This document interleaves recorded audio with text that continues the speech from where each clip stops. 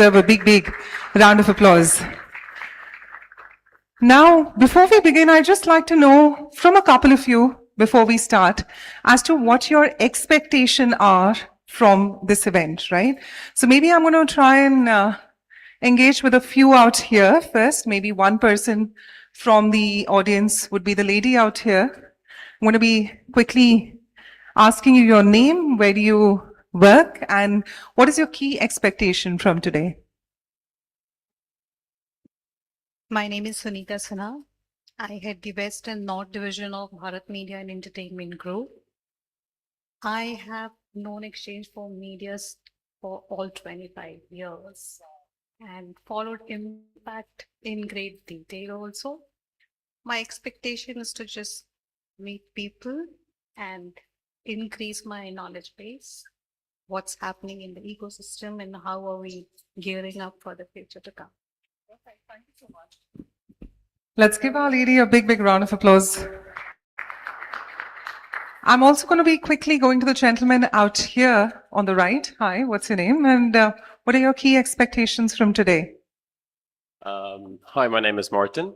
I guess what I learned more about the media and to listen to some great talks and some great communication here, and to meet some other people who are attending today. So Martin, right? Martin, which country are you originally from? And if you can just tell us a little bit about the difference you would have seen from the media in your country vis-a-vis India. I'm from Sweden. I moved here about 11 months ago to do business, I guess. One of the biggest difference in media, I would say, is TikTok. TikTok is huge in Sweden, and you do a lot of engagement with the communities, and you build a community around TikTok, and then Instagram is kind of secondhand for media. And I mean, classic media is also big, but TikTok is huge, and it's banned here, so you have to rethink how you do commercials and how you interact with people. That's great to know. Thank you so much, Martin, and hope your stay out here and engagement with the speakers, because there are top-notch speakers, of course, joining in for Screenage. So we look forward to interacting further with you. Let's give Martin a big, big round of applause as well, ladies and gentlemen. And towards the end, I'm just going to be going to the tail end out here and interact with the gentleman right here. If I could just have your name, what agency or brand you represent, and of course, what are your key expectations for today? My name is Akshay Kamath. I lead digital growth for Vodafone Idea. Basically, I and my colleagues here are more into understanding what are the new formats which are in place in market and how are brands exploiting the potential of those properties which exist. And obviously network with people, understand the nuances of how media is changing, the landscapes evolving, and how we at Vodafone Idea kind of can partner and get a maximum impact from those. Thank you so much. Ladies and gentlemen, let's continue that applause. I love the key insights being shared by all of them. Of course, like we've already seen, we've had people from agencies, from brands right here, and of course, people who have shifted to India as a country and are looking forward to their key understanding of the media landscape. So with that, ladies and gentlemen, firstly, a very, very warm welcome. Can we have a big and a mighty round of applause for all of you? And for the 25 years of Exchange for Media, come on, let's get more and more energy in the room.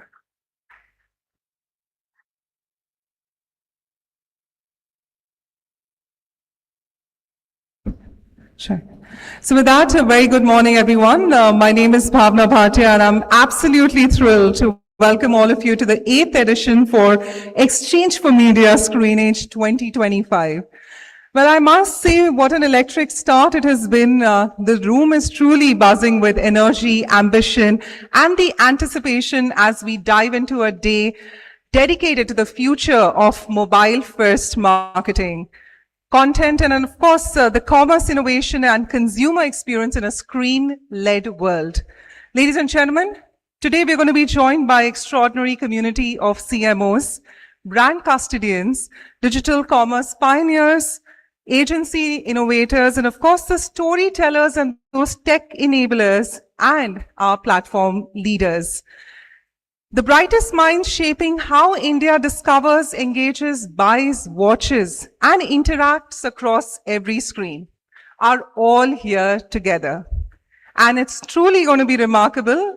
Ladies and gentlemen, our Screenage is proudly presented by Exchange for Media Group, which this year celebrates 25 years of driving conversation and transformation in advertising, marketing, media, and digital innovation.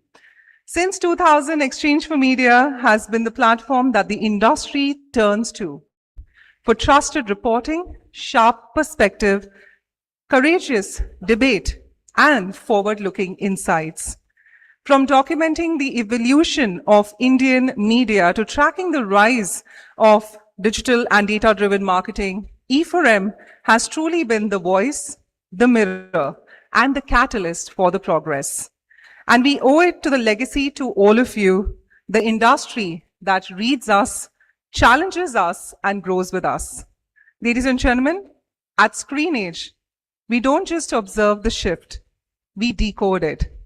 From mobile commerce to omni-channel journeys, from short-form storytelling to creator-led influence, from AI-powered personalization to the battle for attention, the rules of marketing are going to be rewritten in real time. And the brands that win are the ones that adapt faster, learn smarter, and experiment boldly. Ladies and gentlemen, before we begin our power-packed agenda, we'd like to express gratitude to our partners for today. Our co-presenter being MediaCart, bringing light to advertising. May I request the partner presentation on the screen.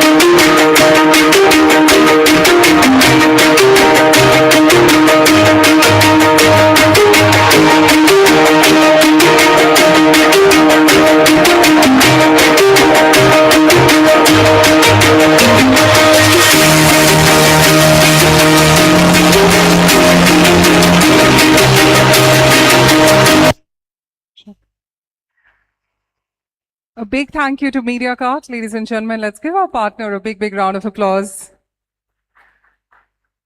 And with this, let's turn up the volume both in the room and across the internet. We have an extraordinary day ahead of all of us. The sharp conversations, big ideas, bold perspectives, and defining voices that are shaping about what's coming up next. So let's go ahead, take those photographs and the videos and post your favorite moment and tag your people using the hashtag e4m Screenage as one word. You can see the hashtag right there on the stage and screen. Utilize this as we continue with the conversations online. With that being said, to open the day, ladies and gentlemen, it's my absolute privilege to welcome someone who's been at the forefront of the media tech evolution.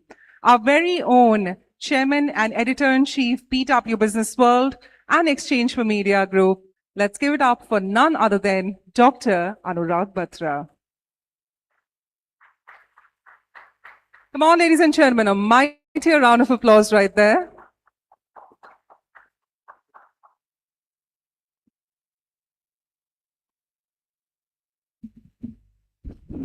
Good morning. It's my honor and privilege to be here. We are bang on time. We have a full house.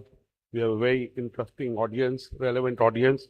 First of all, my gratitude to Mr. Prashant Perez, Managing Director of Calanova South Asia, for doing the keynote. And yesterday, when I was preparing for the conference, I looked at your profile and realized that you work for really the best in the business, Unilever, and then you worked for Mondelez and now Kellogg and Kellanova. So clearly, KJ Somaya, I am Calcutta. So I looked at your profile, looked at what you've done. So clearly, I'm looking forward to hear your address. My friend Gulshan, whom I've known for a long time, we acquired a company in Singapore and I opened an office 12 years back. And I remember going to his office playing table tennis with him, Asha. So I really know him well. So I hope we can grow exchange for media in Southeast Asia, which is an ambition. And hopefully in the coming year, we'll finally launch in at least 2 countries, if not more. All the speakers, I don't know if Nikhil is in the room already, but I'm sure he'll be here soon. Again, he's done a great job at Perfetti, Van Mal, all the speakers. I'm looking forward to see Anuradha Agarwal. I haven't met her in many, many years. So lots of friends. Mr. Katyal of Lenovo is going to be here. And Pierre Grief, who's the CDMO of Pernod will be here. And in the evening, 6 o'clock onward, we have the Maddies. Now, you all know about digital, mobile marketing more than I do. And I don't say it in a, light way. You know more, and the more you know, the less you know. I was preparing for, what will I say to a group of leaders who know their craft so well? Of course, we all want to know what others are doing, learn from what they are doing. But I wanted to focus on 3 things, which was, we all have a social responsibility. What is the impact of mobile on children? Yesterday, I was reading an article in the New Yorker, and just before I went up to my room, I was watching Christiana Amanpour's show on CNN, and there was this article that I came across by Andrew Price, who wrote for the New Yorker. It was about, in the American schools, the 4th graders, their quality of reading, their ability to read has come down substantially. 4th graders. So they're not reading enough. And I said to myself, is that happening in India too? Because we are spending too much time on the mobile, including me. I keep saying I'm not a teenager, but I'm a screenager. That's how we gave the name Screenager, okay? So it's a beautiful article. You may want to read, and Andrew Rice writes beautifully. And the question I asked myself, are the business leaders, marketers also doing something to be able to improve the learning skills and hence the life skills? If you don't read, the world would be very different. I like to read a lot, something that gives me a high and happiness. So clearly, that was one thing I was thinking. Over the last few months, the biggest issue with digital penetration growing, and the adoption of digital payments just growing is the increase in digital frauds. It's a big issue. I mean, I can give you data, but the fact is, what are marketers, business leaders, and a lot of you are doing enough campaigns to be able to evangelize, educate the risk against digital frauds. So one is, can marketing and business leaders do something to make sure that there is balance? And the best thing I can think of is responsible drinking and driving. Don't drive if you have had a few drinks. Similarly, marketers and consumer leaders have a responsibility to be able to, in some way, deal with issues that are coming with increased spending time on the phone. And the third, which is the biggest epidemic, is the issue of mental health. Today, 30% of Indians suffer from mental health issues. More than 45% of children who are less than 18 are suffering for some issues which are about anxiety, depression, so on and so forth. And they're happening because they're comparing themselves too much. They're comparing their looks. They're comparing the attention others are getting on social media. They're thinking about the lives of others which seem perfect on internet. There is too much peer pressure, so on and so forth.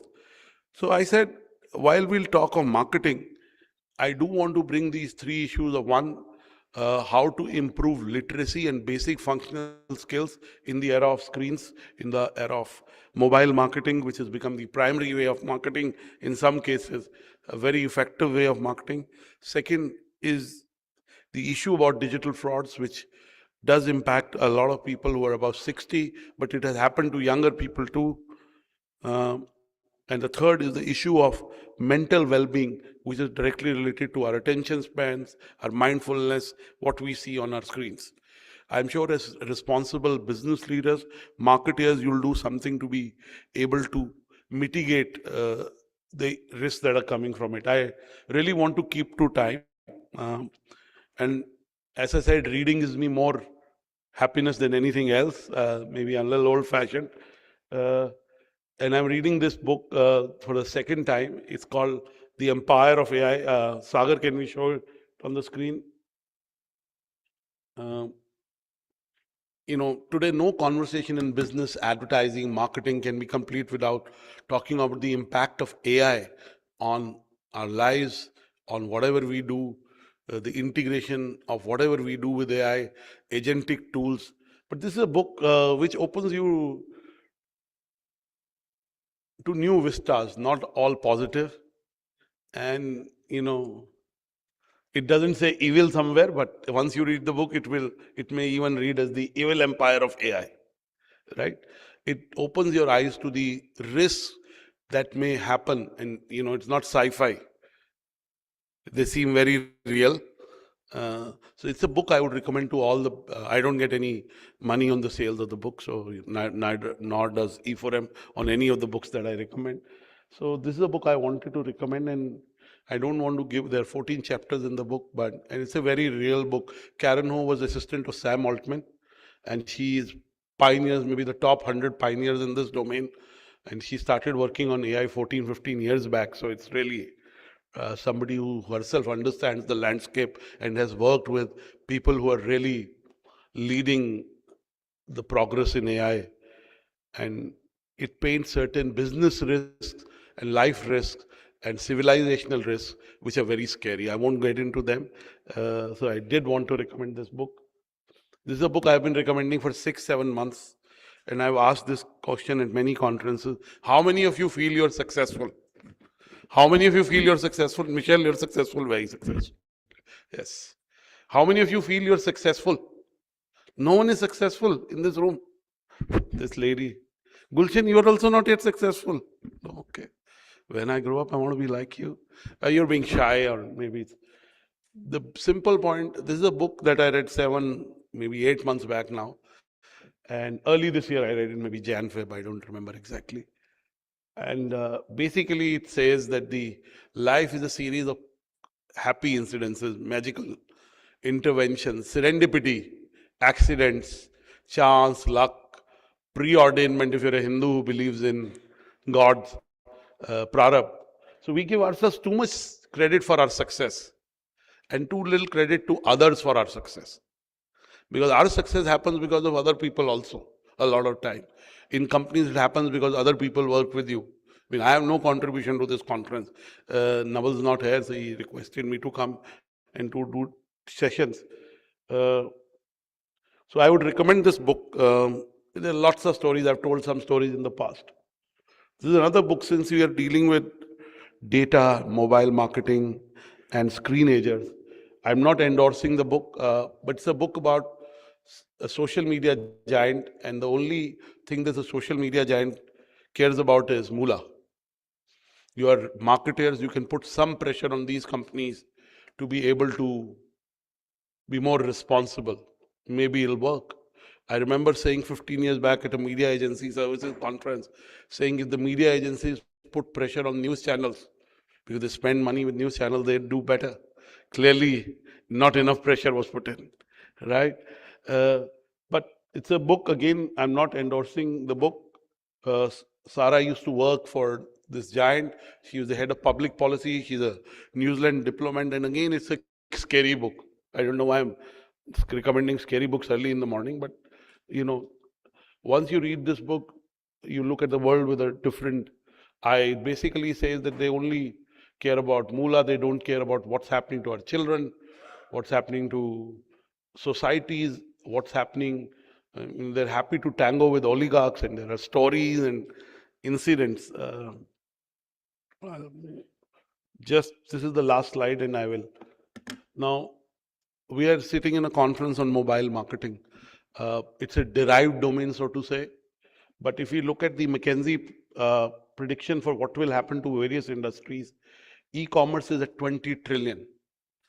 Now, Screenage and Maddie's go with e-commerce. As Gulshan understands, and a lot of you understand, that the beauty about e-commerce is you can correlate the intent to purchase and the action with advertising, right? That's the beauty, right? Amazon, in some ways, does that. I have friends. So clearly, e-commerce is going to grow. It says 20 trillion by 2040, but it may happen much faster. We talked about singularity happening in 2034.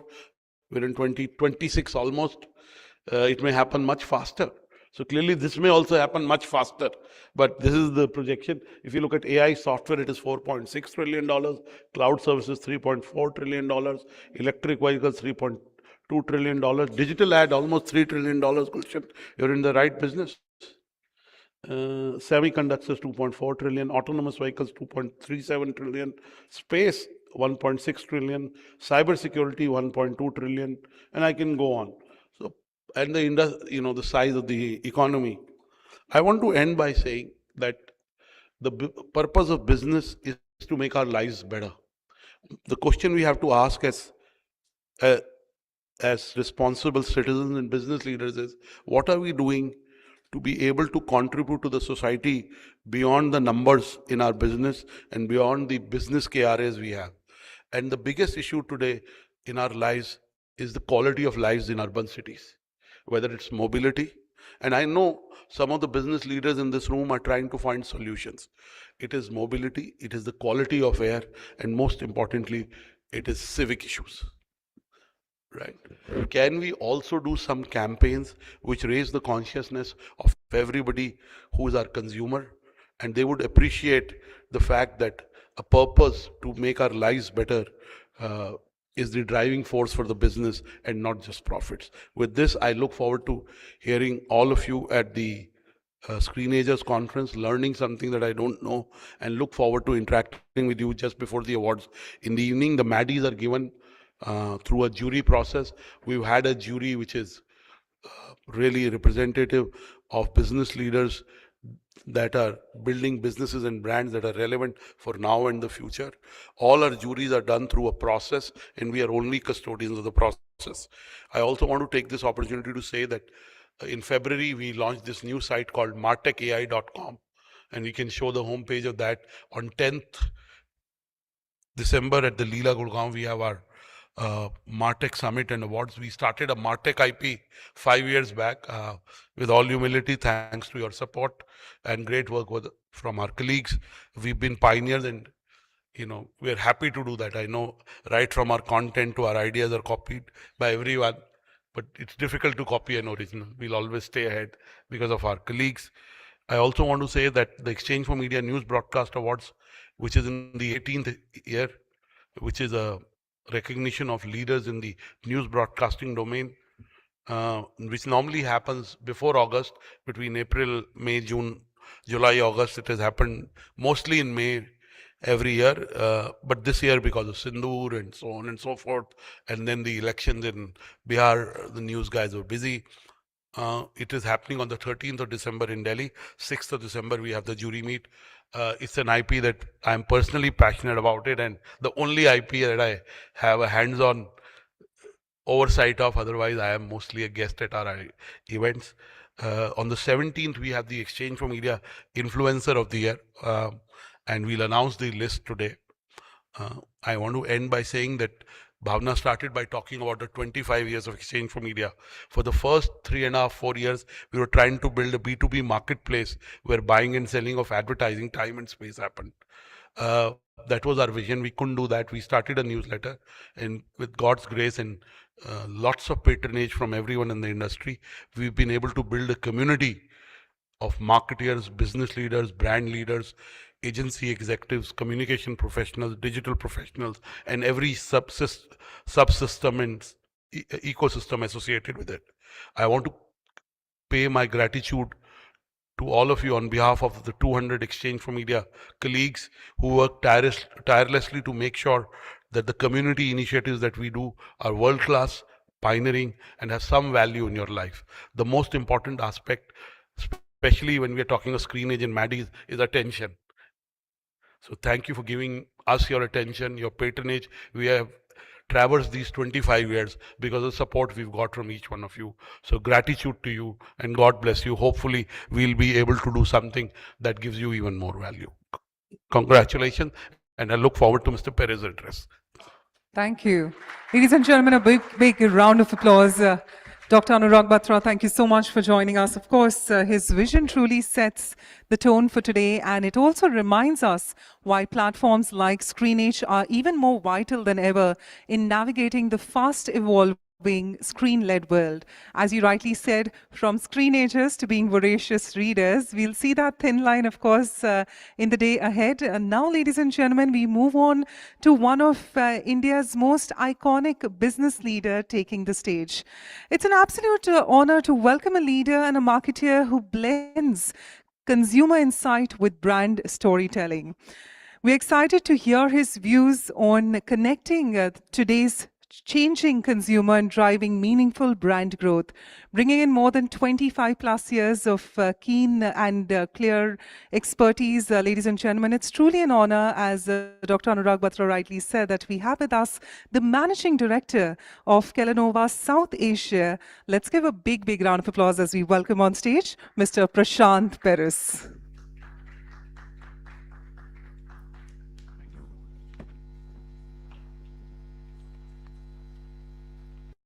Thank you so much, Bhavna, for the kind words, and thank you, Dr. Batra. Let me start by saying hearty congratulations to Exchange for Media. 25 years is quite a milestone, and thank you for the honor of allowing me to do this keynote address. It's a fantastic topic that I was given, from breakfast to brand love. And when I looked at that topic, what I'd really love to do as a marketer at heart is to go into a wonderful story of how we've built this wonderful Kellogg's brand in India, right? Over many years, in fact, very close to the amount of time Exchange for Media has been in India. But before I did that, I thought, let me take a step back. It's a chance for me to go a little bit down memory lane and just reflect on my journey as a marketer. And I think in a world where, you know, a lot of relationships are being questioned, I think it's good to stop and question, I mean, do we really need brand love today? You know, you just saw the chart that was put up, and if e-commerce is going to be 20 trillion, and naturally e-commerce comes with a lot of performance marketing, which I believe in a lot, by the way, do you need brand love? That's the question, right? And when I look at that, I said, let's start and look at a little bit of data, like most managers do, and let's look at a little bit of a loyalty check, right? So one of the things I did is picked up some data, and the first question that I found very interesting was when you asked consumers, will you be loyal to your brand or are you willing to try a new brand? 96% of consumers said, hey, I'm willing to try a new brand. Sounds terrible, right? We've spent all this money trying to build brand loyalty. But then I reflected myself as a consumer, and if somebody asked me that question about something that's not Kellogg's or not a Kellanova brand, I'd probably say the same thing. Yeah, why not? I'll try something. What actually happens when you go to make the purchase? Do all these 96% change their brand? No, it's not true. But actually a staggering 60% of global consumers said that the next time they make their purchase, they actually shift brands. Now, this is an astounding number in some ways. And if you're somebody who looks at it with a glass half full rather than defensively, you'll actually say what a fantastic opportunity as well, because every time a consumer comes, I have 60% chance of getting a new consumer into my brand. Now, this is not new. Actually, if you look at Byron Sharp and his very famous book, How Brands Grow, he would double underline this point that what brands need more than anything else is physical availability and mental availability. And brands, and especially big brands, are not built on a league of super fans. It's in fact built by being very, very distinctive for a specific need and being available, of course, when the consumer wants you, right? So again, when you put all this together, in some ways, it actually tells you that that distinction, that sharpness of what it means to consumers is what you can call as brand love. Because your brand is going to get challenged almost every time a consumer comes to purchase. And you want to be the brand that he or she swipes right on, right? In this digital world, you want to be the brand that, either they go back to because they've loved the experience, or they say, hey, I want to try this brand because what they're saying really resonates with me, or what they're showing me really resonates with me. But this is easier said than done, right? I mean, of course, let's create brand love. We've always wanted to do that.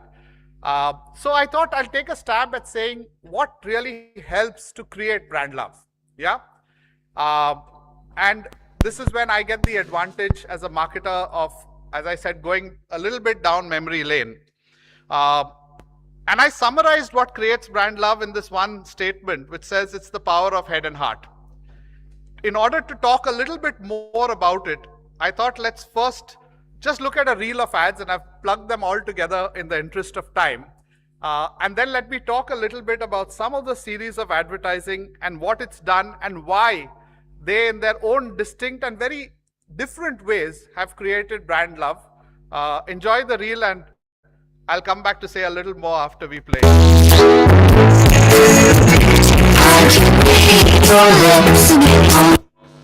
That's not the start, guys. Can you play it? Beauty oils युक्त नया lux, सुनहरे स्पर्शों का मुलायम कोमल एहसास।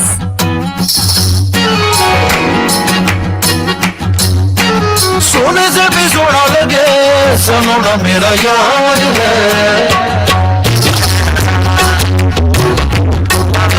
शम्मा पलटी है यार दिलदार है।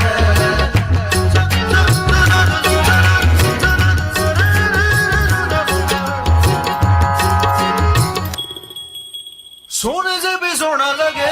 ब्यूटी ऑयल्स युक्त नया लक्स।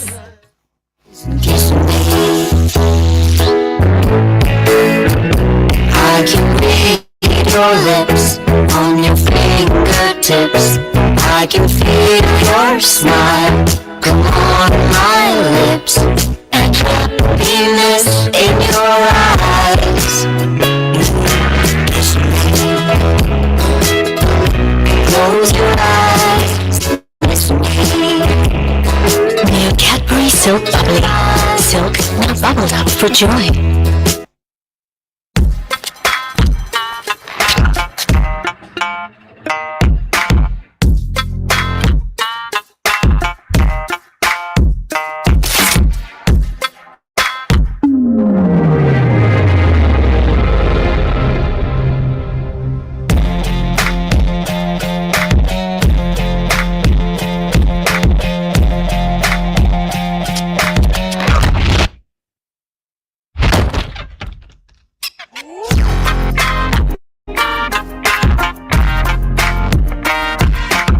एक्स्ट्रा कैरमल वाला नया कैडबरी 5 स्टार, तो बस खाइए और एक्स्ट्रा खो जाइए।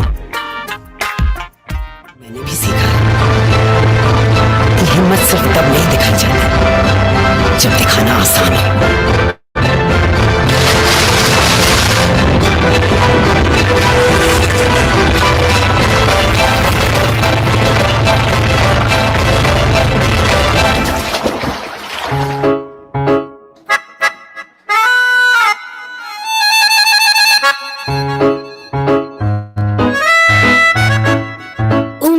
के बोल, उंगली घुमा के बोल, मेरे पास है किसान रोल।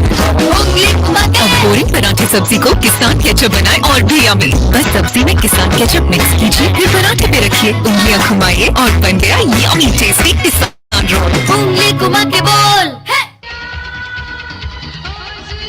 मामी जी,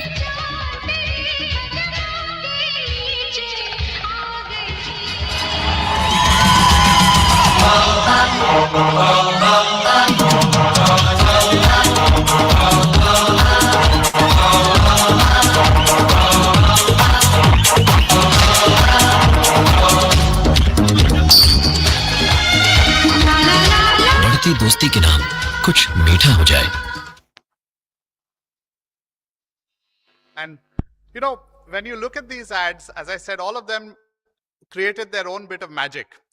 But each of them really had this combination of head and heart. The combination of head and heart, I want to just say, very often is misunderstood as, you know, the clients provide the head and then the agencies will provide the creativity and the heart. And it's actually not true at all. It comes when you actually work as one team. And to start with, you need head and heart to be very, very sharp on what's the need you're trying to fulfill. What are you trying to change in terms of consumer behavior?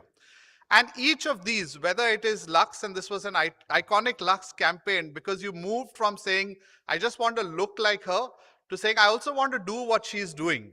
And that was the big change, the emotional need that we wanted to change in consumers. If it was Kisan, it was much more functional, saying, hey, I don't want to be associated only when samosas come into the house once a month. I actually want to get associated with more everyday occasions. If you take something like 5-Star, it was saying, I want my brand not to be seen as something that's only eaten by, you know, small town guys. I want it to be seen as contemporary. And again, you did something different with the brand.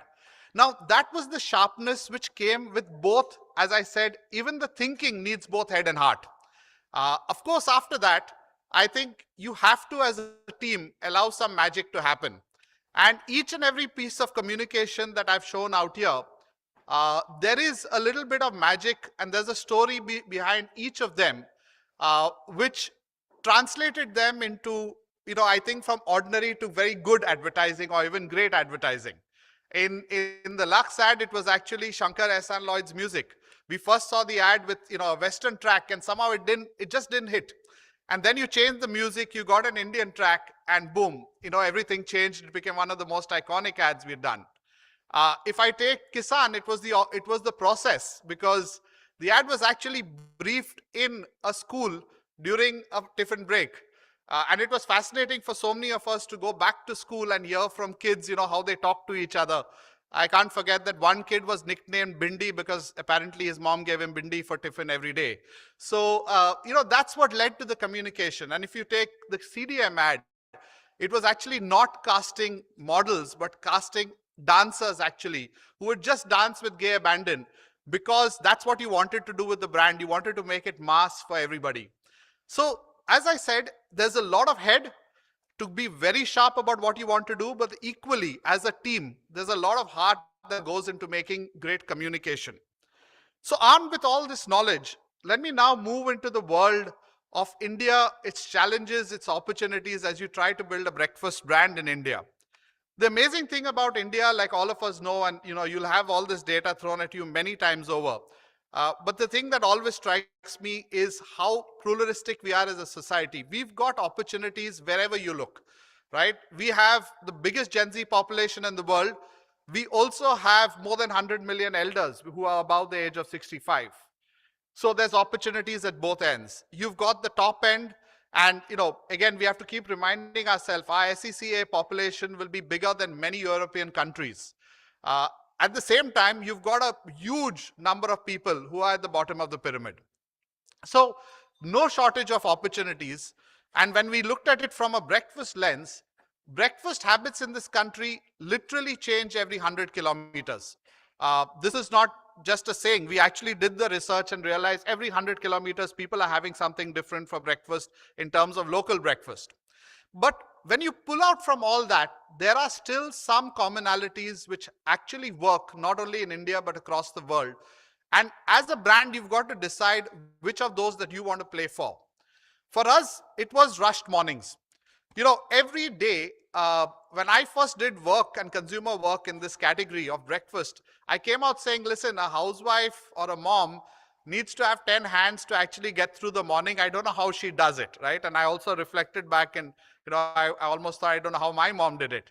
And very interestingly, a year later, I was in Korea on a trip, just to, you know, work with the Kellogg's team over there. And they showed me a piece of communication with, you know, a little kid drawing her mother as an octopus. And they started to try to explain to me why they were doing that. And I said, listen, I get it. You don't have to say anything. She needs 8 hands in the morning. I get it. And that's how common it is, not just in India, but across the world. So yes, we start with rushed mornings, busy kids, busy moms. But what happens then is, what are the real needs that we're trying to fulfill? It's very simple from our side. The mom wants something that's really nutritious, but in the end allows her kid to go to school with a smile on its face. And more than anything else, she actually wants the kid to finish that breakfast, because the thing she's most worried about is the kid going to school hungry. We come in with a fantastic solution naturally, because we've got a multigrain breakfast with milk, which the kid loves. And that's how we've really built the brand over the years. We've talked about the rushed mornings, about how much the kid loves our product. So let's just look at the Chocos brand, which is the biggest brand of Kellogg's. And what we've done for the kids, first of all, over many years, with quite an iconic campaign. And then I'll talk to you a little bit about our most recent one. So Jerry, if you can play the first one. The first one, please. Yeah, the boy. यार Bunty, mummy ना कितनी बोली है, मुझसे कहती है TV मत देखो, एक चॉकलेट दूंगी, होमवर्क कर लो, एक चॉकलेट दूंगी, और फिर खुद ही दूध के साथ इतना सारा चॉकोस दे देती है।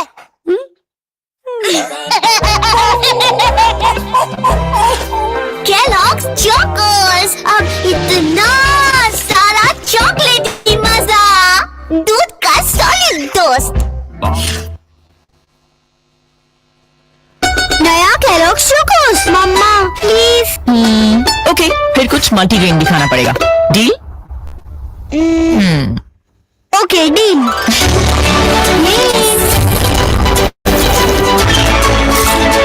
और चॉकलेटी। अब दे दो आपका मल्टीग्रेन। यही तो है multigrain. Chocos. High protein, high fibre और बिना मैदे वाला नया Kellogg's multigrain chocos. See, what we move from is, while we always wanted to make sure the kid loves the brand, and they of course do, we wanted to move from there to it being actually the win-win for both mums and kids. And that's what this new piece of communication did. And it's not enough to just do that on television these days. As part of this keynote, I'm not really going to be touching upon digital marketing, but definitely going beyond traditional television advertising is a must for any brand. And I can only tell you that a huge percentage of what we spend on advertising has already moved beyond traditional television. A very good example of that is what we did on influencer marketing. The reason for that is we wanted to use influencer marketing to, in a very authentic way, talk about the brand and what it actually does for consumers. We also wanted to take head on and bust some of the myths about our product.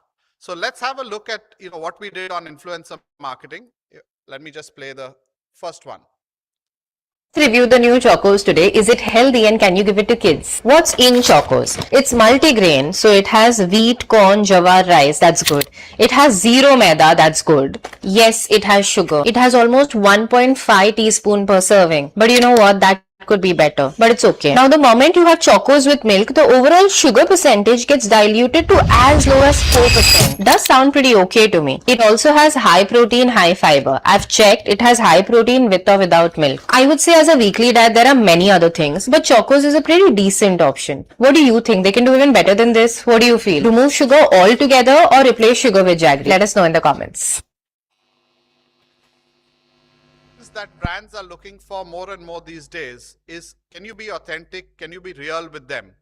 And given everything that was happening around sugar, I thought we said, let's actually go out there and tell them what the truth is, right? And for me, I always go back to the fact that this is a product designed to have with milk. It's got less than 4% sugar. So we don't have to actually be on the back foot. Let's tell consumers about this. And fantastic responses when we did that. We went one step further, and I'll bring this point back towards the end. It's always seeking inspiration from outside.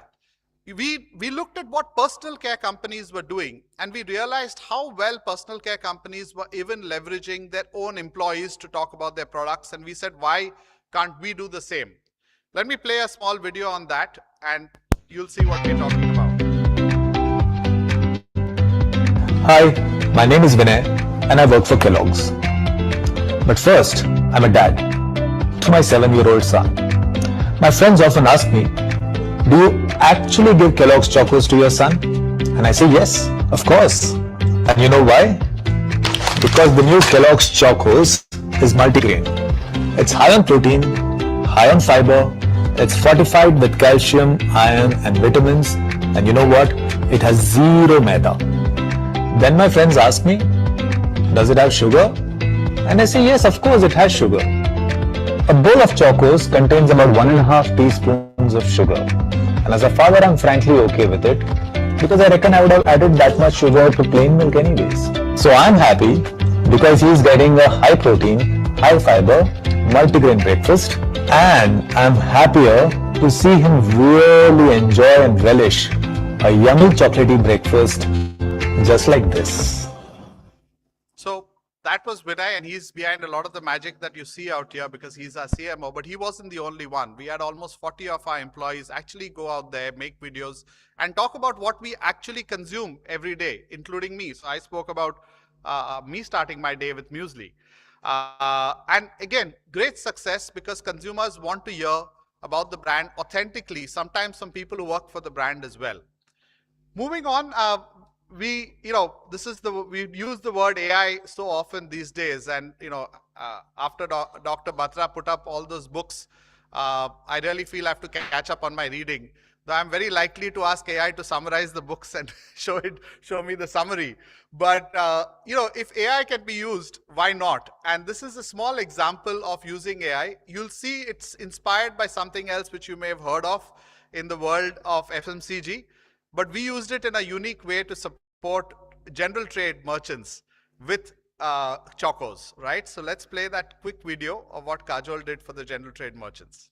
Launch of our biggest brand, Kellogg's Chocos, with the Bollywood star Kajol. We decided to empower our top neighborhood stores with a personalized ad featuring her. Using the power of AI, we built a mobile-driven tech platform for retailers to enter their store name, language of video, and images to receive a personalized Kajol ad on WhatsApp.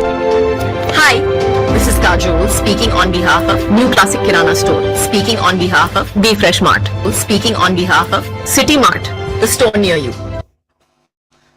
So we knew we did not actually want to go on air with this piece of advertising. But what we did is we gave this piece of advertising back to the general trade merchants who used their own WhatsApp group to actually send this ad to their consumers, because it was in the end Kajol making an ad personalized to each and every one of their stores. And we had more than 5,000 of them doing that. So that's just a small example of how, even if you have your brand campaign absolutely clear and you want to be very consistent with it, you've got to look at the ecosystem that you are operating in and constantly be innovating as to how you get your message across to consumers. So if that was what we did on kids, let me talk a little bit about the fastest growing part of the breakfast cereal category, which is muesli. And if the insight for kids was all about that win-win between mom and kids, here it's all about what's that power breakfast, what's that right diet with which I should start my day. And when we spent time with consumers, we created India's #1 selling muesli, which was this absolutely bang on great mix of oats and ragi and other cereals, nuts, seeds, fruits. And when we then analyzed the entire situation, we realized that we're still in single digit penetration. We're growing, that's fine. But our ambition was far more.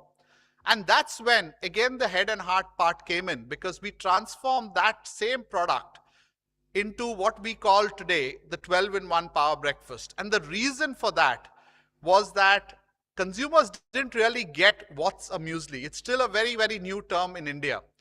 And simply calling it the 12-in-1 muesli and on pack calling out each and every one of those 12 ingredients changed the game for us. And therefore, the one reason I put this up is because we often think of brand love as only coming from maybe advertising.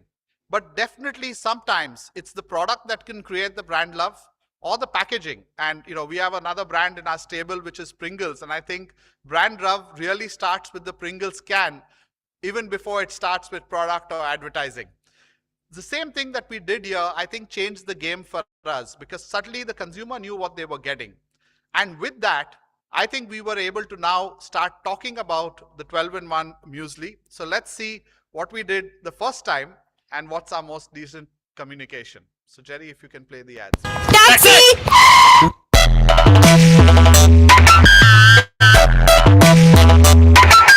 Hello breakfast में क्या खाती हो? Kellogg's Muesli. 12 grains, fruits, nuts and seeds की energy वाला मेरा power breakfast new Kellogg's Muesli. तो आपने किया पावर ब्रेकफास्ट? हाय सिट ना। अरे नहीं यार, मैंने 10,000 स्टेप्स का रेजोल्यूशन लिया यार, मैंने 53 हो गए हैं। तो बता कैसी है, क्या चल रहा है इस वीकेंड? नहीं ब्रो, इस वीकेंड तो मैं इंदौर जा रही हूँ। अरे मेरा रेजोल्यूशन है ना टू ट्रैवल मोर, तो बजट में बस गोवा नहीं था, इंदौर निकला। तो इंदौर बहन एक सेकंड, स्मार्ट बाजार चल। मेरा हेल्दी ईटिंग का रेजोल्यूशन है ना, तो सामान चाहिए। For a healthy breakfast I need oats, ragi, barley, jowar, wheat, corn, almonds, resins, black currents, pumpkin seeds and rice. सब ढूंढते हैं यार, रेजिन्स कहाँ मिलेंगे? 12 in 1। इस म्यूसली में तो ये सब है। नो शुगर, मैदा और प्रिजर्वेटिव। Easy PG. ये सब रख दे वापस। यहाँ 1+1 है। Okay. Oh, इधर आ। So एक सेकंड यार, मैं जर्नलिंग कर I रही हूँ। mean, मेरा Dolly रेजोल्यूशन है ना Singh कि अपने मन does की। a fantastic job of bringing the brand proposition to life in our own very unique way, and we allowed influencers to actually bring themselves and see themselves into the brand. So New Year's resolution, a time where everybody wants to get serious about eating right. No better way to do it than with something like this, which again did phenomenally well. And this is again the part of head and heart, because I think the choice of influencers, the way they were briefed, allowed them to really live the brand and almost be like brand ambassadors themselves. But having said that, we've moved on to our new piece of communication. We didn't want muesli to be seen as only something for young people. And therefore, our latest piece of communication actually brings generations together around Kellogg's 12 in 1 muesli. So let's play that piece of communication, please. बेटा breakfast में fruits नहीं, oats, almonds, seeds, ये सब और ragi, wheat, corn, raisins, black currants, cranberries, इतना सारा? बस 12। Kellogg's Muesli है 12 grains, fruits, nuts and seeds वाला power breakfast. Kellogg's Muesli 12 in 1 power breakfast. Yeah. So as you can see, building a category in India, especially a foods category which is changing habits, is no easy task. But having done it with a lot of head, which means we going deep into what the consumers are looking for, understanding it, creating the right products which can unlock their needs, and then equally a lot of heart in the way we connect with them through our communication and through all the 360 we do around it, is what is allowing us to actually create this fantastic category in India. And happy to say that it's a category that's now coming close to 5,000 crores and is going from strength to strength every year. So with that, I probably want to pull it all together in terms of just my reflections on what does it take to create this brand love. Yeah. And it starts, again, as I said, with this one notion that brand loyalty is not something any brand can rest on, right? It's something that you've got to fight for every day. It doesn't mean you're going to change your advertising every day or keep doing new things, but you're going to be testing and learning. You're going to be looking out there for what's new. And that's why it's the thing I start with. The second one, in India, there is no shortage of opportunity. I mean, you brainstorm with anybody in the food space, for example, and you'll come out with 20 new options of what you can do. It's really about making the sharp choices about where you want to play and how do you want to win in a way that your brand is really distinctive. The third one, and that's really at the heart of this presentation, is winning with head and heart. This can never be done alone. It has to be done as one collaborative team. When I reflected back on the journey, I think, creative ideas and the heart part of it doesn't come from any one side. It's not the creative person. Some of the heart stuff comes definitely from the clients as well, from the media agencies as well. One of the biggest successes, I spoke about Magic on many other brands. The biggest success on Silk Bubbly was actually media, because one did outdoor like one never did before. And therefore, it was not the communication success, it was the media planning success that made it what it was. Therefore, allow the magic to happen. Be collaborative, be open to new ideas, and this is from both sides, client as well as for the agencies. And last but not the least, which is probably why a lot of us are here today, and I believe in this very strongly, is constantly have a growth mindset. I haven't even tried to show too many things around digital marketing because I genuinely believe that we are novices in that space and there is a lot to learn. But if you can keep the mindset of being a novice and say there's great stuff out there and I'm going to learn, I'm going to, take those ideas, build on them and make something fantastic happen for our brand, you will be quite unstoppable. It'll take you back in that circle to winning with consumers every day. And hopefully, yes, the consumer will be right swiping on your brand more than any other.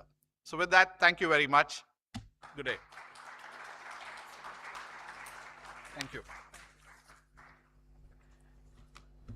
Thank you so much, Prashant. Ladies and gentlemen, let's give him a big and a mighty round of applause. Especially his message of fusing power of both the head and heart in creating brand love, and of course, thereby stating that how integral it is for having the agency as well as brand work together towards the creation of something as beautiful as brand love. So with that, ladies and gentlemen, it is now time for us at Screenage to move ahead to our next spotlight session, when we talk about how contextual intelligence is transforming campaign effectiveness. Please join me as we welcome the business head at MediaCart. Let's give him a big round of applause as we welcome Shahad Anand. Thank you, Mr. Anand. How are you? Very good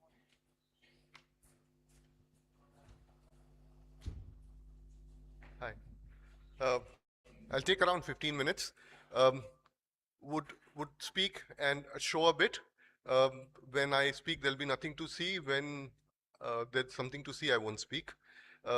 There'll be stories, 5, 6 of them, all relevant. I'll arrive at what it tries to say in a bit. 3 things we'd be talking about in next 15 minutes. First would be creativity in CTV. It's a mobile conference, but we're talking about a little bit about CTV. Audience behavior more or less remains the same. So that's what we'll do. The second thing that we'll talk about is contextual in YouTube advertising. And third is how our rich media creatives are highly effective when we are running a campaign across internet. So we'll start with a story. There was a young man crossing a farmer and asked him how long, he was tilling his farm, how long will it take to reach the next village? The farmer looked up, didn't say anything, and started tilling again. Young man found it strange and kept walking. When he had walked 20 paces, the farmer shouted from behind, "It'll take you 15 minutes. Young man turned around, said thank you, and then asked that, "Why didn't you tell me when I asked you earlier?" He said, "I didn't know how fast you walk." This is the information that the farmer needed to arrive at the solution. And that's what we need to do when we are talking about advertising, creativity in CTV. What do consumers typically do? The study suggests that they go through the 3 steps. The first step is they wait to skip the ad, or they see the time when the ad will get over. That's the stage 1. The second stage is they actually watch the ad. The third stage is when they pick up another device. That's the journey that they go through. The one requirement that marketeers tend to meet with this activity is that they get the attention. Remember the second step, they actually watch the ad. So you've got the attention, but the important journey is from attention to awareness, because only then the action is going to happen. All individuals go through the journey of attention to awareness to action. Thus, from attention to awareness is an important journey. Here's another study that I would like to quote, which greatly emphasizes the importance of attention to awareness. There was a study done in US to find out most highly effective salesperson. After a lot of intense struggle, they found a person who used to sell shoes in a shoe shop would sell it to every customer that he attended to. They went to see the behavior of the shoe seller, about how he goes about selling. When the customer arrived and asked the shoe seller to see a pair of shoes, he showed them a pair of shoes. When the customer asked to see another pair, he showed them another pair.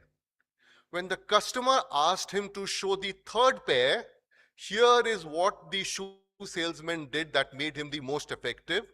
He told the customer, which one out of the two should I remove? What he did is that he held the attention so that the awareness happens and so that the action takes place and the person ends up buying these shoes. And that's the journey that's most important when it comes to advertising on connected television, where the journey from attention to awareness happens only if the user sees three things. One, is it personalized? Second, is there a call to action?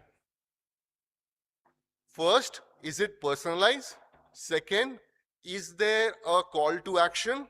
And third is, I forget and I thus refer to my notes.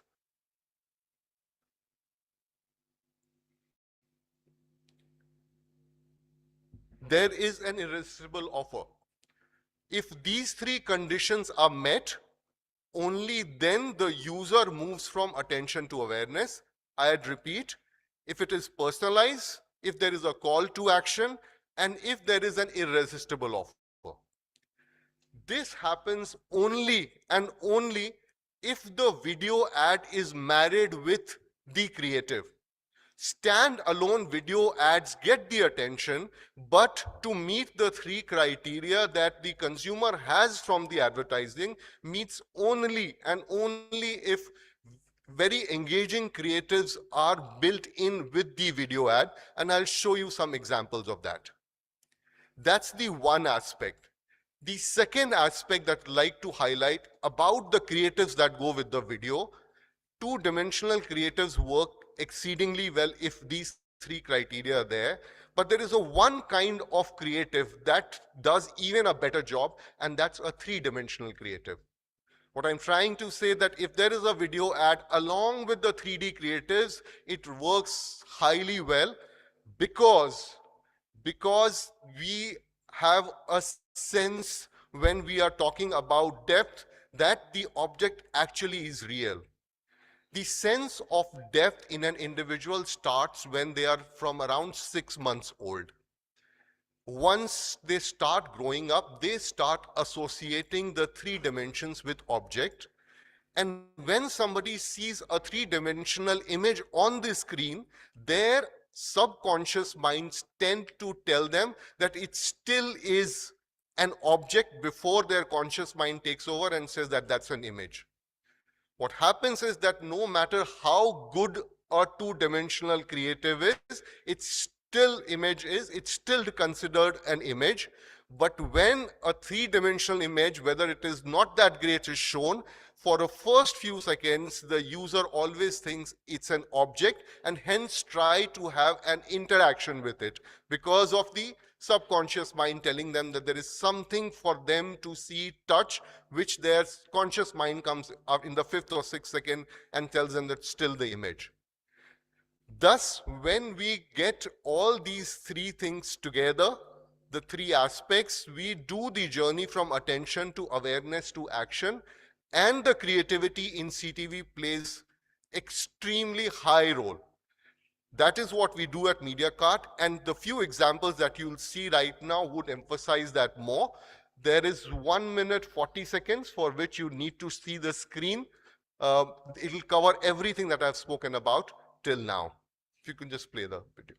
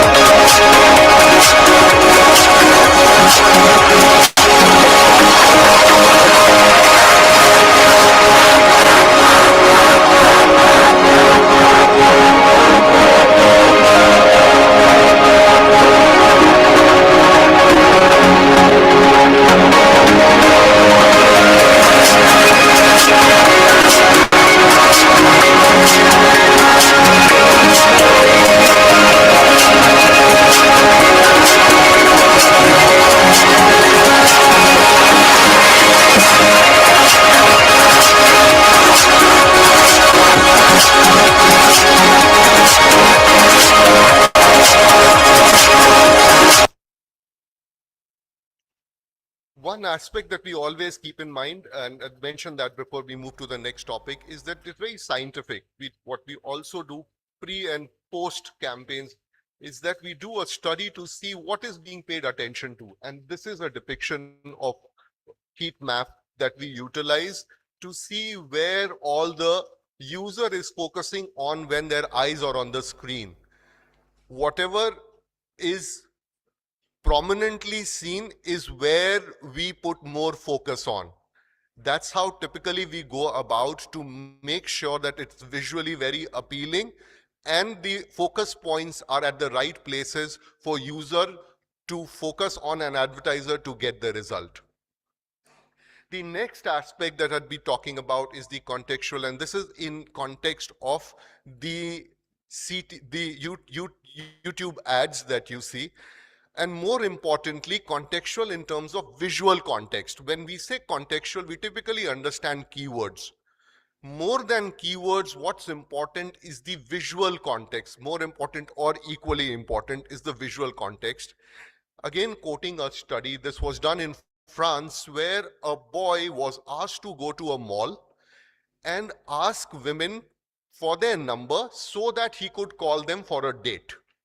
So this good-looking boy enters a mall, stands in front of a bakery, and the women were passing by. He stopped them, requested them for their numbers, and told them that he'd like to call them for a date. His success percentage was around 10 to 12. 1 out of 10 women shared their number for him to later on call. The next shop in front of which he stood was a shoe shop, and his percentage almost remained the same. It was around 8 to 10% success is what he got in getting the numbers. It's the third shop where the numbers jumped up by 2.5 times. 1 out of every 4 women shared their number to him so that he could call them for a date, and that was a flower shop. The mall was the same, the boy was the same, there was similar audience, just a background changed the entire result. And that is the power of visual context. What happens with this kind of contextual targeting is where we identify the faces, the images, the objects, the activities, the logos, and then accordingly run the ad so that the results are 2.5x better, as happened in the case that we were just talking about. What also it does is that, given the fact that we have so much data, the abundance of data that we have got helps us arrive at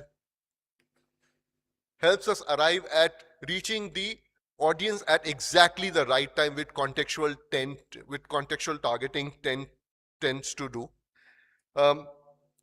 The contextual targeting always depicts the state of mind, and thus it is highly effective. That's why we always talk about being contextually relevant whenever we are doing any advertising activity at MediaCart. And a few examples that you'll see in next 50 seconds that we'll play on the screen.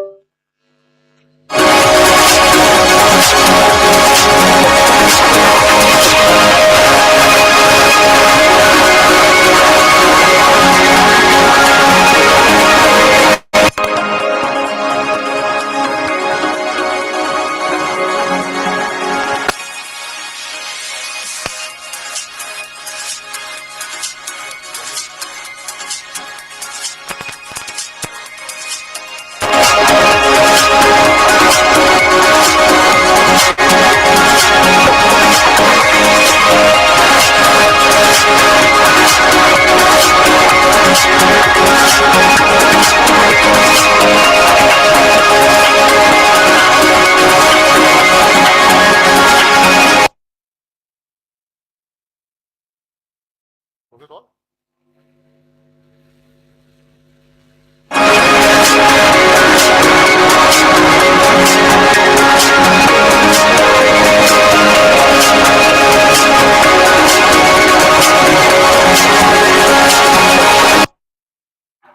Yeah. Yeah. The last section, MediaCart is known for doing contextual and creative together for any activity that we undertake. We spoke about CTV ads, we spoke about YouTube ads, the whole lot of things that we do on mobile. This is about all mobile marketing on mobile ads. Everything that we do at MediaCart is contextually relevant and high on creatives. You'll see some examples there. But I always tell a story to relate to what MediaCart does. And this is a story of a husband and a wife and a friend where the husband thought that wife had developed a little bit of a problem in hearing. It's very sensitive. So he consulted his friend, who was also a doctor. The friend suggested that first we need to find out the extent of the problem. For that, you need to speak with your wife from a distance, keep moving closer, and then we'll exactly get to know how big the problem is. That very evening, the husband spoke to his wife from 50 feet, asking what's in for dinner. He didn't get any answer, moved to 40 feet, asked the same question, 30, 20, 10, and then went as close to her as possible and asked what's in for dinner. The wife turned around and said, this is the 5th time I'm telling you it's fish and rice. If the husband is the advertiser, if wife is the audience, then MediaCart is that doctor friend who gets you the right solution with by marrying contextual and creativity to arrive at the best solution possible. Some of the solutions you'll see on the screen, and we're done with that.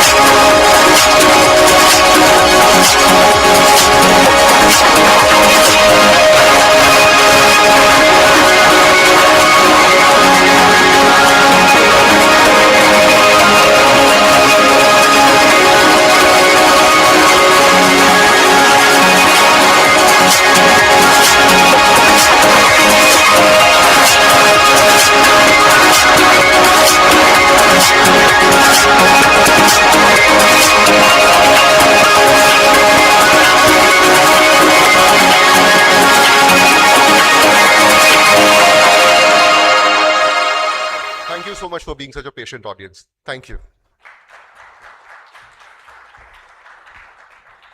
Thank you so much, Shahat, for being the light behind the advertising domain and currently, of course, guiding us on what MediaCart as a proposal can bring to you. So now, ladies and gentlemen, on that note, our next conversation dives into how AI, media, and insights are powering full funnel brand growth. But before we get to that, allow me an opportunity to also let you know that we do have a chance to win a gift voucher wherein all of us, as we would request you to continue the buzz with hashtag e4m Screenage. We did see a couple of you do that, and I think there's somebody by the name Disha as well in the room who's here, who's come down from Ahmedabad. And this is one of the reasons we ask you to continue with the hashtag e4m Screenage as one word, so that we can get to know one another better. Through the posts, through the key insights, we all get to know from each other. So I'd continue requesting all of you to continue with the hashtag e4m Screenage as one word. Now, ladies and gentlemen, from transforming ad tech to unlocking full funnel effectiveness for brands, he's somebody who continues to redefine what the digital growth looks like. With over 2 decades of experience shaping Indian digital and the advertising landscape, including his leadership as the former CEO of Geo Ads. He's one of the most influential voices in digital media today. Ladies and gentlemen, please join me in welcoming the director at Amazon Ads India, Mr. Gulshan Verma, along with, ladies and gentlemen, a big round of applause to the chairman and editor-in-chief, PW Business World and Exchange for Media Group, Dr. Anurag Batra. Let that applause happen as we welcome both our dignitaries now on stage. Dr. Anurag Batra in conversation with Mr. Gulshan Perez, Verma. Do you know what's common between you and him?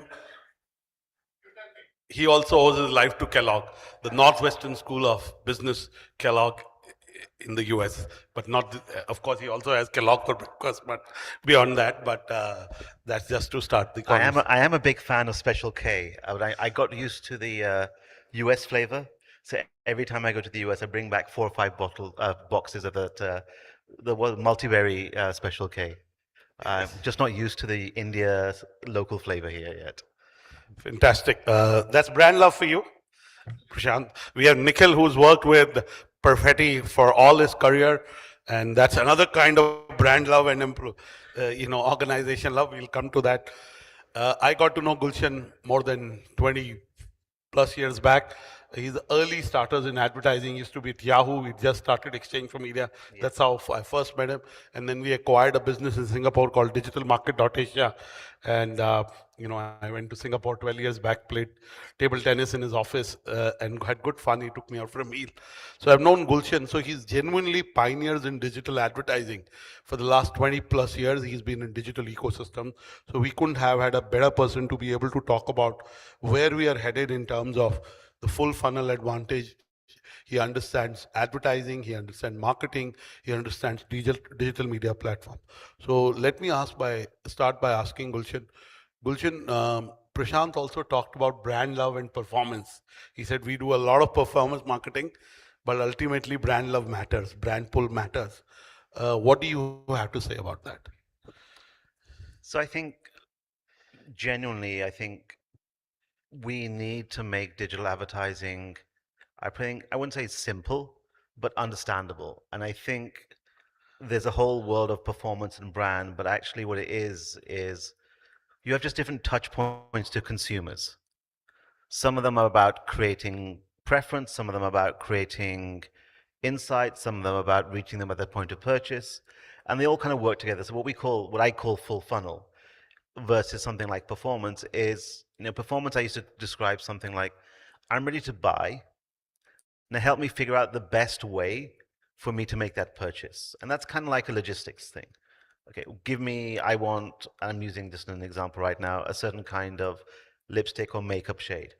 Which is the place that will give me at the best price, the best offer, the best mix, and that's kind of performance. Full funnel is all about just understanding that consumers today are not working through a funnel. They're not absorbing, buying, etc. They have multiple touch points. They have influencers, they have family, friends, and recommendations. They read, they watch videos, they explore. Go to events. They go to events, they explore on e-commerce sites. And how do you kind of pull all that together? And how do you understand that opportunity ultimately down to what I call business metrics, which is fundamentally, is somebody buying your product and are they new to the brand, or are they like a repeat customer? And they both have value. They have just different sets of value right now. So that very famous saying of, half my advertising is wasted. The full funnel approach is basically saying, how do we measure and how do we understand the impact that my marketing activities are doing, not just simply on my direct click-through rates or metrics, but just what's happening onto my business? How do I understand that whether my brand searches are going up on a commercial intent-based platform? What am I doing against competition? Am I growing? Am I retaining my customers? And how do I work out what is driving what? Is it display advertising? Is it my organic influencer conversations? So when you pull all that together, it's about shining a light on that, for want of a better word, that customer journey. Sure. So, again, Prashant talked about distribution, availability of the product, and, in some way, full funnel is about staying top of mind, being top of mind with the consumer wherever he or she is, and giving them opportunity in the era of e-commerce to be able to click and buy in the era of quick commerce. Tell me, what are brands doing right, and what can they do better? Because you were at Geo, and IPL was a big deal, and the adoption of IPL on screens has become a new normal, right? Yep. In your last roles at various organizations, you've seen many customer journeys who did what they did with your platforms for the first time. So give us some examples and tell us what brands are doing right and what can they do better. I think brands recognize their place, and most brands, in the consumer buying decision. So they understand that. They understand what the value proposition is. They understand how to kind of put it together. They understand all those activities. I think if I play, and you and I were just chatting about this, we'll play this 3 years out. What is the world going to look like? And I hate to use the word AI, but since I work for Amazon, I'm going to have to use it at some point. But the ability of personalization at scale means that I can now understand what is the right offer and the right communication medium to the right user at the right time at a very minimal cost. Okay, so I'll give you a very different example, right? We were just debating about, do I need to be a large brand to succeed in this environment? Well, actually, no, because Amazon has hundreds and thousands of advertisers. And first, we created a platform they could reach, anyone online could buy from their products. We made a statement that Indian exporters through Amazon's global program have, exported over $5 billion to new markets they wouldn't have accessed before. And our next ambition is, can we get Indian sellers to reach new markets and do $20 billion? That's a huge number that wasn't open to. If you think about what we're doing with our creative AI agents, we are taking both the ability to plan and both the ability to create creatives and making it almost free. So suddenly I am and then it hooks up with personalization. Absolutely. Because if it's free, you can create as many as you want, as fast as you want. And the cost of experimentation has fallen a lot. So like the way I used to think about it is the cost of making one ad in 10 years ago. Well, 1.5 crores. Yeah, 1.5 crores, and that doesn't include the cost of talent. Okay, and suddenly you have the ability, just as saw in the previous example, to personalize the ad and bring the seller into the conversation, bring the merchandiser, the SMB into the conversation. But suddenly you can actually come back and say, for example, our product says, let's take the comments that we see, the good things, and some of the areas that you need to improve on, and make a journey for you. These are the different cohorts you need to talk about. These are people who haven't bought for you. And then suddenly the whole idea of buying and the journey of we're creating AI agents that we're launching that will actually do the planning for you. So what used to take us a month-long exercise of shooting, and then the topicality becomes very quick.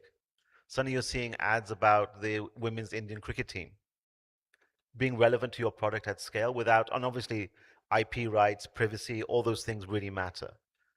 But that cost used to be limited to the top 50 advertisers in the country. Now we have the opportunity where hundreds of thousands, and hopefully millions of Indian businesses can reach the consumer with the right message and the right insights. So democratization of access to creative, I think scalability. I wouldn't call it democratization, but I think definitely scalability. And you think about, again, like topicality, you can do something for World Health Day, you can do something for Children's Day, as long as it's relevant, because what people want is relevant advertising and relevant media. I think the second thing is, my industry, which is now mostly retail media, but advertising more generally, has focused on the efficacy of advertising. And actually, people don't care about that as much as the efficacy of my platform to build overall sales. So has my brand love increased? Has my organic sales increased?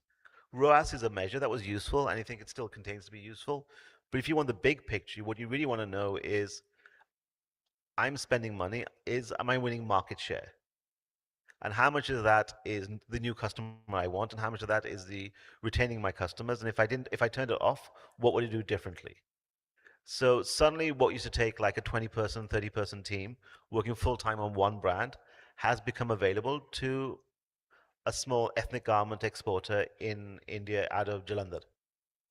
Those are important conversations. Okay. Suddenly I had to, I remember when you and I first started talking about this, 25% of all advertising involved a celebrity on television. Why? It's because it was a way to break through the clutter. And now we have in a world where we have hundreds of influencers who have their own micro audiences, with their own influencers and their own kind of ability to convince. And suddenly it's a very different world out there.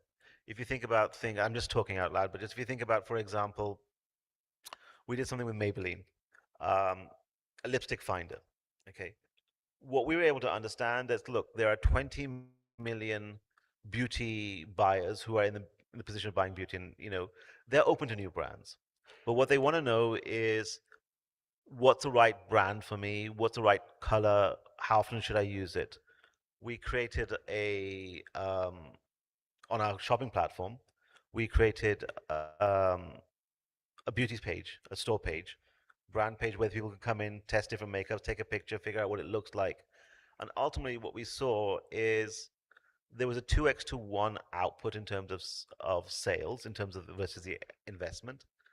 The more important thing is 80% of them were new to the brand and never bought the product before.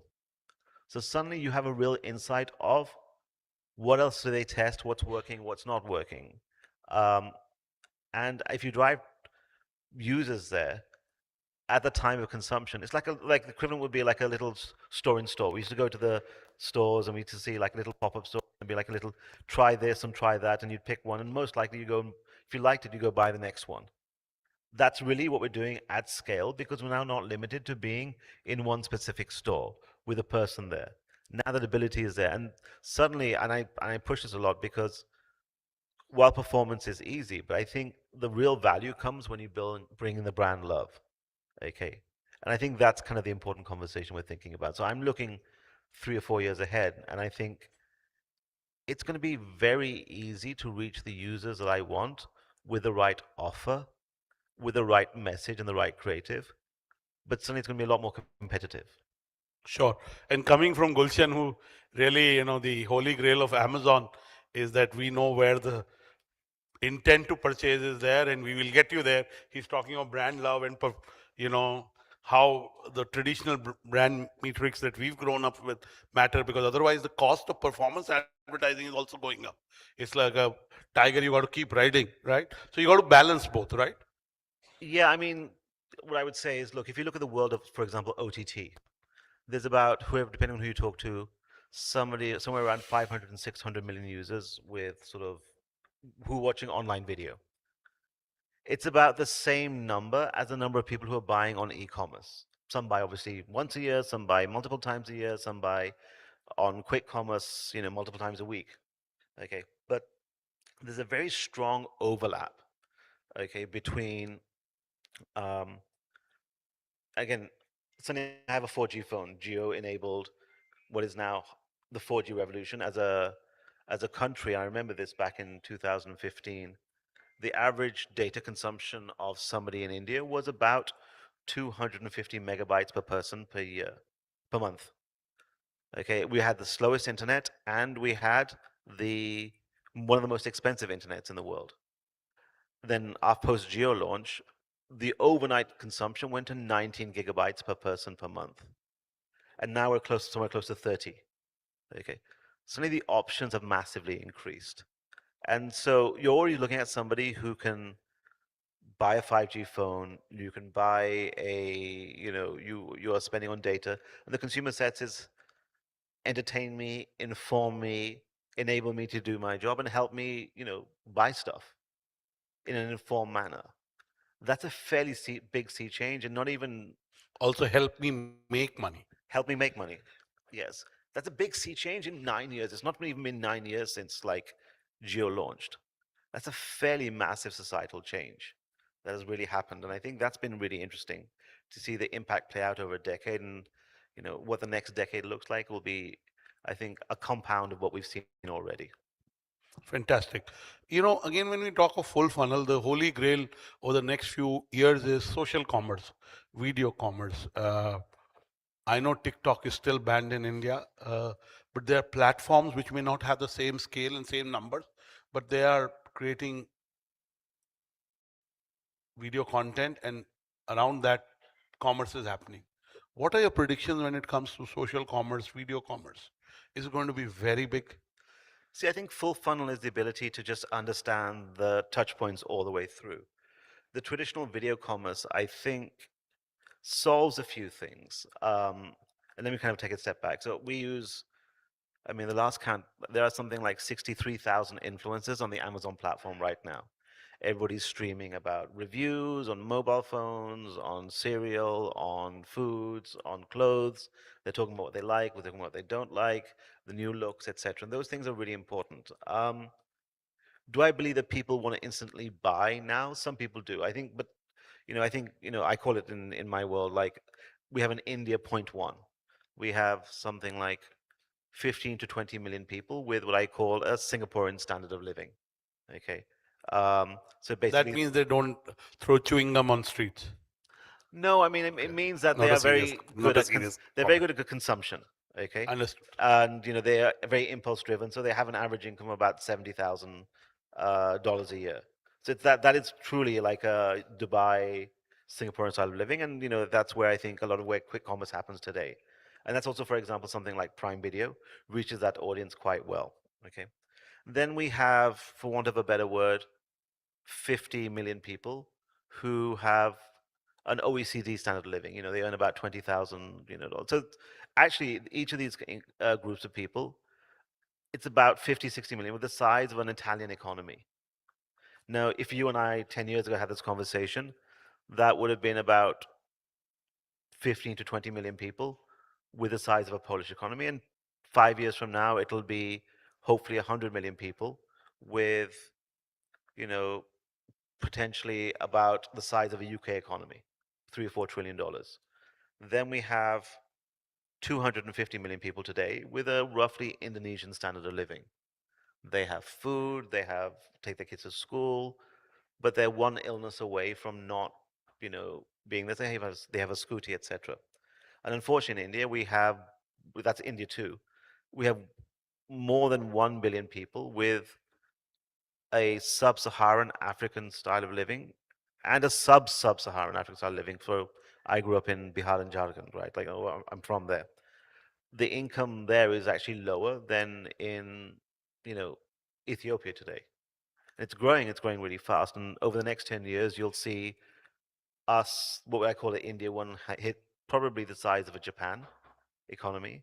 You'll see India 2 become, 450 million people, but we still have to solve for 500 million people plus, 600 billion people plus, who are struggling for jobs, who are struggling for and I think new impact will happen there.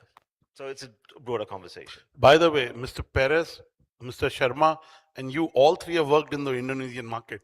You've led your organization, you've been in Vietnam and Philippines, not Indonesia, yes. Vietnam and Philippines, but there may be some similarities. Sorry, you're right, you're Vietnam and Philippines and not Indonesia. So, I talked about the three things in the morning. One is about the literacy and reading capabilities of young children. I talked about a study in the US.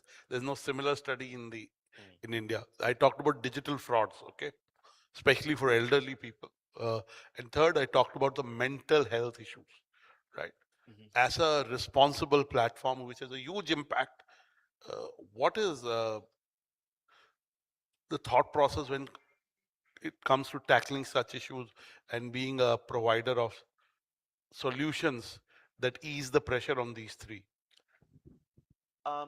It's a good question. I think, look, when I think of Amazon, in India, it's all about trust. We have customers, hundreds of millions of them, who give us their addresses, who store their credit cards, they use their bank accounts to pay for stuff. We have Amazon Pay. And that's something we take very seriously. So, privacy is important. If you think about the content side of things, and I'll take Amazon MX Player, which is our free-to-air app, which is about 250 million people.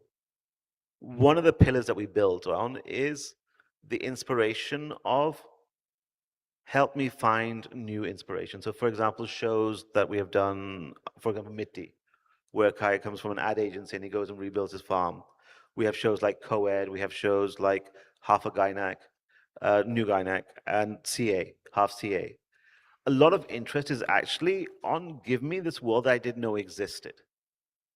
Show me what that world looks like. And so from a content perspective, I can say that we spend a lot of our time thinking about those kind of, I wouldn't call it inspirational, but I definitely call it like opening new worlds to me and what my future could look like. In terms of mental health, I think there's a reason why we don't do a lot of UGC, right? For example, we are just not comfortable with that kind of sort of opportunity where anything can be said anywhere. We're a trusted platform that makes a big deal for us. And so there are certain spaces that we don't do and there's certain spaces that we haven't done. And I think, you know, for us, trust on fraud is a very big deal, okay, especially on the e-commerce side. So when somebody buys on Amazon, we need to know that it's them.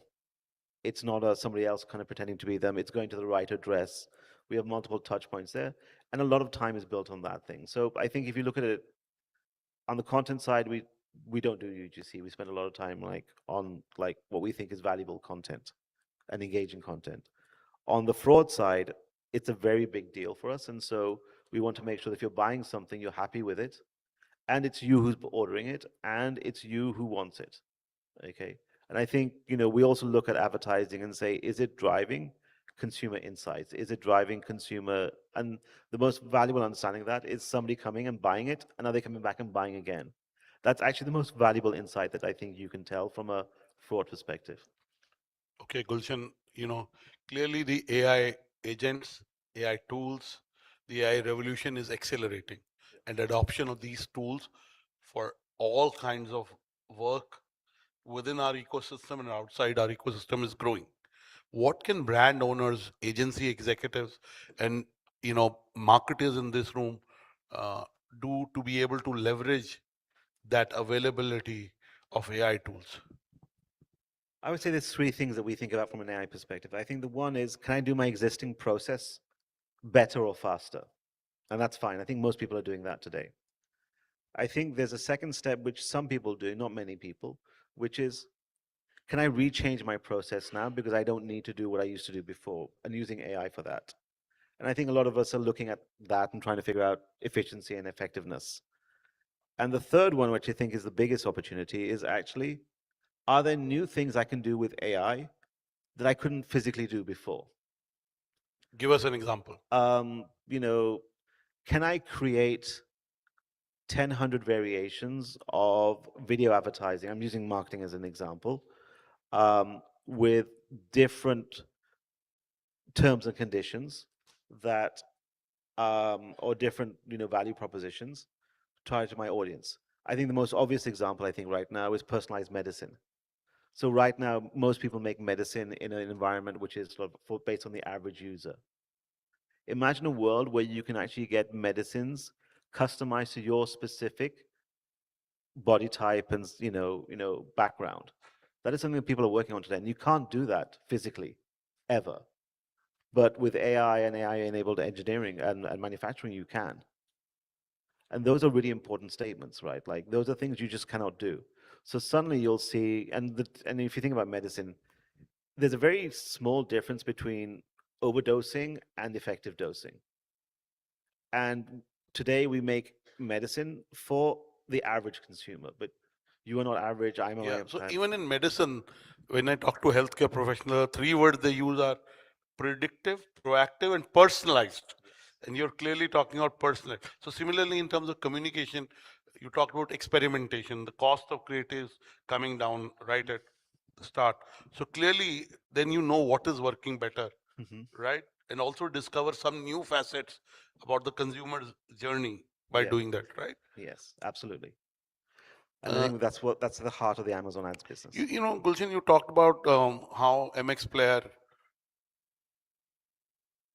for Amazon has worked out in the last it's been almost 15 odd months, or maybe a little more than that. Yes, we just passed 15 Yeah, months. yeah. So again, what's been the response from advertisers? And our topic is full funnel. Again, Yes. you have Amazon Prime, and now MX Player is part of it. Give us some examples that made this partnership really valuable for all the ecosystem players. Yeah, I think it's a good example. So let me just take a very quick. I know we're out of time because this thing is flashing at me. So I think MX Player is for 250 million users who are aspirational, young, still figuring out their devices, still figuring out their ambitions. Prime is more towards a set user who doesn't mind subscribing for a conversation, etc. What we're able to do, because it's one platform, is we're able to see the value of advertising cohorts on MX Player, what programs they're watching. We're able, like, I'll give you an example. So we did it with, one toothpaste brand. I think it's, let me just check actually, if you don't mind. It's a Colgate Visible White program, purple.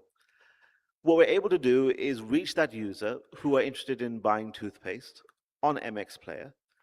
The ad unit actually allows you to buy. We can then retarget them across the internet using Amazon DSP.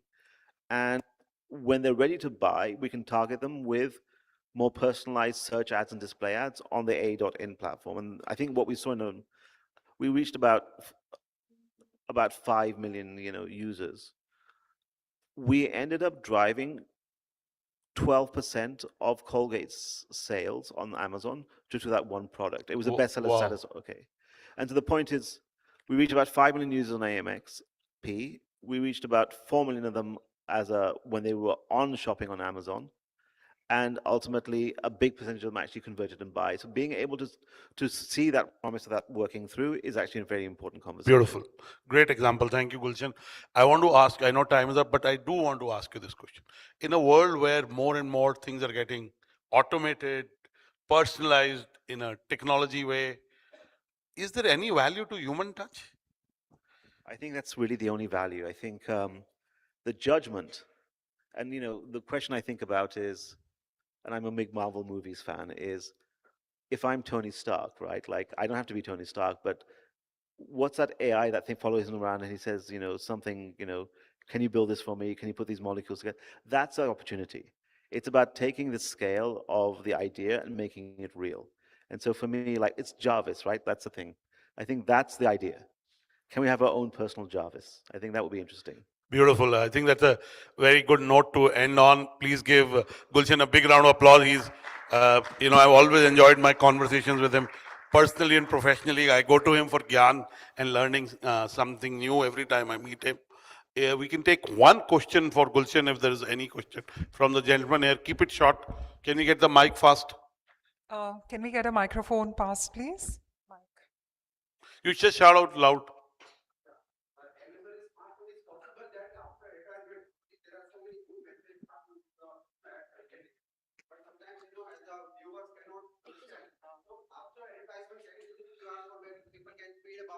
Message, something they remember they advertise actually, and it can be converted into reverse actually. Can you show correlation to advertising and saying, I saw this, but he'll answer, but you never buy something just because you've seen one thing.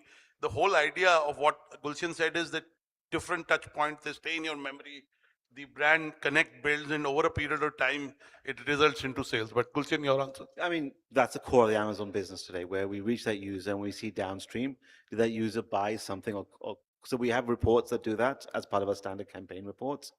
I think you were also saying something like, you don't know if they buy straight away, but can we do so we've thought about like what I call, there are ads that as we play the ad, you can buy directly. And because it's Amazon and it's on an Amazon platform, we let you log in, and that smooth one-click buying experience works quite well, okay? But, so I think those two things are working. Is it perfect? Probably not. Do we want to get much better at it? Yes. And I think those are the ideas that we're working on right now. But if you actually run a campaign on Amazon today, we will tell you, if you run a search campaign, how many users added to cart, how many users clicked, how many users purchased. If you run a full funnel kind of video campaign, and do work with us to create something that is like, I saw the ad, I also looked at it on display, and then when I was ready to buy, it came up. We can kind of give you a version of that full funnel conversation, and we can actually help you build the right creative. So we can actually do it all for you. That's the ambition. Yes. Last question we'll take. We'll quickly, you can give him the mic and. My name is Sandesh. What is budget contribution in this industry in 2026, and what is tariff impact in this industry? I think the question you're asking is what is the impact of automation? Yeah, automation tariff and this industry. I mean, it's probably one of the first industries to get impacted at scale. Okay, if you'd asked me 2 years ago, would people wanted to create, the first thing people started doing was create pictures or create videos. That's actually the first use case, because suddenly you don't have to wait, you can experiment pretty quickly. As the planning has happened, the planning is becoming more and more automated. And to your point, I still think we're in some kind of silos right now. So we do have to figure out how to work with partners and how to integrate easier and with agencies so that the whole thing is part of one planning cycle. But I think right now the ability to generate creatives and generate video and generate content is becoming very, very strong. If you look at something like Jio Hotstar, they have full television series now, like Mahabharat, which is only generated by AI. Advantages of that, disadvantages, I think there's something there. But the ability to interact and interject, for example, products into that story suddenly becomes much easier. Thank you so much. We'll end it here. Please give Mr. Gulshan Verma a big round of applause. I think I enjoyed give him a bigger round of applause. There's no GST on clapping, and it's good for your heart muscles. Thank you so much. And ladies and gentlemen, with that, if I may request our leaders to please step forward, allow us an opportunity to capture you in one frame, and let that applause continue as we thank our leaders.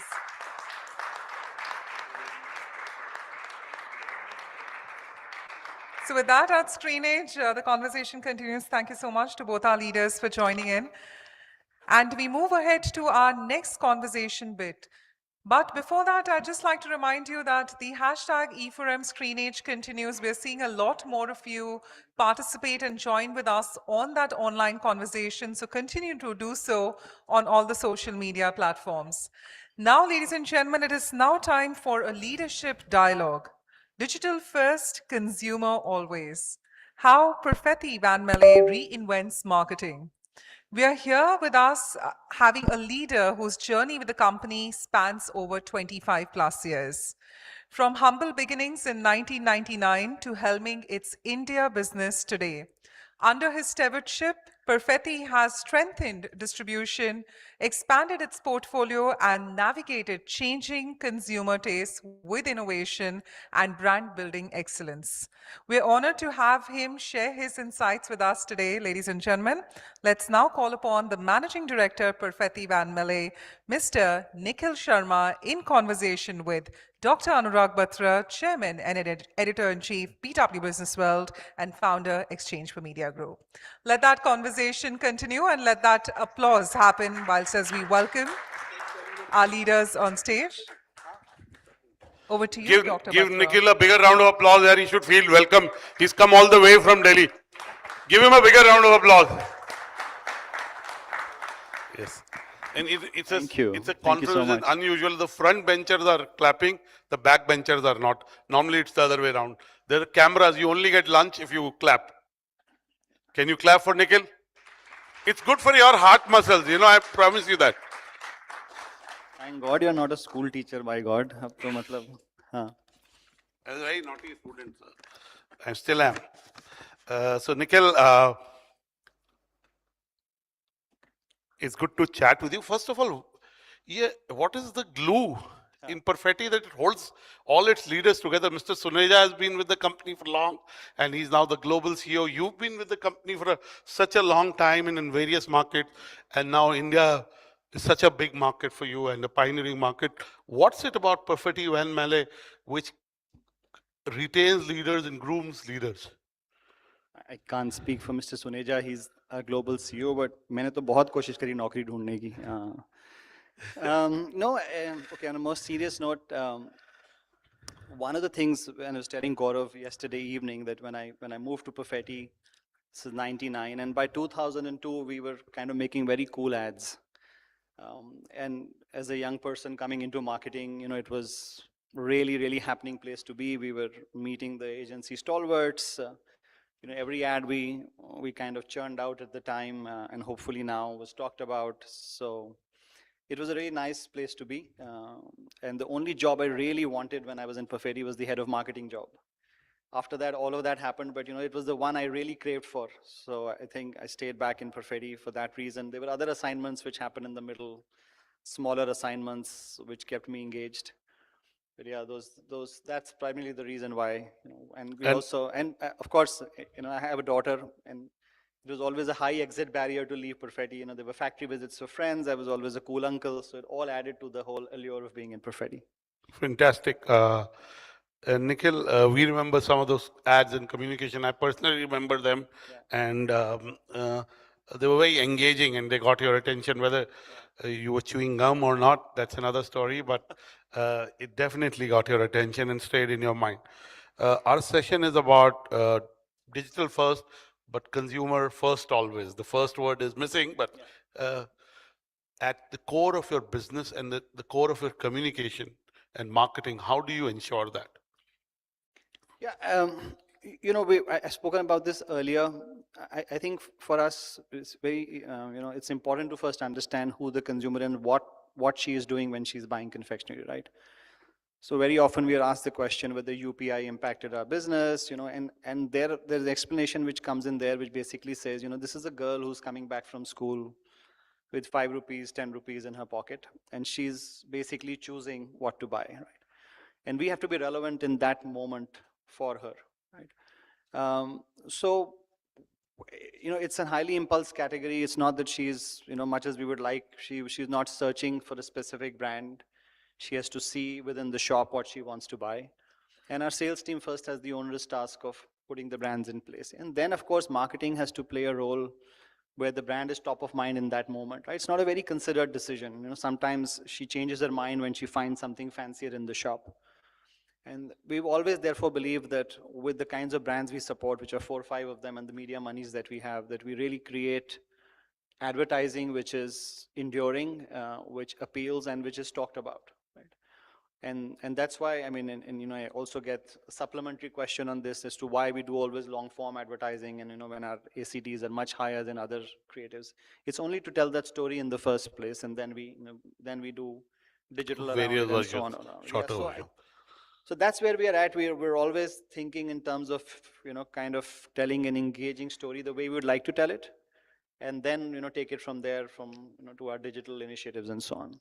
Again, your category is, I'm not very well versed with what is the consumption age-wise of the product, but my understanding is that the Gen Zs are a big part of consumption. Millennials are also a big part of your consumers. Give us a sense of what is the kind of consumers you have, and what are you doing to be able to keep the brand love alive amongst the various segments and sub-segments? Actually, our consumers are children. There's no hiding behind the fact that, we always do aspirational advertising for brands like Mentos and Chupa. But from a consumption perspective, a large part of our consumption is children, right? We're trying to upgrade price point. We're trying to go, and I was talking to Prashant, and he's saying premiumization mein kya ho raha? And I was saying 5 rupees is premiumization for us. 10 rupees is premiumization for us. We have a Mentos gum pocket bottle which sells at 30 rupees, small bottle, a bigger bottle at 100. Those packs are relatively small for us. We're still 95% of our business comes from general trade, despite all of the talk around quick commerce, e-commerce, modern trade. And so I've seen this for the last 15 years. Those percentages haven't changed for us, right? So from a consumer perspective, children, yeah. From an advertising targeting perspective, aspirational young adults, so that children also see that consumption is happening there. But we are really, really focused on our smaller audience. Now, because of all these young adults or children, as I may call them, are digital first. Yeah. They're digital natives. They were born in an era where they have mobile phones, they have access to information, they have access to social media, access to OTT. So the communication by definition has to be digital first, mobile first, right? At least that's how conventional thing. Give us a sense of how do you approach it? Well, like I said, core to our advertising philosophy and central to it is the idea behind the brand, right? And I've now come back to India like 2 years back, so things have kind of changed. But we're still looking at, you know, our ad agencies, the creative partners, to come back with the core creative idea first, right? Then, you know, there's a whole IMC around it. Then we go and see what we can do on the digital side of things. So I'm sorry to be pushing back on the digital first perspective, and I know that's the theme, but we still haven't deviated from the fact that we still want IMC, for those of you who is integrated marketing communication, if you've forgotten that term, but yeah, even I had to ask that question 3 months back, so it's totally fine. Yeah, and then, you know, then we come up with other ideas, you know, which kind of propagate the campaign for us. Right? Surely digital is a big part of our whole piece, but it's not standalone. It's for our category. I understand that some other categories, you know, that may be the case. But, you know, even with our recent campaigns on Center Fresh, for example, you know, we've done the whole overthinking campaign around it. The first idea was, and the creative insight was that we think about things a lot, right? And that got converted into a TVC, and then I think Gaurav and I think Gunjan's in the audience, you know, they kind of related to it. They did stuff around it. You know, the overthinking report came out, and, you know, we did a lot of surround around it, but not without first cracking the first creative idea. Now, again, you're a business leader. Of course, you're a CMO, grow into a business role. And I keep saying that people like Prashant, you will always think brand first and then business follows, because brand is the real, of course, distribution has to follow, communication has to follow. But give us a sense of the larger trends you are seeing in the consumer space, which give you segues for growth. Well, one of the things, I mean, from a consumer and a media consumption perspective, it's self-serving, but we definitely see, you know, space for the long format. Again, you know, like I said, it's self-serving, but my sense is that, you know, people are... No, it's actually true. Yeah. You know, like there is this thing that, oh, young people in India are not reading. Do you know how many books young people are buying? The number of books being sold. Of course, there's a statistics which says out of every 100 books, only 10 are read. Rest are for gifting, or they lie around in your library or wherever you stock books. So there are lots of myths, you know, but I actually believe that long form, both in journalism, in video content, is actually here to survive and thrive. And it goes with anything that is in abundance works, but anything that is in scarcity also works. So, you know, long form is there to stay. Absolutely. And I think one of the things which I'm very passionate about is also talking about, you know, real insight.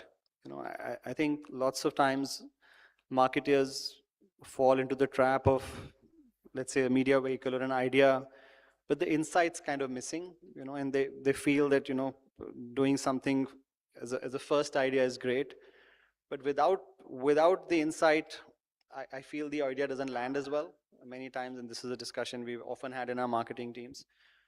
So we'd like to go back and think about that a little bit. And you said, you know, we're now gray-haired marketeers at one point in time, and now Prashant and I on the general management side of things, and we think brand first, but we also start thinking business, right? Sure. And when we kind of come back and look at marketing from a more business perspective lens, I think there are some things in which we also want to course correct in our marketing teams and the way we do our work, right? So product development is critical. You know, thinking about productivity and margins and distribution is important, right? And the cost of acquisition. Absolutely. Because for your is a very price sensitive, because the price points are such. So how much you're spending on acquisition of, say, new customers, I think in every category it's important, possibly more important in your... It's really important. It's really important to make some hard choices for marketers. you know, when you go and visit a factory with a marketeer and they see the kind of complexity we are adding by saying, एक lollipop में 4 flavor डाल दो, you know, तो 4 flavor पहले बनते हैं, फिर वो अलग से पैक होते हैं, उसकी cost बढ़ती है. You know, whether the consumer is actually going and making a choice and saying, नहीं मुझे strawberry नहीं, मुझे तो black currant ही खाना है. Some of these things are, you know, live in marketers' minds, and I think there's a lot of need for all of us to kind of go back and course correct, because ultimately we are catering to the consumer. But does she really want a black currant flavor or a kiwi mango flavor or a jackfruit And does flavor? it make a business sense? Does it make a business sense also? Yeah. So, you know, it looks great on the pack, incidentally. You know, right? Nikhil, I must So- ask, I know it's a digital first mobile. This is a question me and a friend of mine, he's been working with us for 12 years. He's our president. Right now he's on a break in the US, but Jan, he joins back. He's been an entrepreneur. Will the CMO role exist like the way it is? You see in the CMO role, now you're a managing director of a company, you run a business. Is the CMO role going to survive what it is today in the next 3 to 6 years? Yeah, I'm being a marketing director myself. I think it's going to survive. It's the two questions. In the shape. Yeah, I mean, if the CMO role is a communication-led role, it'll survive. Role is a business-first role, then the CMO needs to evolve. So, and you can choose to be either, right? So I think, again, I've spoken about this earlier, but if you're looking for a CMO who's very focused on content, you know, very focused on delivering consumer at all times, and there is a role for that, there's no harm There in is it. a But need for yeah, that. absolutely, there's room for that. But there are a certain group of CMOs who are thinking end to end, you know, understand manufacturing, understand sales. I think that CMO role is possibly going to add more value in the future for organizations, because lots of CMOs also aspire to become CEOs, general management or board. And I think that's where people need to make a distinction and decide where they want to go. Yeah, but I think marketing is going to be relevant for some time. And another thing is about, Prashant talked about, he showed us the communication across the brands he's worked, Unilever and then Mondelez and of course Kellogg. Communication has a big role to play in building brand love. But you clearly talked about product, you talked about distribution, you talked about sales and hence sales channels. Give a sense of what are you thinking currently in your job as the managing director of such an iconic brand, you know, in India, where everything is growing, but also the competition is huge. New products are coming in, new brands are being built in the last 6 years. Look at Catch, building the a new brand. I mean, it came from nowhere, as in the DS group. You know the brand I'm referring to. Absolutely. Pulse, Pulse, it came and it's become a 600 crores or 1,000 crore brand? Close to 1,000 crores. 1,000 crores now, right? So this immense competition, and you don't know what will come and suddenly become the flavor of the year. So how are you approaching that? What are you doing to develop new products, new ideas? I mean, the first part of your question, I think, is what keeps us all busy. I mean, we've just dealt with GST, which is a big one to handle, right? And obviously, cost of production is important for us to understand. You know, we're talking about the new labor codes coming in. You know, so there is that whole area of work which is Compliance. Compliances and so on. But it adds cost, right? And So it's first business of all, impact. yeah, I mean, so the first hat I wear is, how do you manage those costs at sticky price points and make sure that you still sell the 1 rupee, 5 rupee, 10 rupee price point candies, right? As far as innovation is concerned, you know, that's our lifeblood. So we're a 30% share company. You know, it's a highly fragmented market. I don't lose sleep over somebody else having a success. Or quite honestly, it does us as an industry, does a lot of good for us. But I'm always thinking what the consumer would want. Yeah, and jellies, for example, is a big new category for us. It's growing. A lot of the players are coming into fortified jellies, you know, mothers giving, say, gummy bears to children. So there's lots of work happening there. The sour candy is a big cohort. We work in that space and we continuously innovate. So our hope is that, the next big innovation will come from PVM. At least we have our fingers in many pies. We're working on lollipops, we're working on candies, we're working on gums. We're not working on any adjacent categories, so there is no attention diverted from sugar Focus. confectionery. Yeah, And absolutely. you made this point earlier that, you alluded that so many flavors, but the consumer is really adopting those. Your sales may be coming from one flavor or two flavors at best. So I get that point. Now, in every business, especially food category, India is a land of food, flavors, variations. There can be lots of product ideas and flavors that can come from the Indianness and Indian culture. And food is very, very region, state specific. Give us a sense of what are the Indian flavors you're taking to launch new products, because that's another big, in every product category in food, Indian, I mean, my friends from MDI launched Pepper Boat, and look at, I mean, they've gone to a certain success. Maybe it can be bigger. Look at what has happened with Fox Nuts. Makhana. I mean, I can give you, these are all Indianness of food. So give us a sense of what are you doing to be able to launch more flavors which are Indian. Before I answer that, I mean, if you go to a modern trade aisle and if you look at any sugar, food, confectionery, you will see 80% strawberry. So as a consumer, हमको लगता है that we can innovate with an elaichi flavor, cardamom, Indian, all of that. But essentially, the consumer, after 15-20 years of experimenting flavor, is going back to a single flavor. Mango logically should be the next big Indian flavor, but you like a different mango, I like a different mango, the audience, everybody. I like all mangoes. Me and my daughter love all mangoes. But the thing is that that one common denominator of mango is not available in India, right? So किसी को सफेदा पसंद है, किसी को लंगड़ा पसंद है, कोई अल्फांसो, हाँ, ये बॉम्बे वाले अल्फांसो करते रहते हैं, correct? So in terms of Indian flavors, we are looking at this masala sour variety. I mean, kurkure is a big success, so we're looking at that space. A lot of the local players are experimenting with coconut and elaichi, but they're remaining very, very marginalized. I think mass flavors, take Center Fresh, for example. It's a sweet blue peppermint, flavor.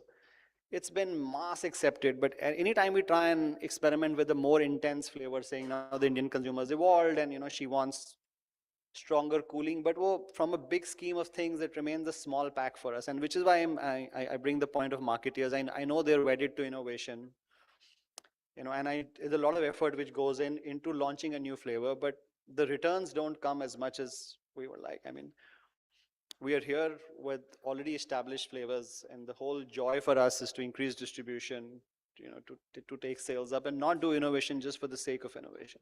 And Nikhil, how do you learn from other categories?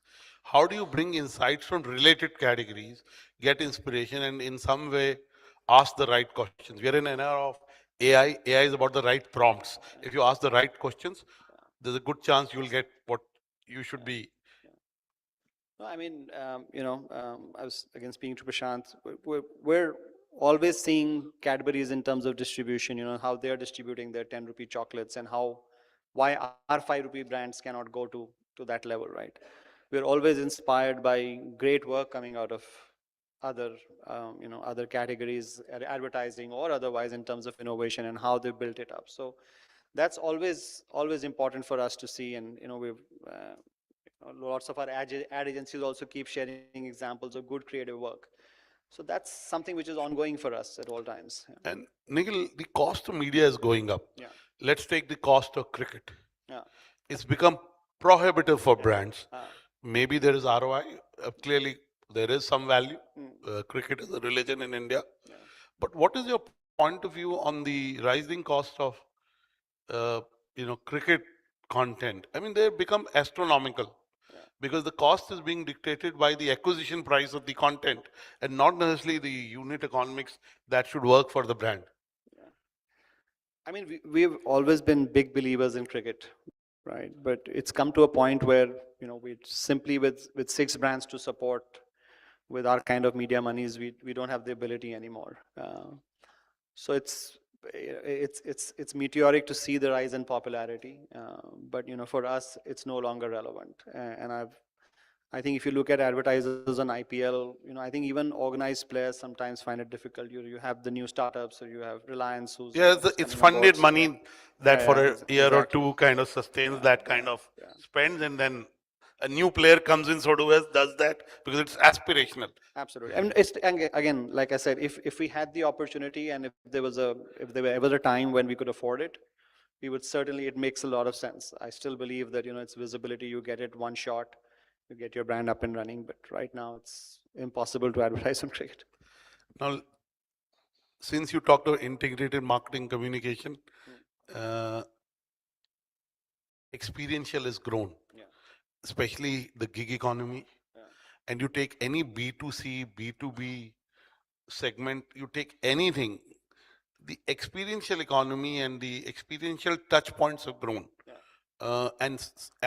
When you're outdoor, when you're at events, sometimes you may have consumption of various products, okay? Is that something you look at very seriously in terms of the experiential economy? Absolutely, sir. आपने Fox candy रखी हुई है, Mentos नहीं रखा हुआ. पहली चीज आके मैंने देखी कि ठीक है, अगली बार आप, I will tell the hotel. I'll tell the hotel. I hope nobody from Nestle is here, but yeah, I mean, you should have. I think definitely Mentos over Fox. Yeah, we do. We should have thought about that. Okay, that you are coming, but anyway, next time. No problem. Yeah, we do. It's just some people would be happy and they will tell us to call a liquor brand in the afternoon so that we can display their products, only display. But on a serious note, go on. No, I don't have a very profound point to make here, but it's basically to say that from a cost per contact or cost per touch point, it is an expensive one to do. And remember that we are present in close to 6 million outlets. From a touch point perspective, where the touch and feel of the candy is right there. With due respect to this audience, this is not the audience we're really wanting to go after. We would love for all of them to buy Chupa, but the real audience for me is in the villages, in the small towns where 1 rupee, 5 rupees still make a relevant, a price point for those people.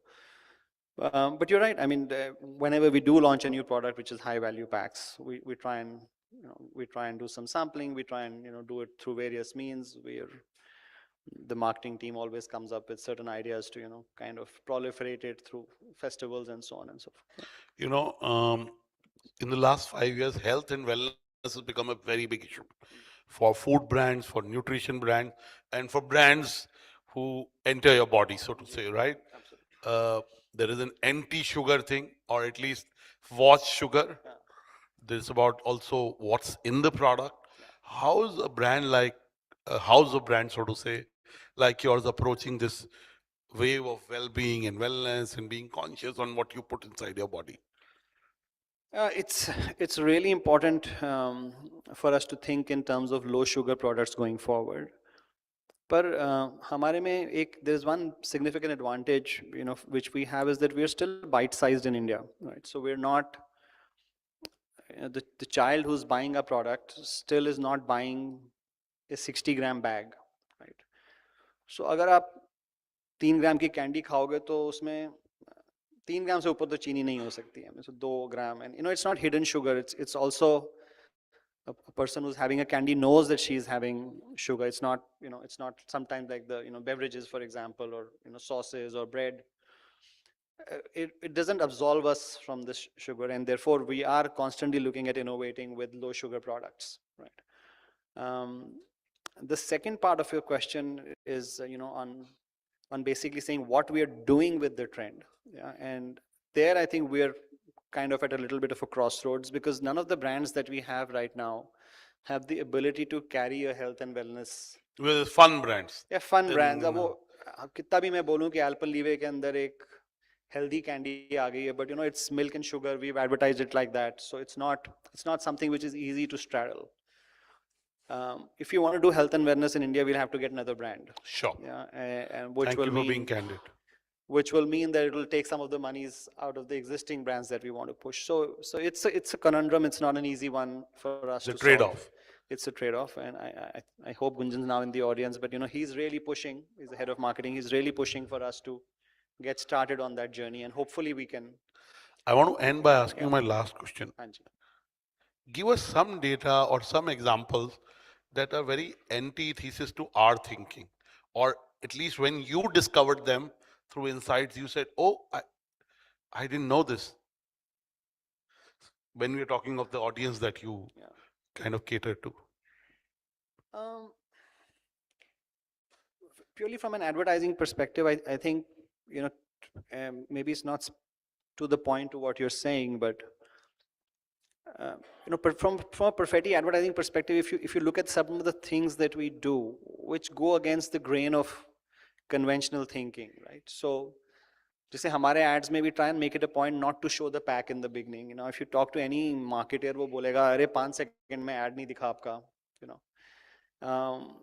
there is no product window which is super sexy. If you look at the Center Shock ad many years back, वो बार-बार अपने दुकान से खोल के अपनी कैंची से काट रहा है bubble gum को, which people would intuitively feel is unhygienic, and why would. But my sense is that we give the consumer too much of. She's not rationally thinking at all times. So जब वो advertising consumption कर रहे हैं, they're looking to be entertained in my mind, right? And therefore, some of the things. Authentic storytelling is important. Yes, exactly. So obviously, if you make an ad where every 5th second the brand comes, then it's kind of letting go of a little bit of a suspense. Sure. A little bit of a build-up. And the reason we remember that communication even after maybe 20 years is because of the storytelling and honesty of that. Absolutely. I mean, Happydent is a commercial. Lots of people talk about it. वो 84th second में आता है brand, but it never really. But conventional wisdom, if you look at how brands grow, or if you look at Byron Sharp and all of these guys, they're very specific about data and saying, in fact, as you mentioned, I was in Vietnam and my boss was there. He was a big believer of Byron Sharp and how brands grow, and a lot of the stuff is valid. When we came back and I made the Happydent, we made the Happydent commercial, the recent one with McCann and Prasoon. He called me to say, "कि अरे तू कुछ नहीं सीखा बाहर आके." But some of the things are, to my mind, I mean, it's not all science, right?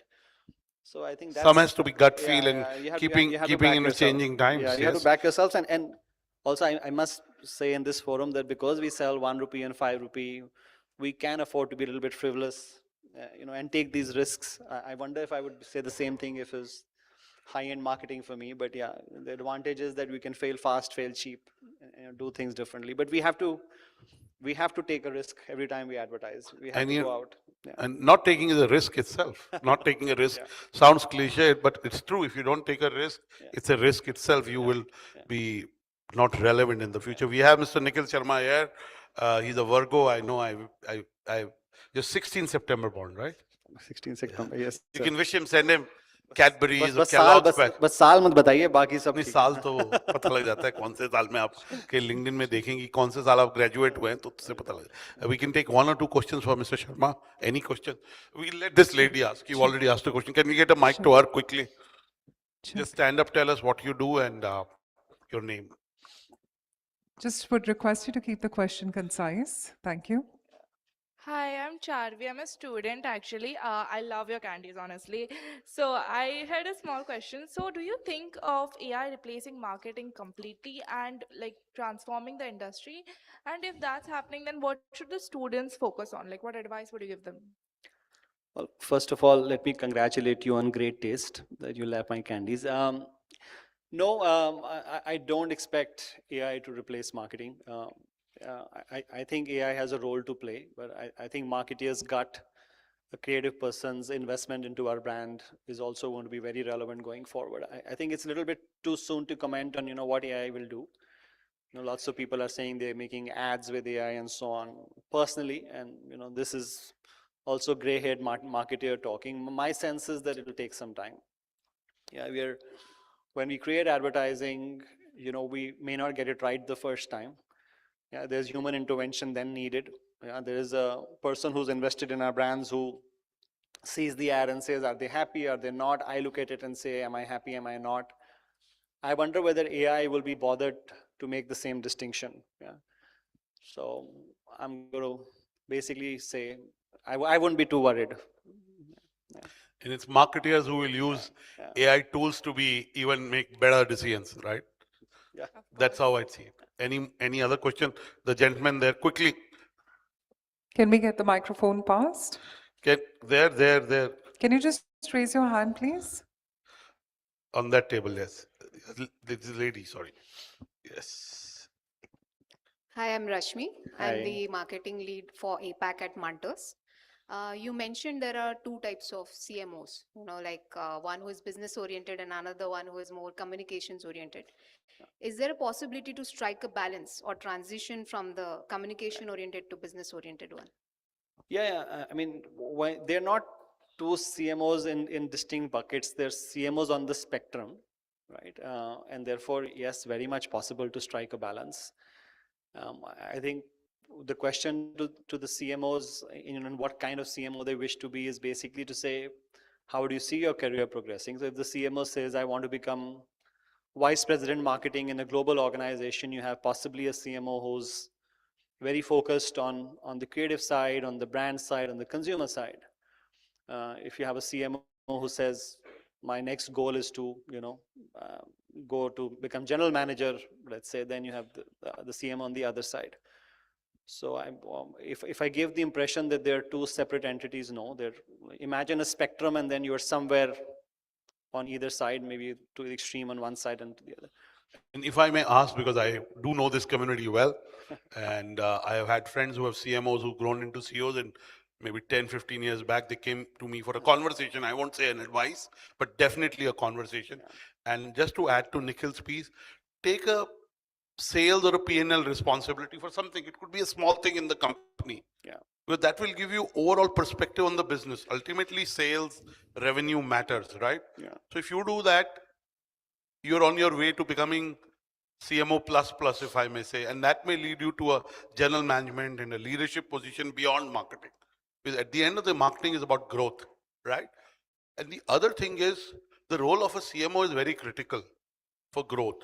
You can't be the CDO, CIO, CTO. You may have appreciation for the manufacturing, for price, even for other aspects. He talked about compliance in labor codes, new labor codes 10 days back.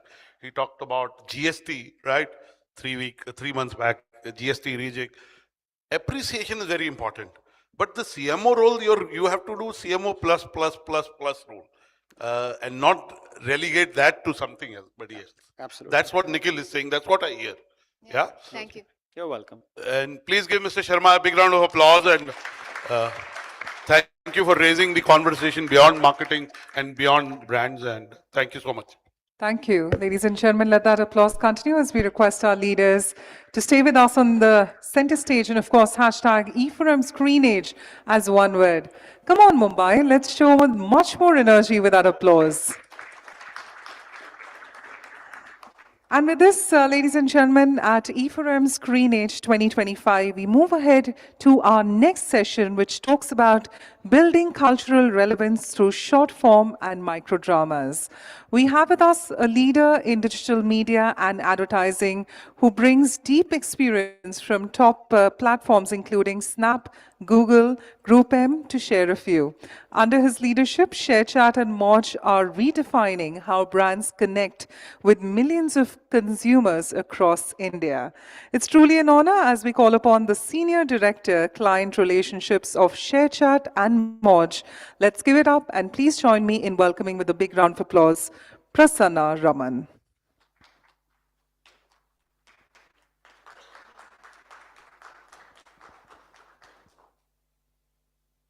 Yeah, nice. Yeah.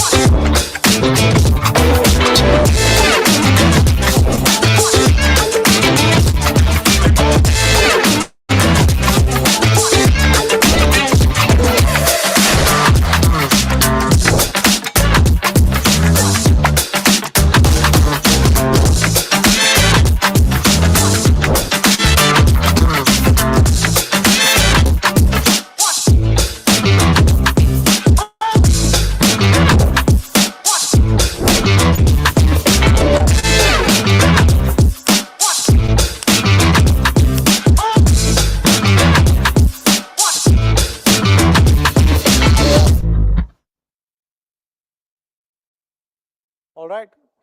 Can you all hear me at the back? Yeah? Sir, how about now? Awesome. Firstly, I wanted to say Mr. Sharma, who was speaking before me, made my job a little bit easier and a little bit tough. Easier in the sense that he spoke about how for his brands like Center Fresh and Center Fruit and Alpenliebe, the audience in this room is probably not the target audience, but people who are in middle India and rural India. And we as ShareChat and Moj are exactly that. So that made it easy. What made it difficult is the first thing that I'm going to talk about today is AI. And we all heard his views on AI. So it's going to be interesting to see how ShareChat and Moj can solve for a lot of brand tasks per se. So with that, I just wanted to quickly get started. So today, taking a step back, I want to talk about 4 different trends that 2025 had in store for us, right? But even before that, I want to start with a quick question going around the room, right? What is the earliest tech buzzword that you have heard in life? Earliest tech buzzword that you have heard. I mean, if AI is the current buzzword, what is the earliest that you have heard? Social media? Cloud, okay. Internet itself, yeah. Maybe taking even a step back from internet, early 90s, computers itself was a buzzword, right? I'm not sure how many of you were born or rather at an age where you would remember things that happened in early 90s. But at the cost of revealing my age, let me say I was well aware of what was happening around early 90s.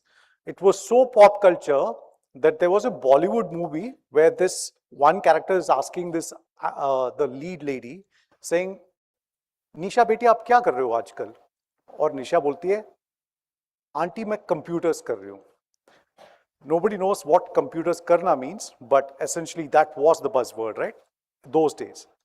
All the way from there to internet, to big data, and now we are in the era of AI. Just a little over 3 years ago, ChatGPT came into our life, right? I mean, they finished 3 years of being consumer facing on 30th of November, and we are just a couple of days away from 30th of November, a couple of days ahead from 30th of November. So literally 3 years ago, I'm assuming for a lot of us, ChatGPT was the introduction to AI. So obviously, the first trend that I want to talk about is AI powers a new creative wave. Today, we are going to talk about creative specifically. So in that specific sense, what we see is that AI is not just a buzzword anymore, right? And all these 3 years of being there has actually made it possible for AI to be integrated into our lives. And here is a statistics comprising of all of us in this room plus our colleagues elsewhere as well. Almost 92% of the workforce in India is using AI in some shape and form, right? The use cases, I won't get into that, but we all use AI. So that's the first shift that we are going to talk about. And the second shift, which we are going to cover, is about micro dramas, right? We all know that we are a scroll first generation. Funnily enough, I was recently visiting a family friend in Udaipur for Durga Puja. And one of them walked up to me and said, I don't know how many of you know this, but if you are from Mumbai, a lot of people are fascinated when you go to states like Rajasthan or Uttar Pradesh, and they invariably want to talk to you. So one gentleman walked up to me and he asked me, saying, "Aap Mumbai se ho?" मैंने बोला, हाँ. So then he said, actually, मैंने कुछ सुना है मुंबई के बारे में बहुत कुछ. मैंने बोला, क्या सुना? I was just curious. And then he was trying to crack a joke and he said, मैंने सुना कि मुंबई में the doggies जो है, they don't wag their tail like this, they wag their tail like this because there's no space around them, right? I don't know about dogs. in Mumbai for sure, but definitely the wagging that we are doing is scrolling, right? And that scrolling behavior, an extension of that scrolling is what microdrama is all about. And microdrama is each episode is 60 seconds, 90 seconds, and that's the end of an episode with a cliffhanger. So that's the second trend that we'll talk about. And India is already ranking 6th in microdrama apps in terms of downloads globally. All right, the third trend that we'll talk about today is specific festivities, micro festivities, and how Diwali is not the be all and end all of festivities, and how in tier 2 and tier 3 the shoppers actually plan way ahead, and they actually plan almost 40% increased in spends that they're looking at during festivities. And the fourth shift that we are specifically talking about today is going to be around regional creators. Not every creator that comes from South Bombay or South Delhi can actually make it big when it comes to relatability with their audience, right? Because end of the day, not every product is like ultra premium. So many times people who are consumers would like to see people that look like them, that talk like them, yeah? So that's what makes regional creators so much more authentic and relatable. So that's the fourth trend that we'll talk about today.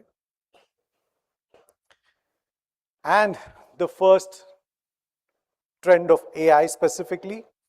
So if I have to tell you guys about what's happening with AI on our platform, AI has undoubtedly taken over every industry, literally, right?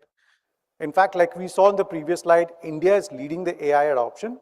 And on our platform, ShareChat and Moj, we have seen a sharp rise in AI-driven user-generated content, right? Take a look at this.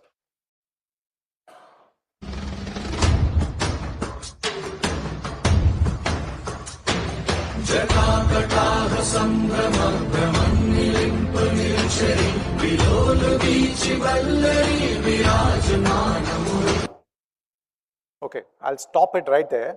But the point that we were making earlier is that was not commissioned by us. That's users creating AI-generated videos, and the kind of numbers that we are seeing for that is massive.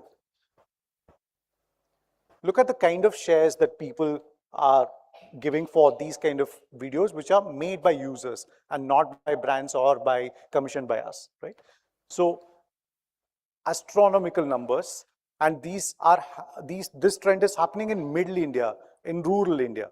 So imagine the kind of trend that you can see in bigger cities. So that's what I'm alluding to. We already spoke about the second trend. While AI has unlocked a massive wave of short-form video creation and engagement, there is another big shift that we have seen about how India consumes content today. In short, these episodic bursts where people are binging through 60 to 90-second episodes. So this makes microdrama India's new prime time. Like you can see, people are marrying artificial intelligence and microdrama to be able to come up with their own microdrama, which is powered by artificial intelligence as well. So take a look at our first AI meets microdrama episode, and then we'll talk more about it.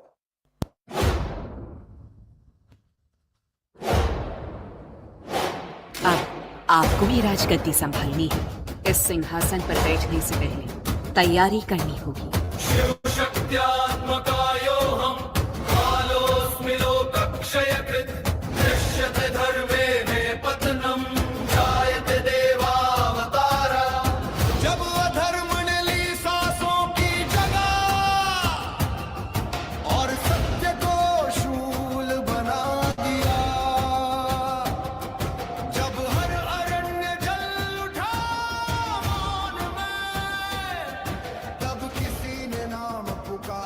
लेकिन इस लोक में नहीं, पृथ्वी लोक में।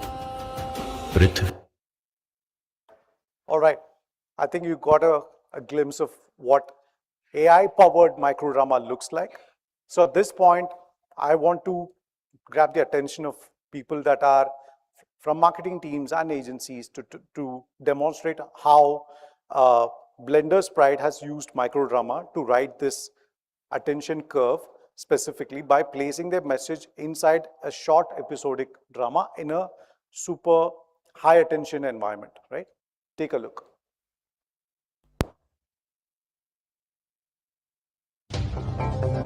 आप लोग ये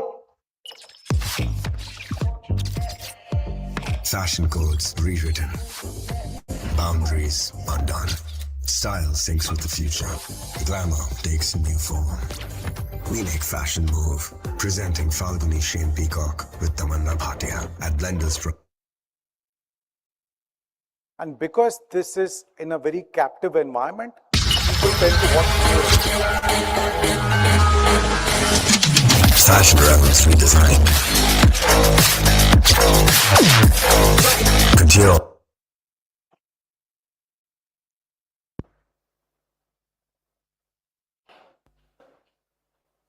Before I talk about the third trend, one thing that I clearly want to leave out is the fact that in microdrama, we at this point are offering not just ads like what you saw between episodes. What we are also doing is our ability to integrate your brand inside the story itself, right? What you saw earlier was an AI-powered microdrama, but we also have microdrama episodes featuring some of the topmost TV stars in this country. So right at the end of this session, I can see a lot of cameras out, people taking pictures. Right at the end of this session, I'm going to leave a quick QR code for you to scan, which will give you a chance to submit what brand tasks you're working on, and we could possibly solve it using microdrama. Yeah? All right. The third shift that we essentially spoke about micro festivities, right? We all know that Diwali is not the be-all and end-all of festivities in this country. So what we are noticing is even regional festivals like Janmashtami, Onam, and Ganesh Chaturthi are getting massive traction in terms of user-generated content coming through from those festivals. And significantly, what you see here is there is 50% engagement lift during these micro festivals. So for a lot of brands, like, for example, there are brands that are focused on Maharashtra, where we have done specific micro festivals where brands get to ride that micro festival wave. So that's the third trend that I wanted to talk about. And the fourth trend, essentially what we're talking about here is regional creators play a pivotal role behind this specific cultural energy. We already spoke about how these specific micro moments and rituals help brands ride this specific wave. I don't know how many of you have heard about a lot of these festivals, right? But it's very important for those markets. For example, a couple of days from now, on 4th of December, there is a Tamil-specific festival called Kartikai Deepam. It's not a huge festival like a Pongal or a Deepavali in that part of India, but it's culturally rooted enough for brands to care about these festivals, right? So that's exactly what we activate for brands that are catering to Middle India and rural India. Yeah. So the numbers are there for you to see. We have over 1.5 lakh creators that we can summon for any campaign that you plan to do. And we have, these regional creators enjoy so much trust that when we do a campaign which has, a lens and a music and all those things, they are able to get their followers to create enough and more UGCs in a branded environment that gives a much bigger amplifier kick for that specific campaign. So that's the power of the relatability of these influencers from Middle India and rural India. And we have around 4,200 pin codes covered within India. I think India totally has like 19,000 pin codes. So we have around 4,200 pin codes covered, which obviously means every pin code will have more influencers, more than one influencer, but we have at least 4,200 pin codes covered to grab every nook and corner of India. Recently, I was showing this deck to someone. They asked me, why is it important for us to have this coverage across so many different pin codes, right? We all have heard that in India, language and dialect changes every 50 kilometers, right? it's important for brands to probably not go as district level, but at least in a regional level, right? So for example, in Maharashtra, the Marathi spoken in Mumbai would be very different from what's spoken in, say, Pune, for example. So it's really important for brands to get to that level as well, considering you want to ride this specific cultural phenomenon and wave. So this is the last slide. What I want to leave you with are key takeaways, which is 4 in number. First one, if you are a brand, speak in a cultural language with creators rooted in their regional identity. One size fits all doesn't work anymore. Yeah. Gone are the days where you could just dub something from Hindi to all other languages and get away with it, because people, take to the internet to show those brands that how they are not being authentic. And I definitely encourage brands to build episodic narratives through micro dramas and for you to be able to drive the brand resonance. And the third takeaway that I'd want you to take from today is, as cultural moments keep coming throughout the year, I want brands to show up in an appropriate manner where you can activate micro festivals and rituals. One example is what I gave you earlier for Tamil Nadu specifically. And the last one is, use the relatability of our influencers to be able to enable participation using AI and user-generated content capability and be able to take the discussion forward from there, right? All right, that's been my time. That's the QR code that I promised earlier. Please feel free to scan it and you can submit your request for us to figure how we can work with you for microdrama specific brand tasks for you. Thank you so much for your time. Thank you so much, Prasanna. Ladies and gentlemen, let that applause continue as we thank our speaker and express gratitude. Of course, ShareChat and Moj have been doing an incredible job in this space, and it's exciting to see how the cultural relevance is being built through these platforms. Now, ladies and gentlemen, we break in for a much-deserved networking lunch break. We request you all to please join us at 2 p.m. for our next session. Remember, as per agenda, we've got some great lineup ahead, and of course, towards the evening, we have the 11th edition of Maddie's coming up. So stay tuned, and we request you to please join us back at 2 p.m. Thank you.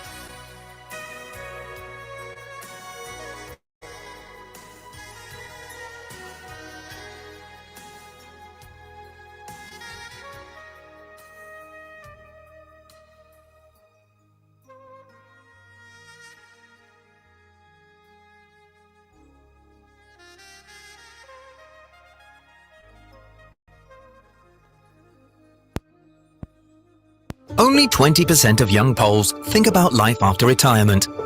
Carbon emissions. Beginning of the inflation battle. 12 years of war. It's getting really expensive. And it's hard to all your money. Savings are gone, but I can help you. 8 billion people, but only one happy birthday song with the same lyrics.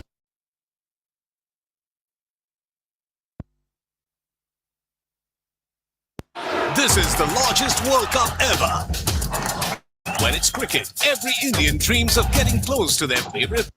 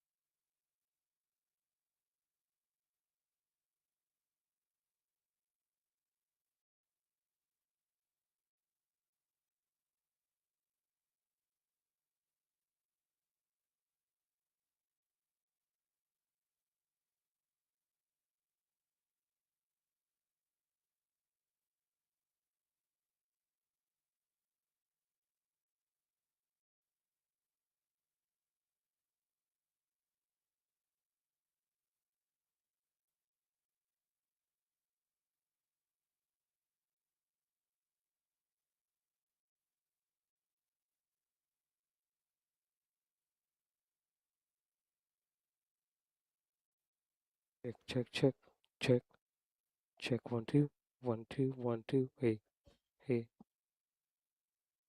hey, hey, hey, hey.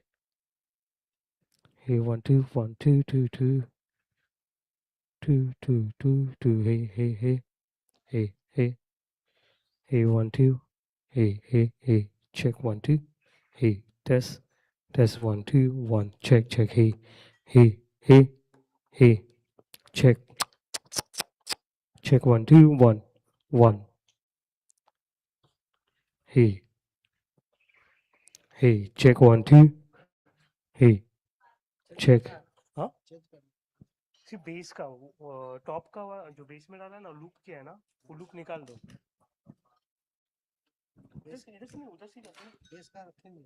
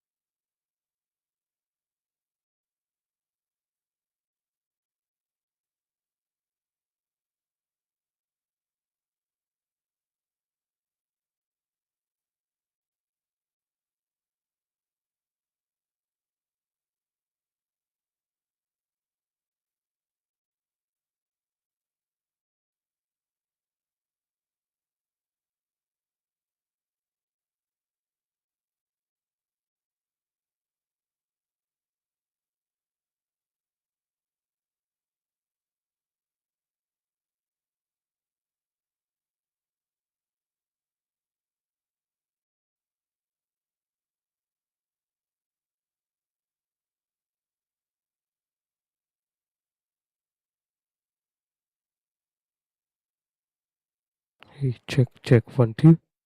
Hey, test.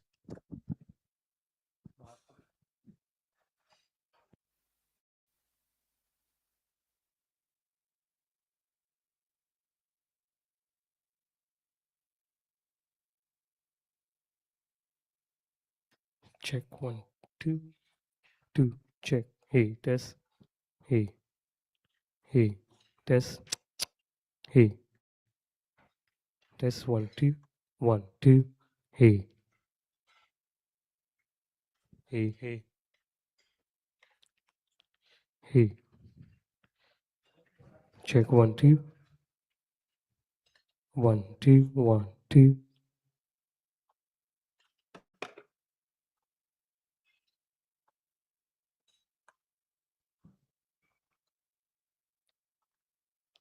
Check, check.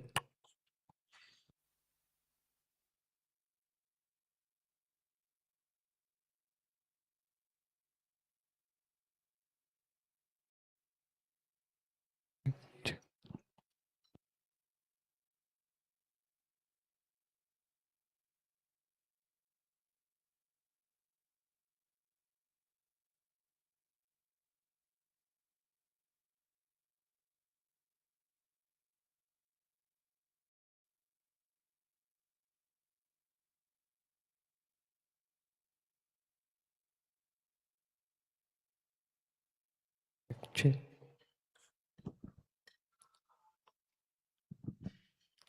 Check.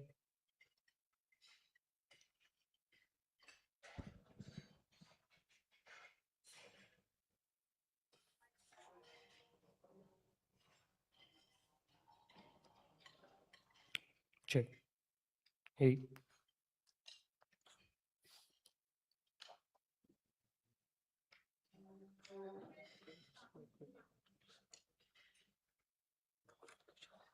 Check, 1, 2. Okay.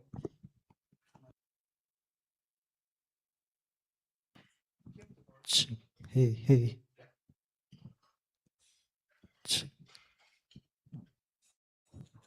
Hey, check. Check. Check. ठीक है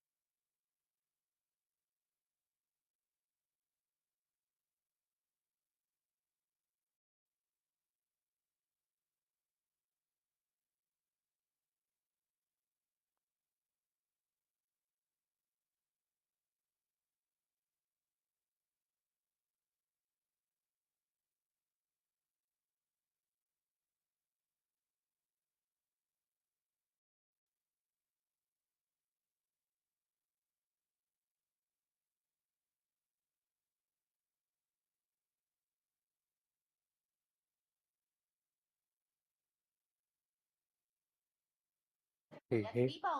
Hey, 1, 2, 2. Hey, hey. Hey, 1, 2. Hey, test. Test, 1, 2. Hey, hey. Check, 1, 2. Hey, hey, hey. Check, check. Check, 1, 2. Hey, test.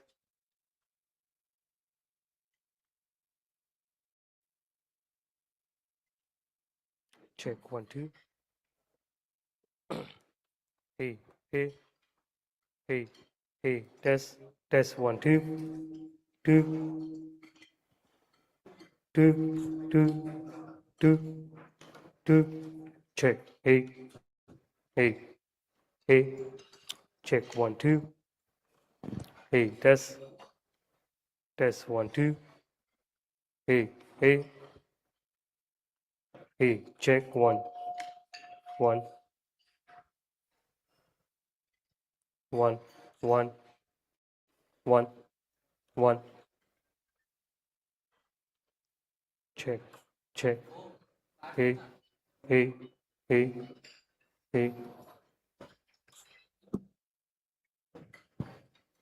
Hey.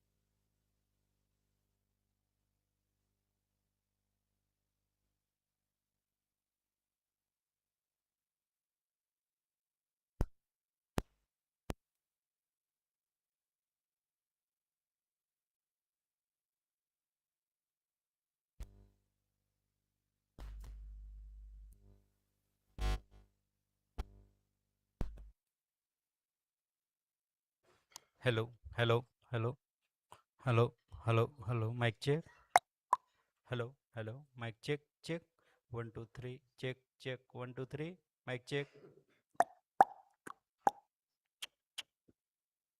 Hello, mic check, check. Hello. 1, 2, 3, 1, 2, 3, mic check, check. 1, 2, 3, 4, mic check. 1, 1, 1. Hello, hello, mic check, check. Mic check, check. 1, 2, 3. ये वाला hello, hello, hello, mic check, check. 1, 2, 3. Hello, mic check, check, check. दोनों एक साथ hello mic check hello hello mic check check check check 1 2 3 hello mic check check 1 2 3 1 1 1 mic check check check okay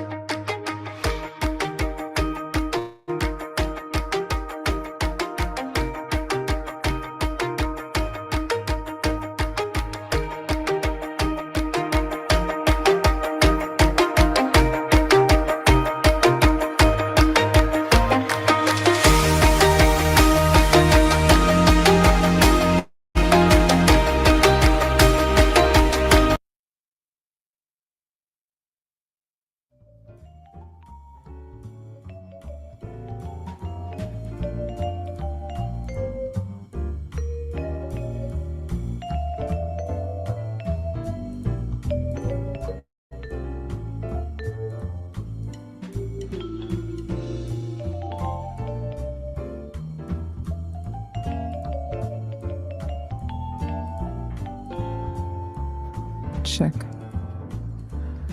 Very good afternoon, ladies and gentlemen. May we request all of you to kindly be seated as we're about to begin. For all the ones in the pre-function area, may we request you all to please join us back. We're right now at the second half of the 8th edition of Screenage 2025, right here at Taj Santa Cruz, Mumbai. One final request, may we urge everyone from the pre-function area to kindly join us back.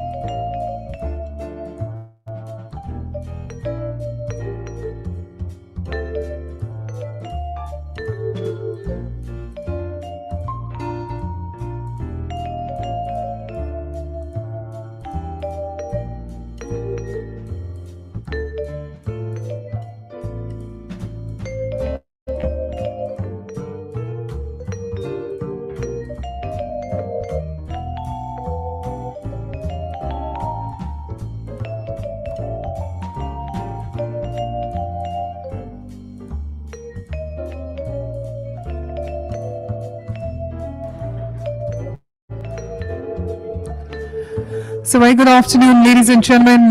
Welcome back to the 8th edition of Screenage 2025 Mobile Marketing Conference right here in Mumbai by the Exchange for Media Group. Now it is time, after some great conversations at the start of the event wherein we did explore on various topics, and now we're looking at our fireside chat, ladies and gentlemen, wherein we have the topic leading in the screen age. Reimagining brand building for a mobile-first generation. We did speak a lot about screenagers as a term in the start of our conference. And right now we have with us the driving force behind Amazon India's modern marketing vision, where creativity, data, and customer obsession comes together to build a powerful brand impact. Ladies and gentlemen, please join me in now welcoming on stage the Director and CMO of Amazon India. Let's give it up for Anuradha Agarwal. A big and a mighty round of applause as we welcome her. In conversation with our editor of Impact Magazine, let's give a big round of applause as we welcome Neeta Nair. So truly it's going to be a great conversation. Neeta, I'll leave it in your able hands to take it forward.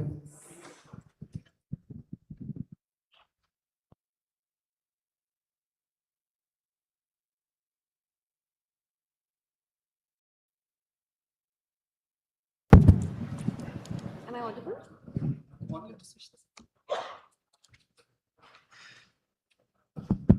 Yeah, super. So I remember once, many years ago, I joined as a trainee reporter in this news channel when this celebrity anchor took all of us young journalists from one side and said, listen, if you don't read these two newspapers daily in the morning, don't come to work. So we of course did, because we were very scared of her. But also it happened to inculcate this beautiful habit where, you know, every morning we would scan the newspaper end to end. And that happened religiously for over a decade. But of late, that habit stands compromised, because even before I walk to pick up my newspaper, all these headlines are screaming at me from my mobile notifications. So what I'm trying to come to is, now mobile first has become a way of life. And that's exactly what we're here to talk about today, reimagining brand building for a mobile first generation. And thank you so much, Anuradha, for joining us. Thank you for having me here. That's an amazing anecdote, and one that most people over a certain age here in the audience will recognize. Many people, of course, have not gotten into the habit of reading a newspaper at all, right? Or a newspaper is what you scroll up in your screen. Now, tell me, as a seasoned marketer, not as a customer, tell me, when did you first feel that mobile first revolution has hit you and there is no coming back from here? So let me extend what you were saying about this particular anecdote that you gave. But I must say good afternoon to everybody, and if anyone feels sleepy during this time, because we realize that it is a which is called a graveyard shift, right, or a graveyard session, which is right after lunch. So if we put you to sleep, please get up, take a walk at the back, think of questions that you need to ask me. Don't fall asleep. That's my only request. Or look at your phone, which is what most of you will do. When is the first time that I realized that the mobile phone revolution is here to stay? I'm sorry, I'm very old, so I'll give you a non-data phone example. Yeah. I used to be an area sales manager in Unilever, and I was on a trip in, I think, rural Maharashtra. And this was pre-mobile phones. This was when mobile phones, every call cost 16 rupees a minute. And so basically you didn't use your phone, you used a pager, and then you stopped at the nearest STD booth. And then I stopped at the nearest STD booth to inform my boss about some sales numbers that had happened. And I saw this guy passing by, from next to the STD booth, talking on this really large device, very loudly in Marathi, saying, kal or something, tomorrow send me this data, SMS bhej de, सिर्फ 250 character का भेजना, इतना मुझे information भेज, लेकिन 250 character का भेज. I'm standing there and saying, I work for one of India's largest companies. My phone is in my pocket because I think it's super expensive, but it's already here and everybody is using it. They know how to use it. They're managing their budgets on how to use it. And for me, life changed then, right? The second example I'll give you, and this is probably of the touchscreen world, was when I was having this furious debate of BlackBerry versus iPhone with somebody. How many of you have used a BlackBerry phone in this room? You've just shown me your age. Everybody else has probably been in the touchscreen generation. We used to find typing on BlackBerry very useful. It was the corporate phone, everything was very cool. And then suddenly the BlackBerry was no longer something you used, right? Because what you wanted to do was consume. You didn't want to type. And it was very complicated to get the creation on the phone, which was largely text-based, to be moved to to not move to a big screen, which was largely consumption, which was video-based. And for me, that was the next big inflection. For me personally, these are the 2 points of inflection. Of course, when I stopped my newspaper wala from delivering newspapers, because I realized that the newspaper was coming, staying on the dining table for a day and going into Raddi, is when I realized that, okay, life has truly changed. Because we're also talking about the past, I want to also talk about maybe what happened maybe a decade earlier. I remember this global company called Amazon came to India, and one of their first propositions was Aur Dikhao, which typically mirrored how an Indian behaved while shopping. And you got that on point.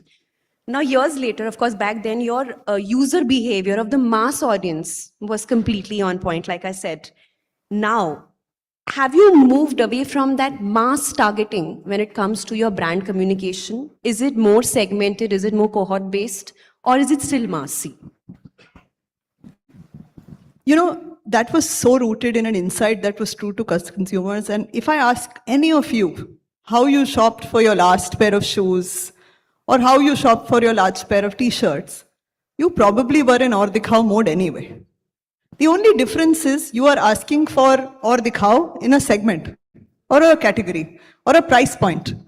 So if there is any segmentation that we are doing it in a very personalized way in which when the customer comes to our store, we actually show them what they would like to see, what they were shopping for last time, the categories that they're interested in, and depth there. So the insight is very true. It is just that it has become personalized to you. You know, also coming to spends, because, we largely deal in the A&M space. When it comes to the advertising expenditure here, back then, of course, you were an e-commerce giant, which was telling people to go shop online, but your communication was happening largely on television. Today, where are the spends directed towards, majority of them? See, I think for any marketer, whether you're an e-commerce giant or an offline retail business, you have to go address the customer and communicate to them where they are. If the consumption of media or time spent is on newspapers, you will do it there. If it's on television, you'll do it there. If it's on small screens or mobile phones or digital medium or Instagram or Google, or you'll do it there. So I think I would be remiss to say that our media plans have not changed over time. Of course, we're spending more money on connected TV than on terrestrial TV. We're spending more money on digital platforms. We're also extensively connected to the creator economy. We have a very large program called the Fashion Influencer Program, which works with 1.2 lakh influencers to basically both, high-end, middle, and nano influencers to try and influence customers into realizing that whatever you're looking for is available on Amazon, that it's got great pricing, it's got great selection. And indeed, when our sales are on, we do a lot of activity, also using the creator economy, right?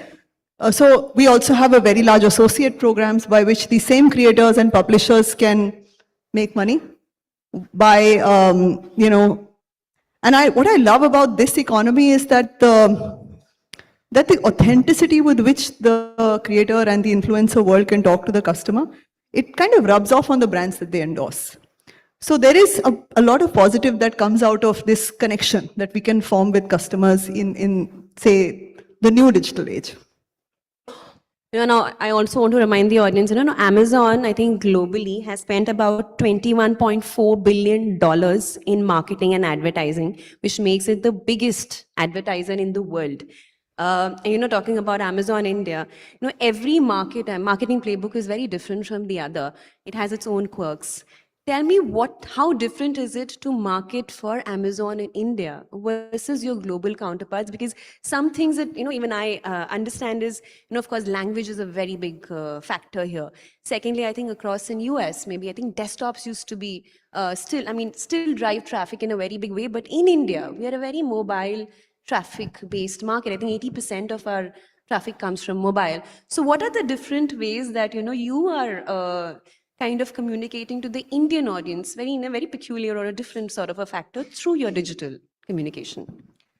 I'd start from who the customer is, right? The difference, and I don't think I have one global counterpart, right? We have global presence in different countries, and the stage of evolution of Amazon is at different places. So if I was to just compare with, say, North America and how things are and who the audience is, the world in say North America feels a little more homogeneous than the world in India, and in any case I'm using the classic understatement, right? India is definitely heavily segmented into people with credit cards, people with credit lines, people who pay through UPI, and I'm just using a payment example to tell you that just that itself is a segmentation. I'm not even using NCCS or any other customer segmentation. So when you do that, you have demographic segments which are very diverse. You have interest segments which by themselves are very large but very segmented. One of the things that I think we do a lot more in India is a lot more segmented communication. So we do talk to our prime customers through prime advertising because they are definitely are very important and the most critical, the most loyal customers that we have. And the more we serve them better, the more their frequency of visits to us, and they keep coming back to us. And a lot of you in the room would be prime customers here. We do talk to the customers in, for example, we're talking in, you said languages. Of course, there are, our interface is very flexible across languages, which doesn't have to be in North America. But just give you a branding thought, right? We changed our brand font globally. It took them a month to change it on every interface.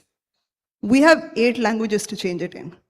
We're having to recreate the international font, not in English, but in every other language, and validate every single thing that comes out to say whether this is consistent with that font. Because we want the brand to be coherent, consistent, giving the same messages, whether you open the app in Bengali or you open the app in Marathi, right? And it's not just an English app, it is definitely accessible to customers across. So just take some examples of how things are different. The mobile phones that they're accessed from is different. And a very large percentage of the shopping in India is being done through mobile. So I would say that there are more differences than similarities, but you'd be surprised to know how similar the app themselves are globally as well as in India. And I'll also want you to go a little in depth about the whole from discovery to purchase journey on mobile, because now we're seeing so many things, live selling, shoppable videos. Of course, influencers are play a very big role in the entire shopping experience. Tell us, how is Amazon tapping into into the consumer every step of the way? Yeah, I think social commerce is not social, it's more commerce, right? The customer is watching, buying. It's very interesting. People keep saying, when we were younger, we were taught about this funnel called the IDA funnel, right?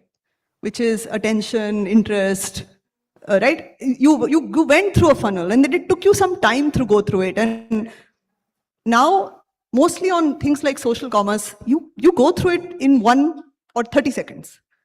It catches your attention, you like a product, you click, you show your interest, and then you go and buy. So on Amazon, we have had live content, influencers who are going live on Amazon now for a year. And like during our sale, we had millions of watch minutes on consumers just sitting and watching and buying. And being able to watch where you can buy, where you don't have to exit that ecosystem, you don't have to be on one ecosystem, click through, go somewhere else and come back, itself is, I think, we are realizing that consumers are finding that very valuable. The other thing that we are being able to do is to get big names or good influencers, like people with following, to be live on our platform so that we can also leverage the trust that they have with the trust that consumers have for Amazon, which is the convenience of shopping on Amazon, and give consumers the experience of comparing online, comparing while they're watching, being able to ask Rufus a question while they're, Rufus is our AI engine. They can watch something, they can ask Rufus a question, they can do a price comparison at the same time and place an order at the same time. So I think the shrinking of the funnel is the most important change that I would say that has happened. Also, the session will be incomplete if I don't ask you about AI. So how are you using AI from creating, conceptualizing to actual placement of your ads in this entire new journey? Yeah, I know. I don't think it's right to even call it a buzzword anymore, right? It's like sometimes when people ask AI, so you say, okay, I know that, I know. What are you doing with it? Tell me. How efficient is it? Tell me. So I divide this into 2-3 parts. I think the most, I don't think AI is a thing anymore. It's a deeply integrated part of all our, I would say, lives, of shopping, of creation of content and everything. So like I said, Amazon has a AI engine which allows you to ask it questions while you're shopping. It's a shopping assistant. It's called Rufus. It's on the screen. And that's a clear way through which we want to help and serve customers to be able to shop better, find pricing, find the best deals. Things like, what is the length of this jeans? You don't have to go and search. You just have to ask Rufus. Or say, how does it compare with the Levi's bootcut jeans versus this one that I'm looking at? It's a great way of shopping. It's a very easy way of shopping. That's one way. Internally for me, for the marketing team, I'm getting the team to use AI for better collaboration, reducing busy work, inefficiencies, wherever we think people end up doing too much work, which is duplicate or replication or adaptation, we are definitely trying to use AI for that. And we are using a lot of partners and third-party tools and internal tools to get to a more efficient, optimized way so that people time can be better utilized. We're also personalizing content to serve to customers. During our last Amazon Great Indian Festival, instead of serving 700 creatives to consumers, we served 77,000 creatives to consumers. There's no way we could dream of doing that with an agency, right? I mean, how much money, how much time, how many people, and how much error correction would you have to do if you had to serve so many, right? So saving time, not just for creation, but also downstream, ensuring that it is high quality, consistent, coherent is very critical. But I do want to put a line of caution here. I think that it's great for adaptation. We still haven't reached a place where it's great for creation. A lot through this last 3-4 months, I've seen things look exactly the same between things that my team has created, between things that my competitors' teams are putting out, or an unconnected team is putting out on social media. Because finally the tools are using the same prompt, being trained on the same inputs, and being looked at by very similar human beings. So we still need to develop judgment, human judgment, for making sure the creatives that come out are actually on your brand and not on someone else's brand, are your colors and not someone else's colors, and not every little thing that you're going to show on that static looks like the same. So very important, even as we use it for all of this, that we ensure that there's enough human judgment that we build in both creativity as well as at execution stage. What are the agencies you work with currently? So one of the ones that we use is Smartly. We work very closely with Smartly as the tool for replication. We have a lot of agencies that we work with. I mean, of course, we work with them through our partners like WPP, and they work with agencies. But there are tools that we're working. We have a lot of internal tools as well. I mean, they're internal names. I mean, you know, you can call, okay, Amazon has a tool called Quick Sweep. It wouldn't mean anything to you. So I think that's the question, right? We have a lot of tools. They're named after mostly men. But like, you know, Rufus, who's a dog, Cedric, who is like, and we have a lot of these. But I think they're just shorthands for trained LLM models, which we keep training more as we keep putting inputs in and making sure that marketers can use them well. And of course, use them efficiently. No, you spoke about competition a while ago, and you know, talking about that, you know, there are a lot of D2C sites that are coming up, and now we don't just have one D2C site. For like Imami has a bunch of sites for its hero brands. Similarly, DS Group. Are you seeing that as competition for e-commerce, something that can actually cause a dent? You know, this has existed forever. The verticalization or individual brands getting customers, creating intent, creating desire is a great way for customers to discover brands, to buy if they want. But there's a reason for why we have horizontal marketplaces like Amazon. Customers don't buy everyday essentials or things that they want to compare things across brands. You don't just buy a brand. So I think the individual brand sites are a great way of building that brand. It's a great way of customers to get depth and you know, input, and maybe even branded experiences there. Like you want to see how a lipstick looks on you. Maybe a brand site can do more than what even any of the horizontals can.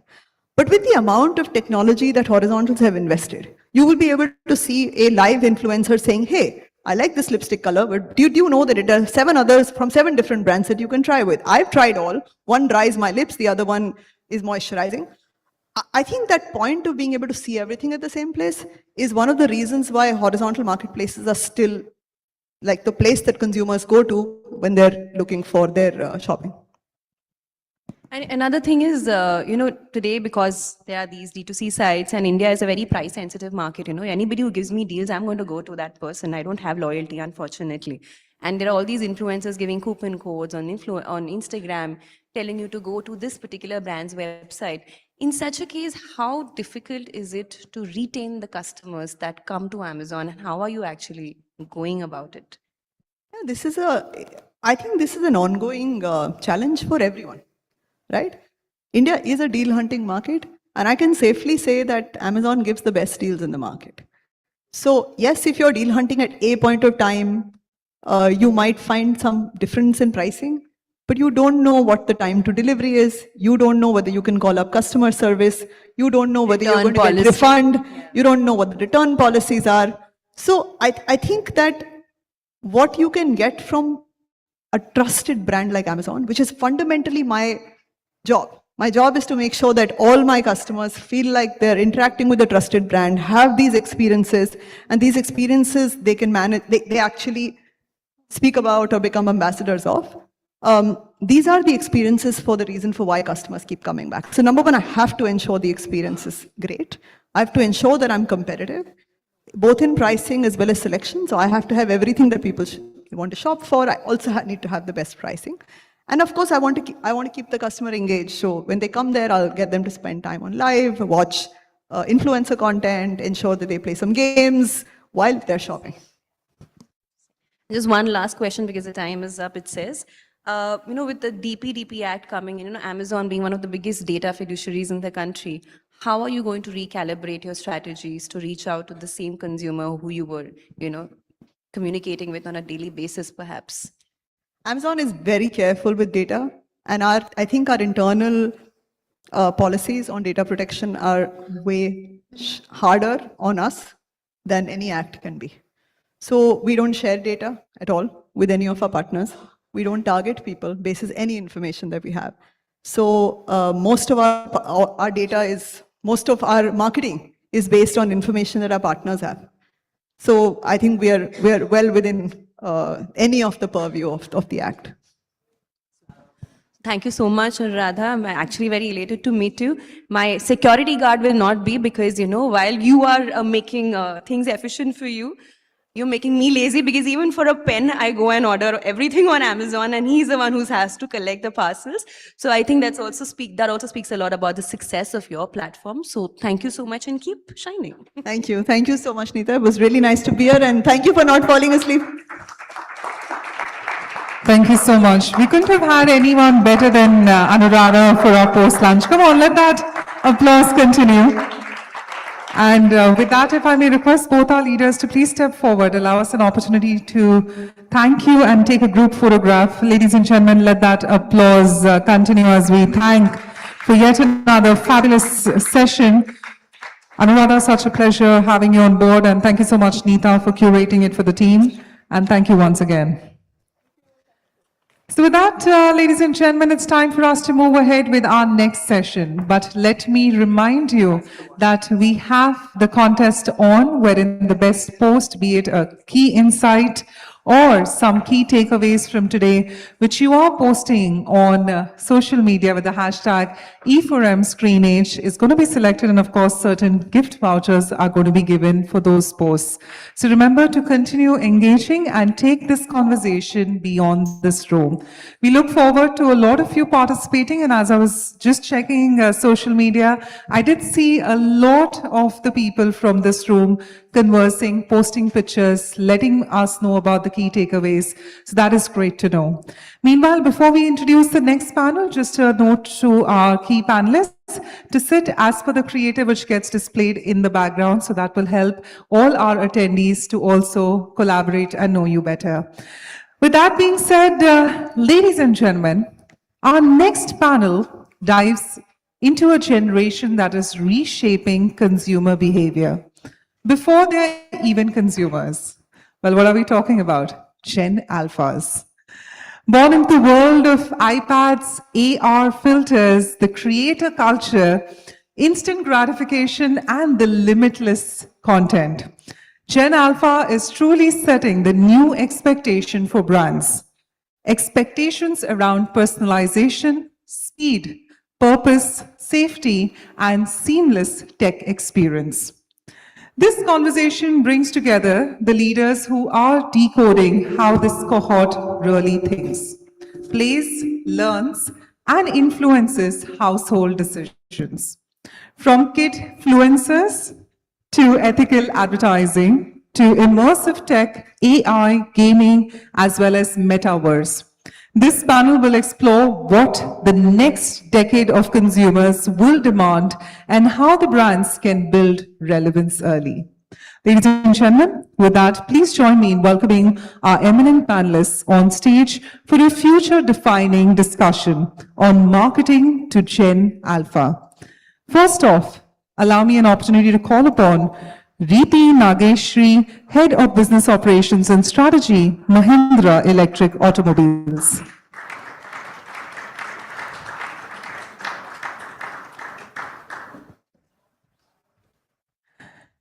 Joining Reeti on stage is going to be Arka Prabha Ray, SVP and Head Marketing Strategy, Brand Partnerships, Sponsorships and Events, HSBC India.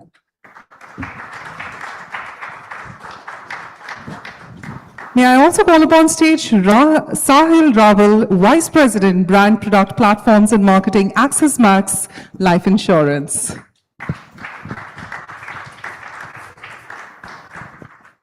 We'd also like to welcome Pallavi Mishra, Head Consumer Market Insights, L'Oreal.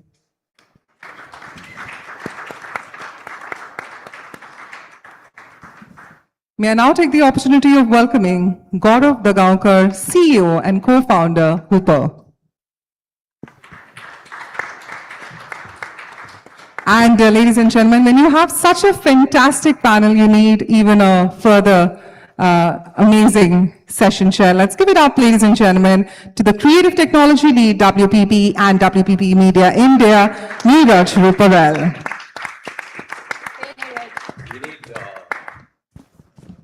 Thank you so much, as always. We need Zen Alpha energy on this panel. Initially, I was thinking we should all stand. And one of the guys was saying that this is a Mama Papa panel. But which is so true. All of us have Zen Alpha kids, barring Pallavi, who's planning one. But that's going to be Zen Beta. That's going to be Zen Beta, though, right? Now, this is an interesting set of audience set, as we say. They are screen audiences. They are born with screens.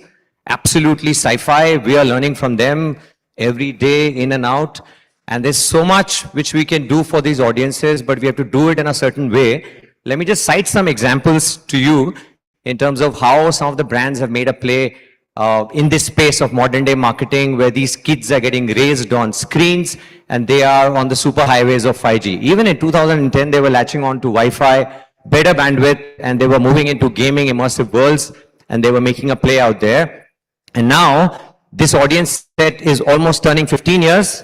So very, very relevant in terms of marketing for all our marketers here on this panel.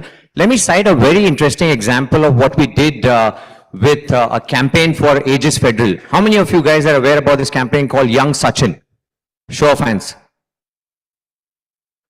Okay, just two. I should spend time and explain you what went behind the scenes on that campaign. So I think the beautiful work which can happen for this audiences is when you get the worlds to collide. And me and the chief creative officer of VML, who was working on a insurance brand, Sahil, we were discussing, called Aegis Federal. And we were discussing and we were saying that we want to create something really progressive on insurance. We don't want to create a campaign wherein we'll just go and say that buy insurance. Tomorrow, if you are dead, what happens to your family? We wanted to break that typical comms and we wanted to create something which is more progressive. So Mukund tells me that I have got the legend Sachin Tendulkar with me. And this is the pre-GPT era. So there were no NLG models for consumers out there. This is pretty much India's first AI campaign. My knee-jerk reaction was, let's create a Zen Alpha version of Sachin who would go on TV and 11-year-old Sachin would go out there and say, मैं अपने future से डरा नहीं, मैंने अपने future के लिए prep किया. एजिस फेडरल भी आपको प्रेप करता है अपने फ्यूचर के लिए, right? It's a classic example of creative and tech coming together, using a legend like Sachin, recreating him as a kid, and then communicating a comms. Exactly now, if you were to see, and if you see Messi is a cult with these kids, how many of you would agree? Right? Messi, I mean, if you've got a boy in your house, they are crazy for Messi. In fact, there are two gangs. When they meet, they have a vibe. They have got this brain rot thing going on Roblox. And if I ask him today, do chocolate or Robux, he will always say Robux. I said, why Robux? He's like, with Robux, I can create avatars. I can move into the gaming worlds. My friends will see this is worth $500 and stuff like that. So if you see, one of the classiest examples in the immersive gaming world was a case on Wendy's, which is a cinematic character of a brand that moves into various gaming worlds like Roblox and Minecraft. And she is challenging avid VR Zen Alpha gamers out there and beating them at that and then conveying the brand comms. So it's going to be brand storytelling for this audience sets. It cannot be those ads or the gaming environments which we have been raised on, like Angry Birds. You run out of birds, you watch a reward video, you get a bird and then you move ahead, right? We have a very good friend of mine, Arco. Can I call you Arco? Yeah. Because that's when I don't think anybody would be able to pronounce my name anyway, so it's okay. Yeah, Arco is fine, Ray is fine. So let's start with Arco. He's got Messi, who's going to be moving into India this December, right? Sometime soon. Right, yeah. And HSBC has gotten Messi on board. What's your thought like? When we were discussing, he was full of ideas. But let's see, you're not committing to anything, but you're just sharing a piece of idea with Messi, with having such a huge clout for this audience that's out there. First of all, I would like to actually say thank you to all of you who are here and who want to listen to us. Thank you for coming in. And I think you made a great point there, and kudos to the team that worked on the piece where you mentioned Sachin and the Gen Alpha version of Sachin and how, this comes alive, relates to the Gen Alpha directly, right? It's a great idea, I feel. With Messi, our association, however, is a little different. At the end of the day, it connects with kids and specifically the Gen Alpha, right? There's a brilliant insight that we have been working on, right? Today, you see, when people like us, we want to actually do something or go somewhere or meet somebody, I want an experience or I want access to a specific thing which money can't buy. If it's too expensive, I'll take a call. Okay, I don't want to kind of spend that kind of money for that experience or access to a specific area, right?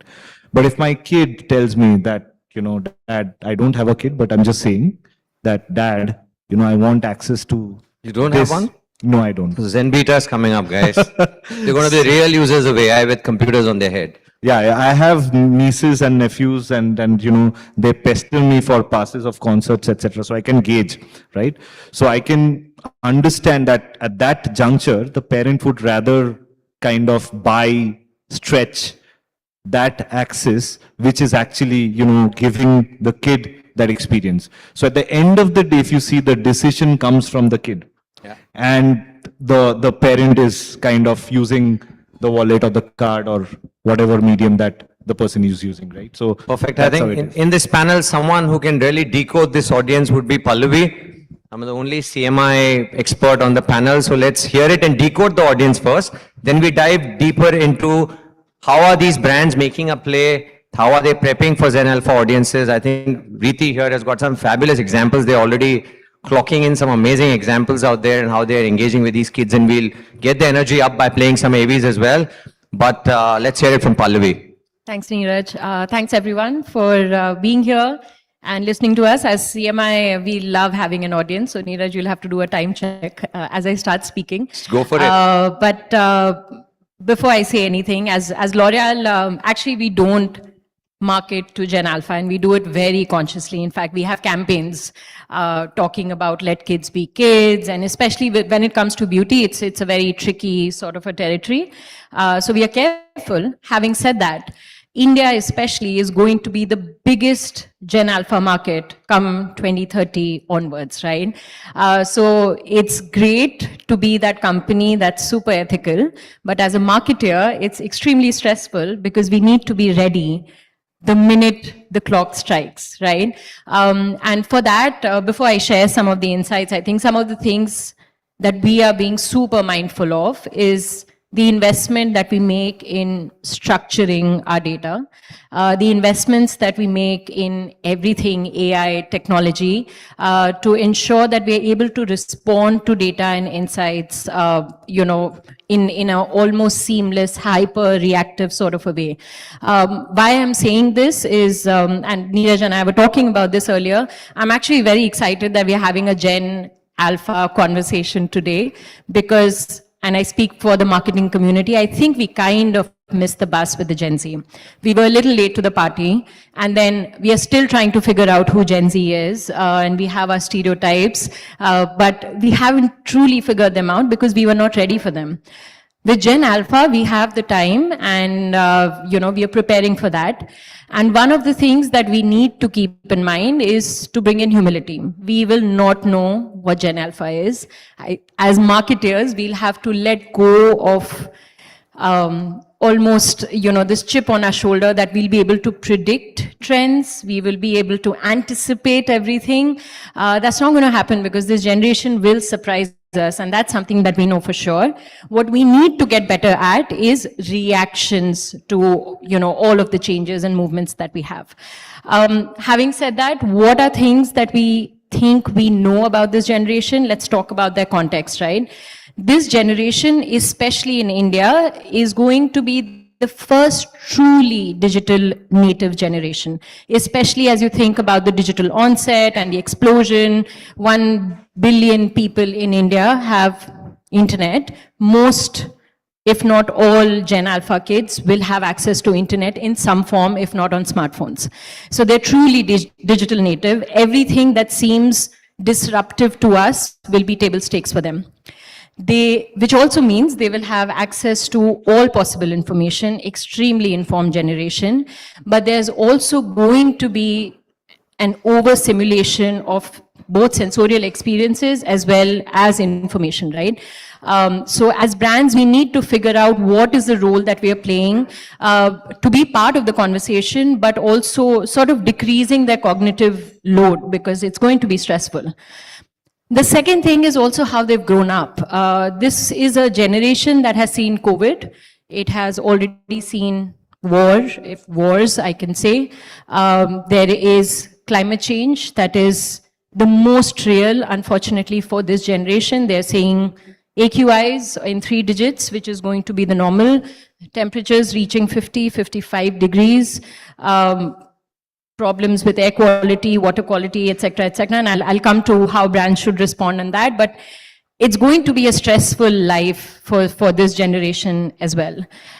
COVID was also an interesting and important moment for them because this generation is being brought up by millennials like you. So they're seeing a household which is far more egalitarian, right? Gender norms are very different for a Gen Alpha, even when compared to a Gen Z, because they don't know the concept of, truly, I mean, for the most part, it's India and, there are differences, but for the most part, the Gen Alphas are seeing, especially in metro markets, etc., they're seeing conversations that are egalitarian. And that changes the way they respond to communication and, they respond to brands, etc.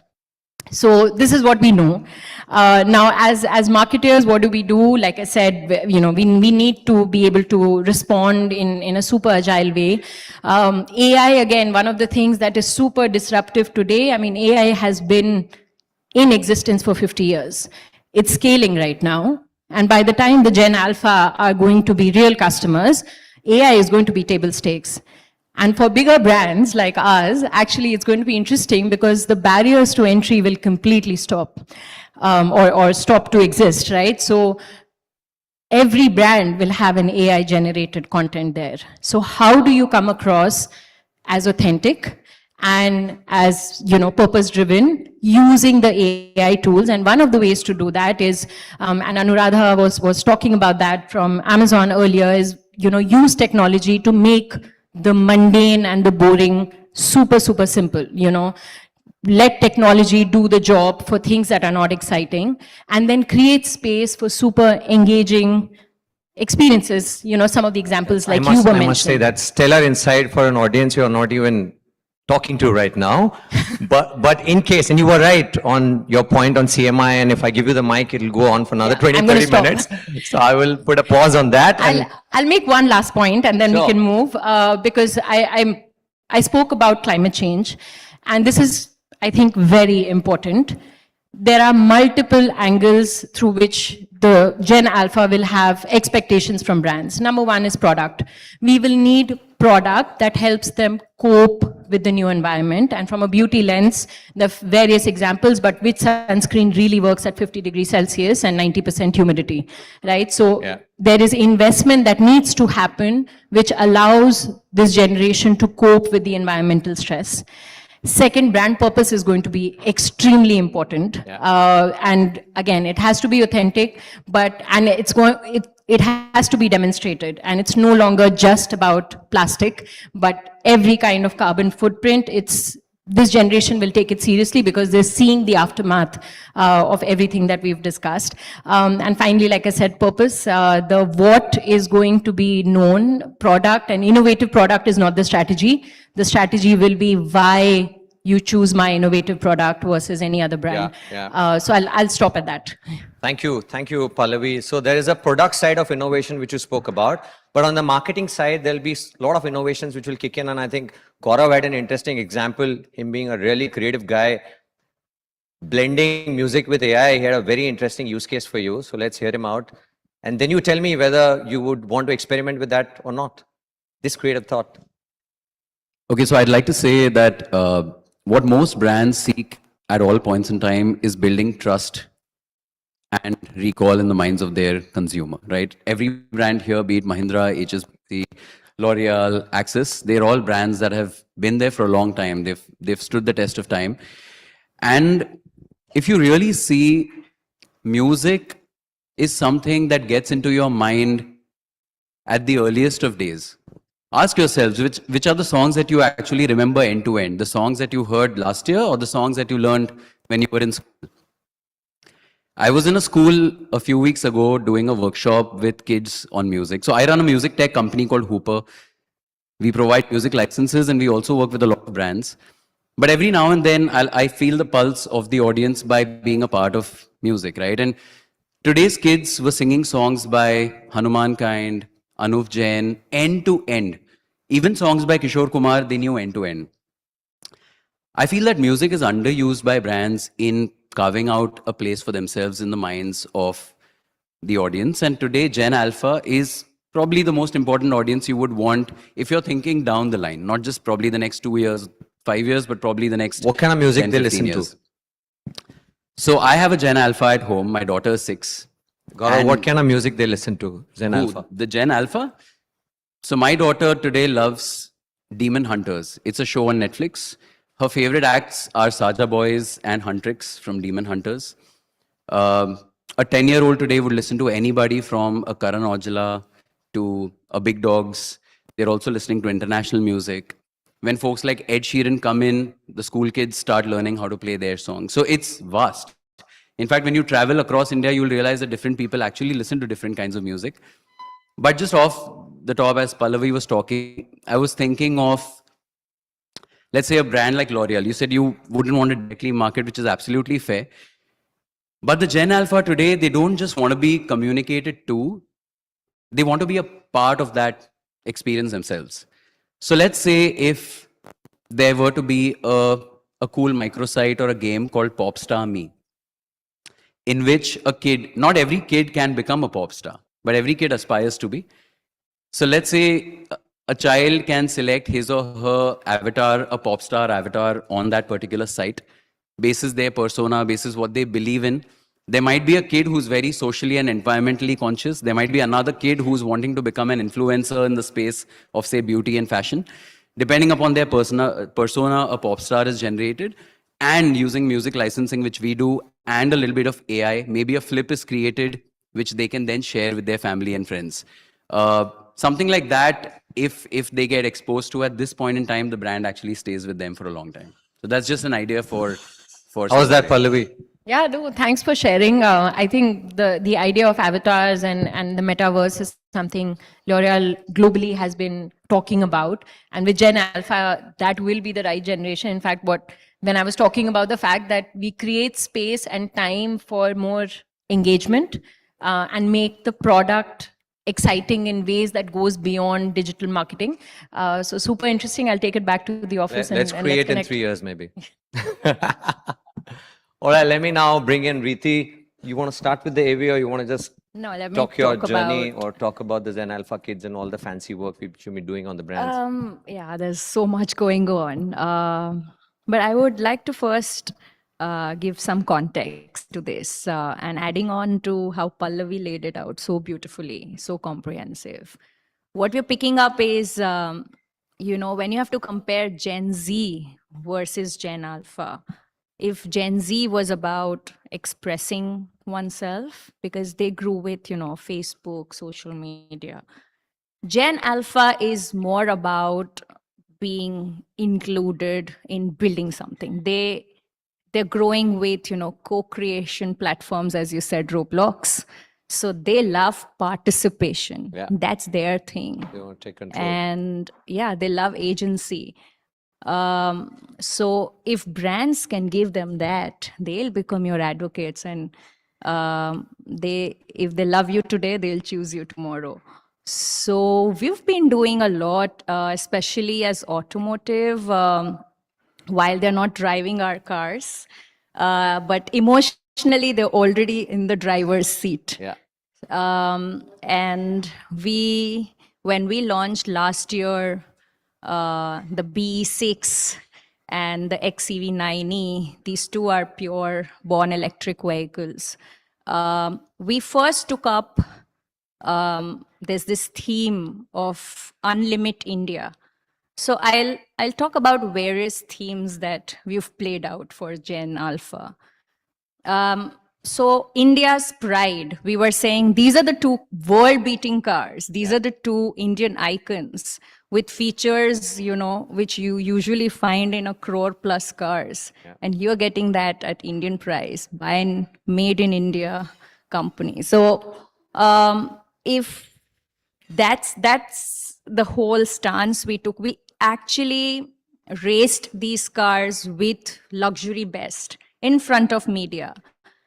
Beating them. So it was not just talks, it actually was performing. And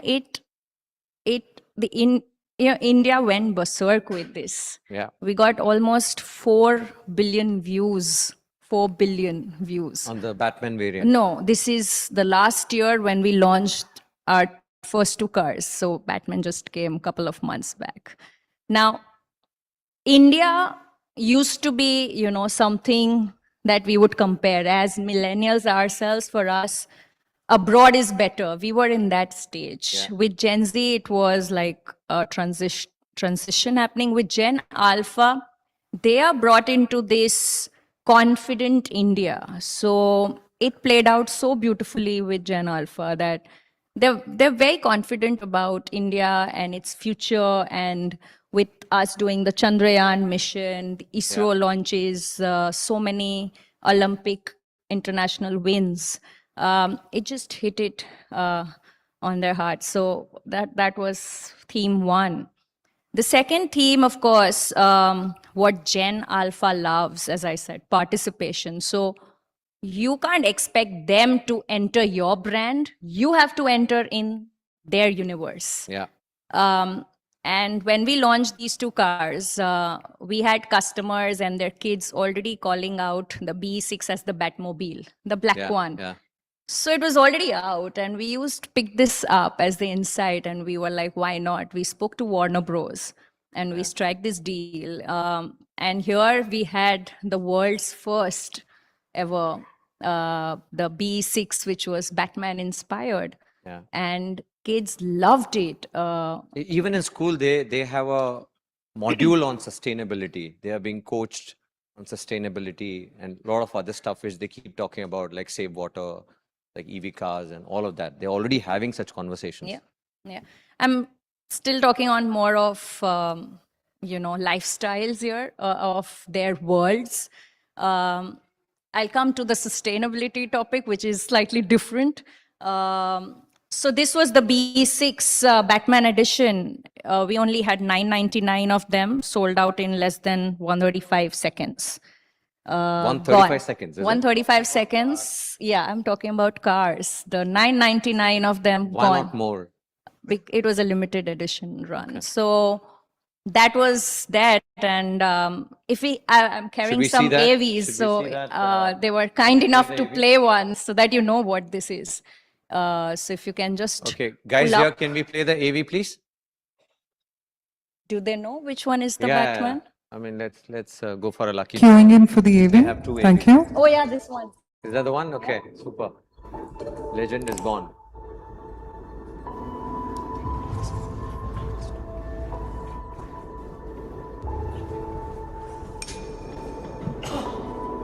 We're respecting the Make in India variant. Because everyone's up.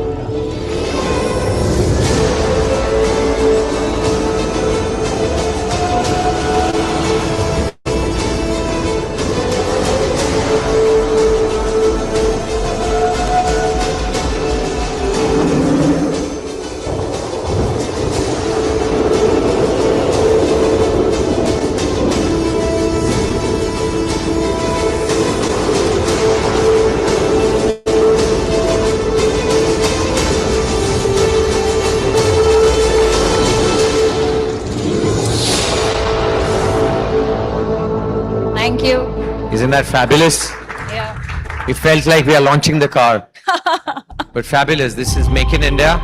Clear skies on this exciting race day. Not The yet. teams are set and we're charged up to All right, you want We to can set a pause. context in Thank that one you. and maybe we can play the AV? The next question. Not back. You can go for it now. Back to back? Yeah, you can. You can. Okay, are So you we ready can- for one? Yes, I'll one let more. others talk. One more. We are in that, Hi. India kind of an energy now.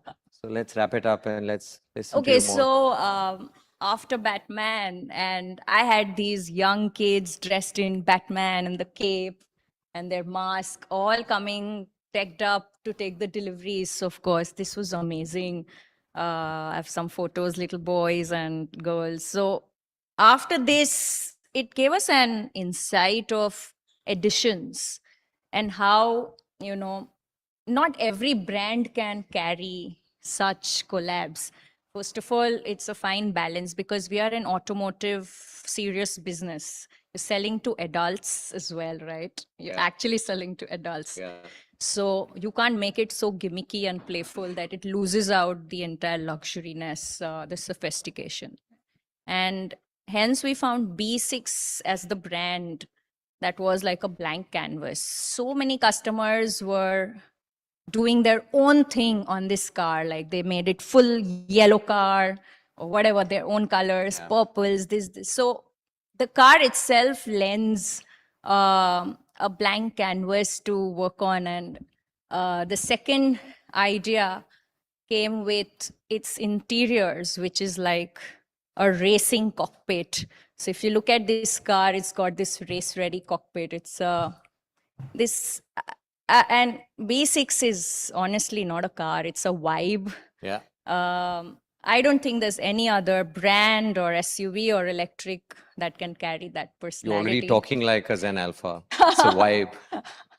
Yeah, it's got its own flex. That's the new term, right, these days. Yeah, So we thought there's one more trend which is picking up with Gen Alpha, Formula racing.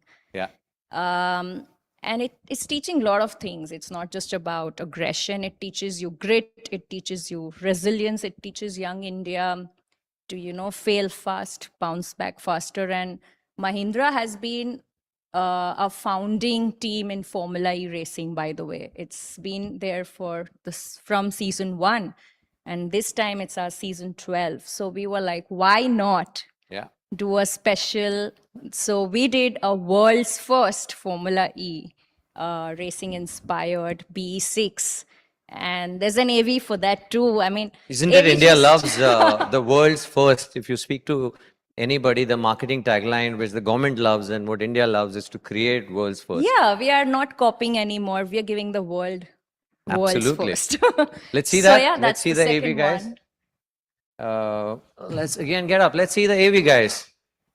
We have about 14 minutes all for my friend Sahil, who has a fabulous Queuing example in for the coming up. next AV. Thank you. Clear skies on this exciting race day. The teams are set and we're charged up to get going shortly.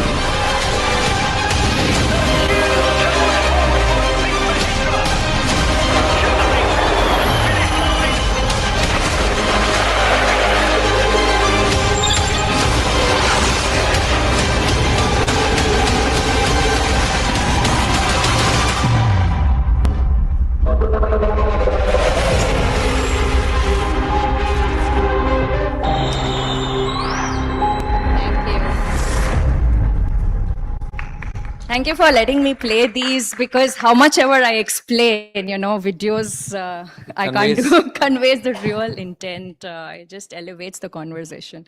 So yeah, this Absolutely. is what we are doing. We are entering their universes. And that's how we gain access to them early on. Because as I said, they're emotionally already on the driver's seat. Yeah, absolutely. Let me now ask my friend Sahil, who has some rich insight on Zen Alpha, one of our fabulous leaders in the insurance segment. And as we all know, India is not insured the way it should be by any means.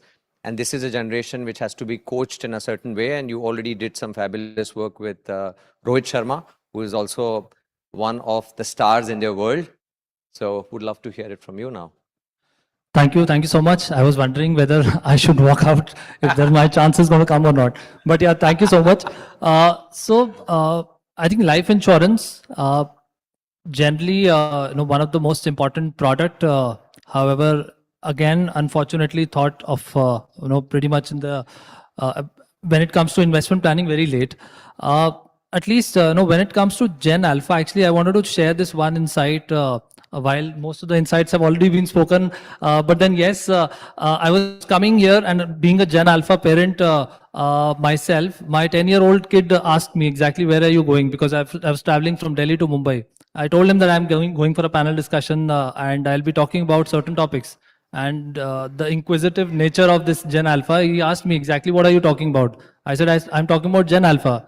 He said that's me. Then why am I not being invited? Why am I not there? So on a lighter note, I think the Gen Alpha themselves are very, very inquisitive. They are pretty much, overexposed to the content, on the digital platforms as we spoke about. And there is a fair bit of, knowledge and awareness that they have already, acquired over the period of time. And there is a reason behind it. Obviously, we spoke about how they have been born into the revolution of smartphones. They've been born into the revolution of internet.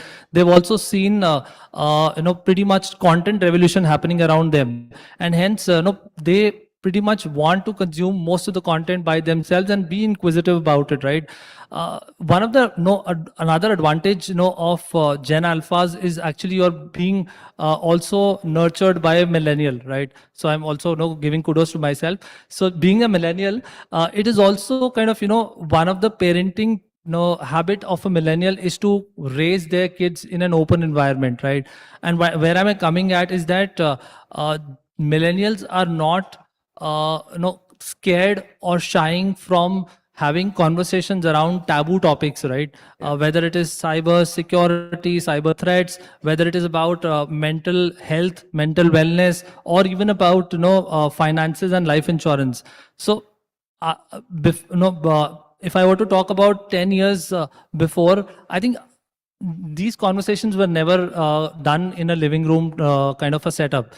You would have a man of the house, making some of those investment decisions, and you would only get to know once, let's suppose, the right time would come. I think, however, the things have changed, in the last few years, and we've seen that a lot of these conversations about investments, about life insurance are actually happening on the living room table, right? Yeah. Whether it is two millennial parents having this conversation, or even sharing some of these insights with the Gen Alpha kind of a kid. And the advantage, at least is that when you're making some of these, conversations as a brand to the millennial, these are being consumed very well by the Gen Alphas as well. Right. And specifically, if I were to talk about, there is one of the platform that Axis Max Life Insurance does. It's called the India Protection Quotient, right? The India Protection Quotient basically tells about the overall preparedness about, around the financial preparedness, basically talks about financial preparedness for the various segments, whether it is Gen Zs or the millennials. We've not gone into the Gen Alphas, but the whole point is that when we see this entire awareness, it is basically improving as we go down the age. So millennials and then Gen Zs are comparatively better aware in terms of their finances, and similar case is going to happen with the Gen Alphas. When Gen Alphas start earning, they will have a much better kind of awareness and understanding of how to really save, how to invest. And that's where we want to be, right? As a brand, we want to have those conversations brought to the living room so that they can be at least, the Gen Alphas can be prepared well in advance, right? So those are the kind of things that we are trying to do. Coming back to Rohit Sharma that you mentioned, so we do have Rohit Sharma and Ritika Sajde as our brand endorsers, and there are 2-3 things that I want to maybe talk about again. As a brand, as I mentioned earlier, we are basically focusing on a smart millennial family, not a smart millennial man, but a smart millennial family.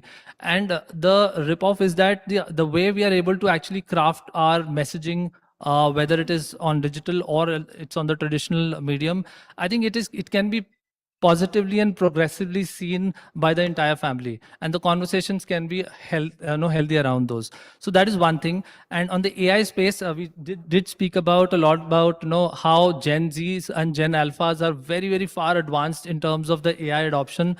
By the way, my son can use Canva to make super videos that possibly my team cannot. So they're very, very adept at some of these AI tools.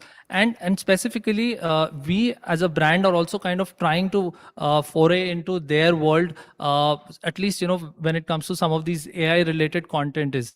So as of now, I can create a Rohit Sharma enabled personalized content for yourself that, will obviously delight you. And eventually, when Gen Alpha gets exposed to some of these content pieces, they do kind of admire the brand as well. Yeah. So having said that, please go on. Sure. So having said that, I think the 2-3 areas that I was covering is one, as a life insurance brand, it is important for us to create that level of awareness. If you talk about, the industry, the penetration of life insurance is hardly there, right? There is only less than 3% of penetration in India as a percentage of GDP. When you compare it with the overall Asia, it's almost, again, Asia is standing at 4%, India would be at 3%. And when you look at globally, it's almost 3 times of that.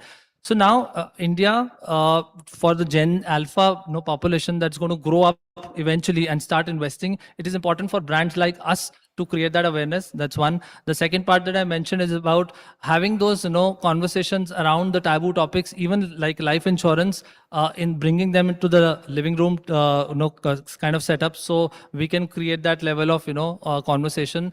And third, using the tech, the AI, to make our content much more engaging, much more kind of entertaining for the Gen Alphas to kind of ape up and have financial information on.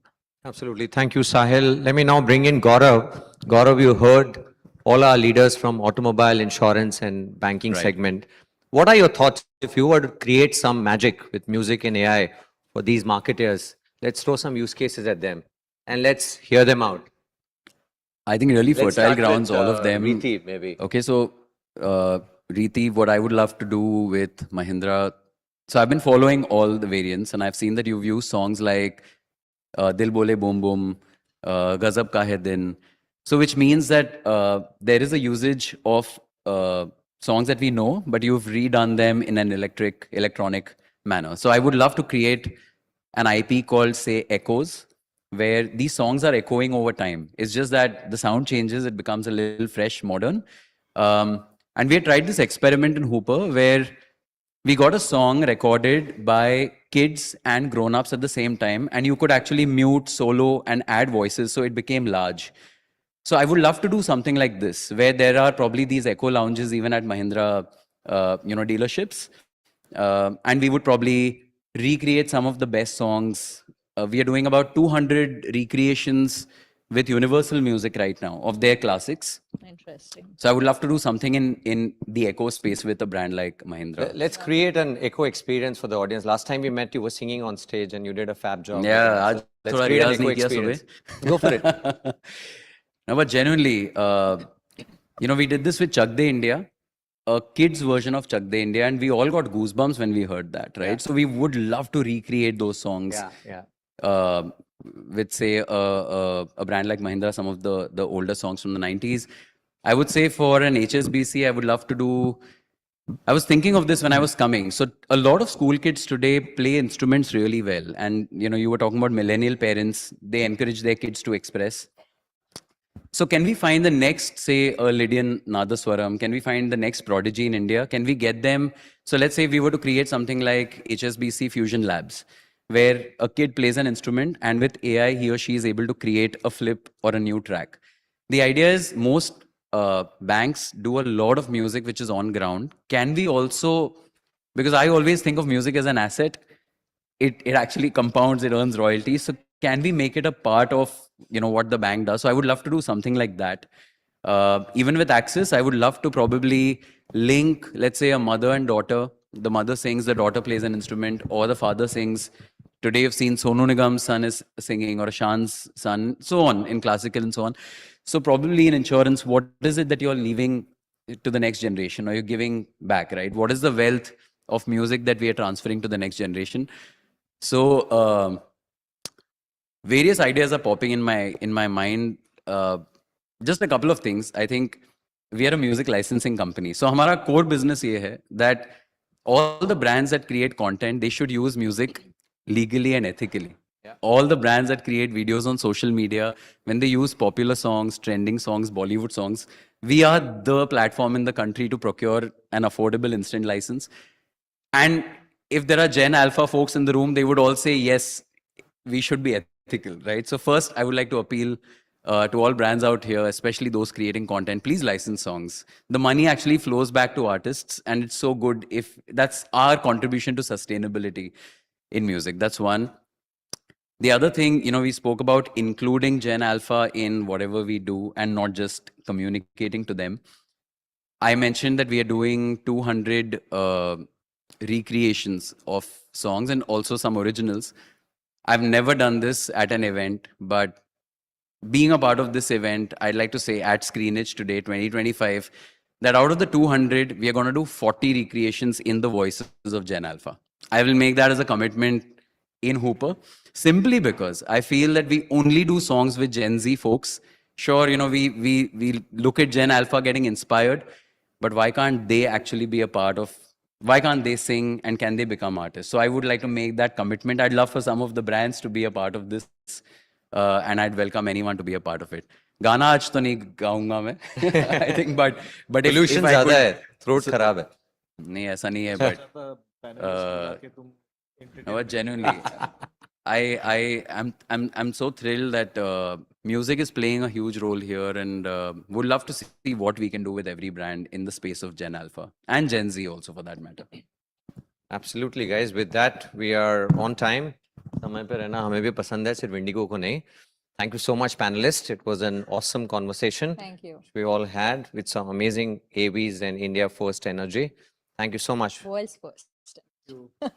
Thank you. Thank you so much, guys. Thank you. Let's give them a big and a mighty round of applause, and may I request our entire panel to please step forward, allow us an opportunity to capture you in one frame, and to all our audience members, let that applause continue. Let's appreciate all of them on stage. Thank you so much, Neeraj, Reeti, Arkaprava. Thank you so much, Sahil. Thank you for joining in, Pallavi and Gaurav. Thank you so much. And with that, we had a fantastic session at the 8th edition of Screenage 2025. And on the other side, we're going to be getting ready for our next visionary talk. So do not go anywhere, as we have a great session on the other side.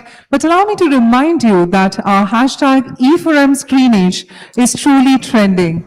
We're seeing a lot of great insights coming from all of you, so continue with that participation.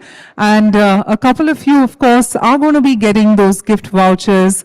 So our team and the social media bit is screening that at a regular basis. So continue with the hashtag e4m Screenage as one word. Now on the other side, ladies and gentlemen, taking the spotlight is somebody who's the driving force behind Lenovo's mission to power seamless, hybrid and high-performance experiences for India's next generation of consumers. Please join me in now welcoming on stage the Vice President and Managing Director of Lenovo. Let's give it up for Shailendra Katyal.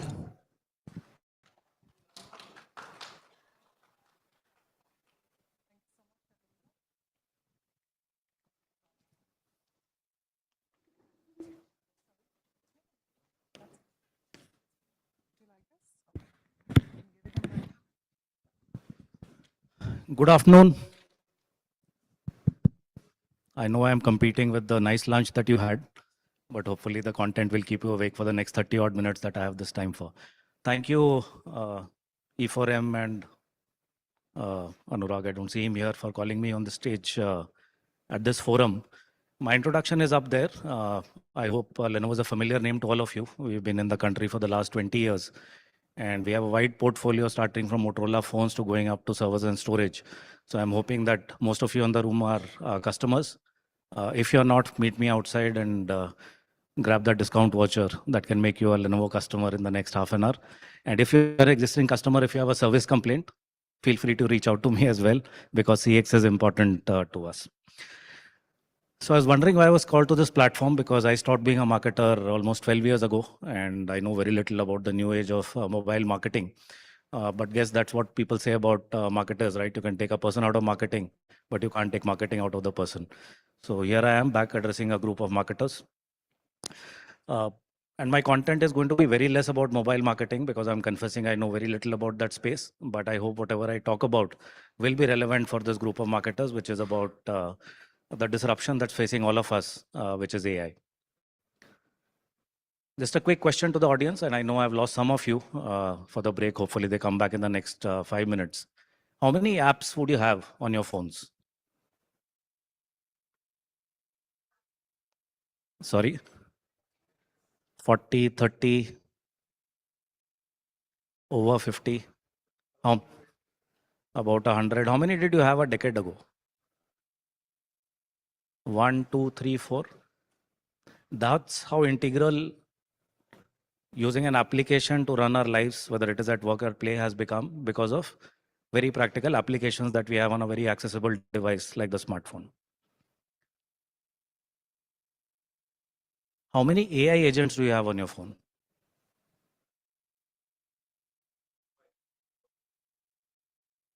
3, 4. You're clearly leading the pack.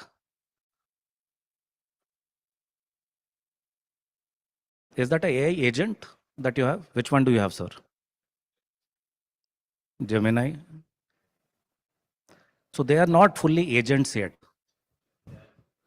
They're just a level up from maybe being a assistant in your discovery process. An agent would mean they will also perform the task for you. And that's where we are headed. Right now, this is like the birth of the internet. Internet was born somewhere in the late 90s, and over time you have now maybe 100 apps on your phone. It's taken us about 30 odd years. Right now, I doubt whether any one of you will have a real agent on your phone, because none have really come through yet. But will that explode in the next 2 to 3 years? Absolutely, yes. And the seminal impact that will have on all our lives, whether at work, at play, we can only imagine the possibility.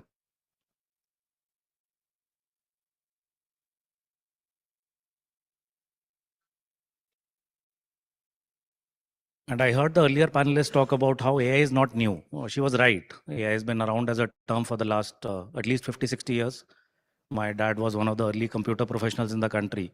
And I was going through his old documents, and he had written a thesis on AI in 1969. So that's how old the technology is. And this is man's search for looking for something which is better, which can improve the life of us humans, make our most productive, and make our jobs easier. And this is how our humanity has evolved, right? In the early ages, it was just about discovering the wheel or discovering fire or finding the first stone implement or the iron implement. And that lasted for a very long time. And I hope you get a sense of the acceleration. Something that lasted for millions of years since we emerged from the cave and started becoming productive, to the industrial revolution, which lasted maybe for about 200 years. And we had disruption, right? The first car, the first flight, man going into space. These were big disruptive moments. And all that got compressed into just 200 odd years. But the real disruption, real acceleration we are seeing after the growth of computing. The first computer came about in 1940s. And already, how many of you remember the top left picture? Top right, sorry, it's on my left, your right. Yeah, lady raising her hand up. Yes, the first time a machine was intelligent enough to defeat Garry Kasparov, who was the ruling champion for the previous decade, and nobody could beat his brain. But Deep Blue came in, tried 2 or 3 times, failed, but finally in 1997, a machine became more intelligent in one of the most complex game that humanity has created. 1997 till now, there have been enough science fiction movies. Everyone remembers HAL 9000, a sentient computer trying to run the world. So fiction is coming true, right? What happened in January 2023? ChatGPT got discovered. 100 million downloads within a month. And all this had been building up. Enough compute was coming through. There was this famous Moore's law where the chip will become smaller and double every 5 years or so. Those norms got broken. And the amount of compute which is now available, which allows you to perform much more complex tasks at a much more efficient in a fraction of a time, that generative power truly came through in just about 2 to 3 years ago. And remember, like I said, this is just the birth of the technology. It's like the world getting connected in 1990. The amount of change that this will bring through. So let this room not be any doubt whether AI is something like blockchain or crypto, which will come and go. It is a fundamental technology shift and it will remain. What is likely to happen in the next 10 years? Because AI has become generative. But that's not where it stops. What is the world running towards? Because even right now, for something to get generated, you need prompts. Right? There's still a lot of human intervention in trying to get the generation out from the machine. Anyone heard of the term AGI? Yes, you have.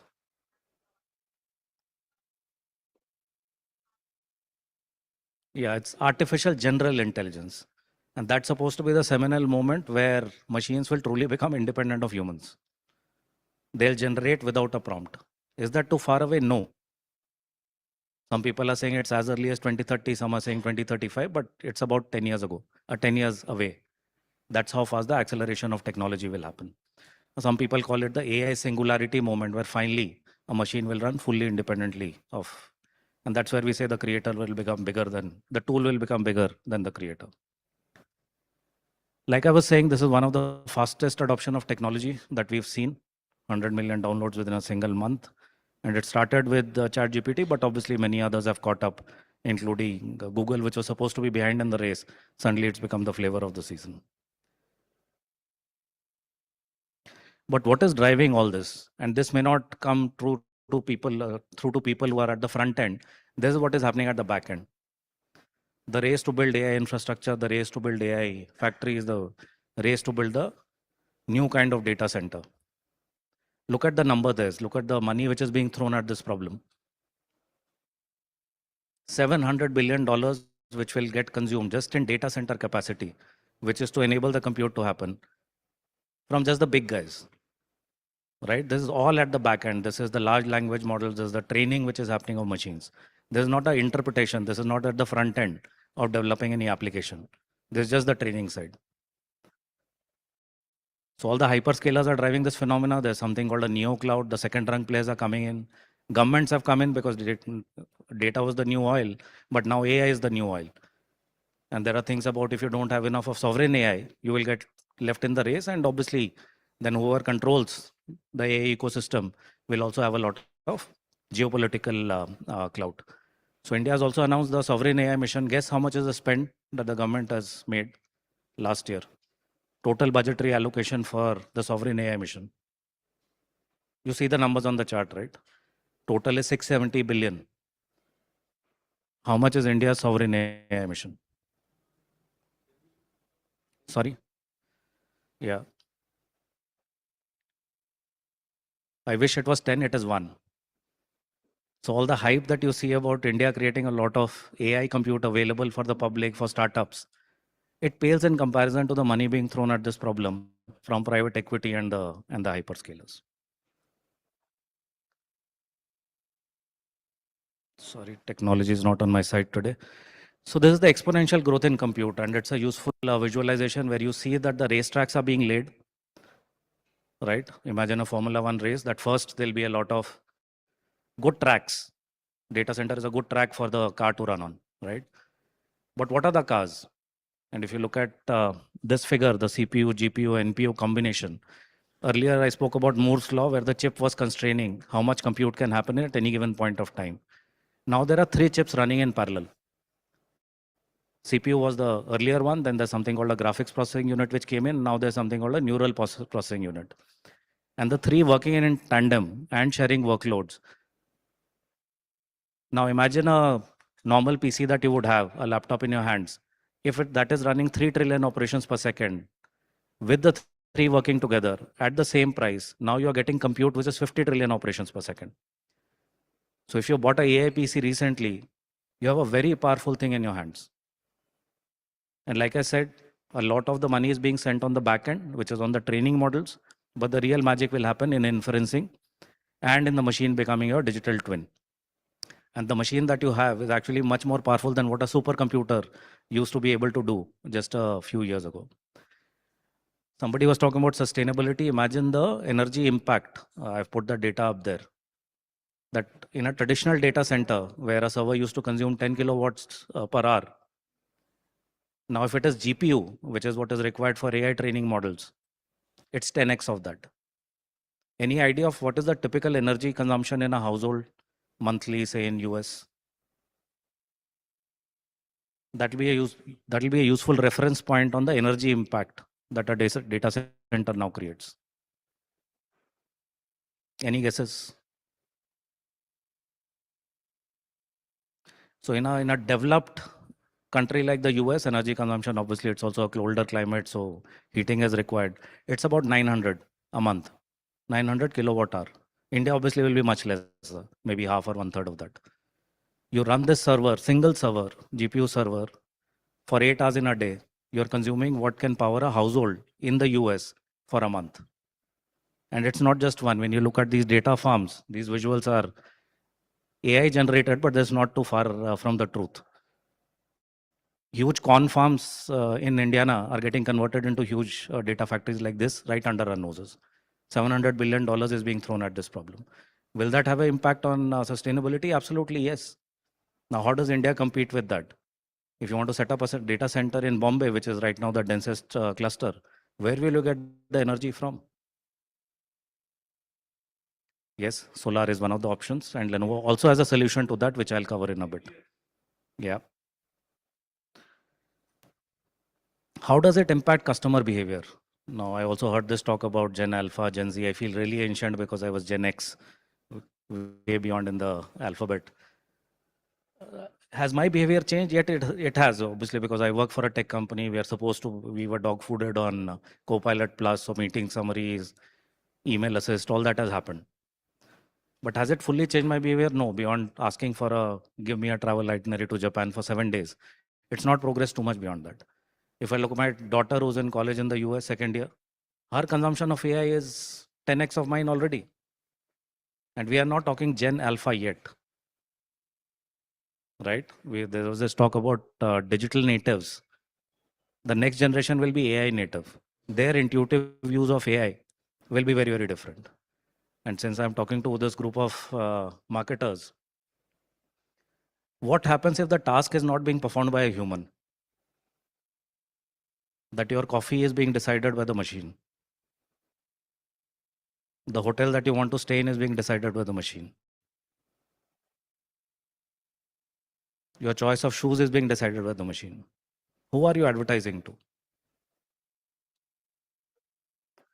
Obviously, they'll look at your search history, your past behavior, and all of that. Your digital twin is built on your digital persona, but that is on the past.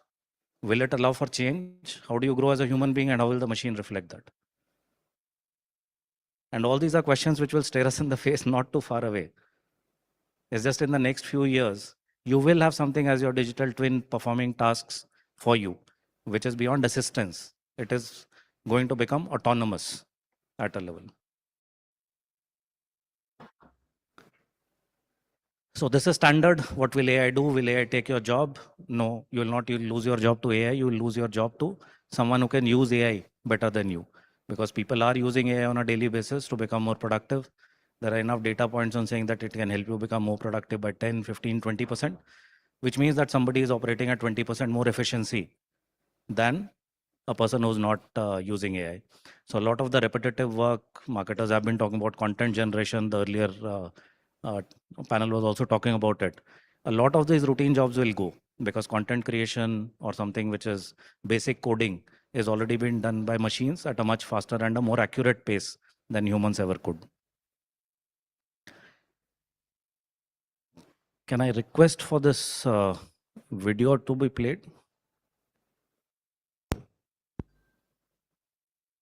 China unveils doctorless AI kiosks that diagnose and dispense medicine in just 5 minutes. Imagine skipping long waits, crowded clinics, and repeated trips. These kiosks put speed, convenience, and care directly in your hands. No human doctor required. Here's how it works. You step in. Facial recognition and medical sensors check your vitals. Blood pressure, heart rate, temperature, oxygen levels. In minutes, AI analyzes the data and delivers a probable diagnosis. Then it hands you your medicine instantly. No lines, no forms, no waiting. They're popping up in malls, transit hubs, and public squares, bringing fast, affordable healthcare to busy cities and even remote towns. AI isn't perfect. Rare diseases, complex cases, and mental health issues still need human doctors. But for routine checkups and minor ailments, this is the future of medicine. Fast, frictionless, and at your convenience. So, would you trust a machine over a doctor?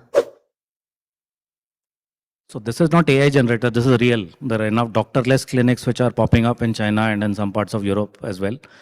Still, I would say experimental, but as the accuracy improves. Now, what happens to what was called the outpatient department?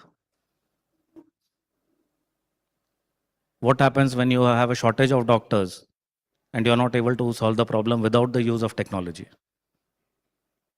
So you may still have a remote doctor monitoring the overall process, but imagine such a kiosk in a village dispensing medicines.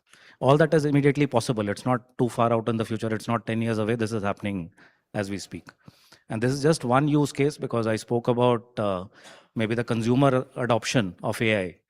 Consumers obviously have taken to AI a lot more than enterprise has. But already we are hearing about autonomous factories. That's a fully dark factory. There's no one even switching on the lights there. The factory is running 24/7 without a single human on that floor. And output is happening at a very predictable level. Autonomous cars, all that is public evidence, but a full factory running without any human intervention, a full hospital running without any human intervention, that's the power of AI. And it's coming at us quite fast. China unveils doctorless. Yeah, so what is Lenovo doing about it? Like I said, we are a fairly widespread technology footprint. We run a pocket to cloud business, but we see everything getting changed with AI. And our view of AI is not just what you see with a hyperscaler. AI is not what you see only on ChatGPT or Gemini. The world will move to a hybrid AI world in a way it already has, where AI will be run in a personal space, because a lot of your data you want only on your machine. You don't want to run it on the cloud. Now, if you want analysis on your financial documents, why would you want to do it on the cloud? Or if you want something to be more private in terms of your photographs, your videos, the computer itself, your laptop itself will have the compute part to give you AI solutions. We have a feature called AI Now already on our laptops, which does maybe 90% of the task which a Copilot Plus or a Gemini would do. Because the data is there, models are already established. It's just about putting a layer of application on top of that, which allows you to give you a near accurate kind of. So personal is there. The same goes for enterprise data. Many of you represent good companies. In the early years of AI summaries, we heard about somebody summarizing a board meeting and putting it on the cloud. So that is accessible for the whole world to see, because people were curious. They wanted to try out some application. But like I showed this use case of a hospital, that surely can't run on the cloud, because patient information, it has to be protected, which means enterprise AI adoption will happen. So, and all companies, good companies are experimenting. They're creating pilots. They're creating what is called a AI library or AI factory, which is on their own premises and not necessarily relying on the cloud. And public AI is well known, which is where all the back-end action in terms of large training models are getting created. But imagine this world very similar to the current world of internet, that everything is connected to the net, whether it's through a phone or a server. Everything is now connected through AI. But there are guardrails, there are boundaries on what can go into the public space, what can remain in an enterprise space, and what will remain on your device. But how do you govern all this? Because finally, if the control rests with the user and you want to decide how to play with the data, this is where the agents start coming in, which will give you the control, which will give you the governance. And we've made something of our own, which is now called, it's called Project Quantum. By January, we'll be announcing that to the public. It will actually become your twin and it will give you control from a cross-device point of view. But for you, it is a single interface, which can look at your phone, look at your tablet, look at your PC, look at your other public storage documents, and still give you the same seamless response through a single interface. People spoke about sustainability in all this AI world. Security is very important. Some part is what goes into the cloud. The other is this generative power of AI. Does give clout to not so nice operators. So deep fakes. We've all seen Nano Banana and the 6 top guys in technology having coffee in Kormangla. All those images are getting created because there's a lot of compute power which is available. So we are working hard to make it secure, ethical, and also sustainable as AI. And I've covered most of this in terms of our wide portfolio. There's Motorola, because the brief to me was, how is Lenovo enabling all of this? I hope this gives you a sense. We do have a ringside view on the entire ecosystem.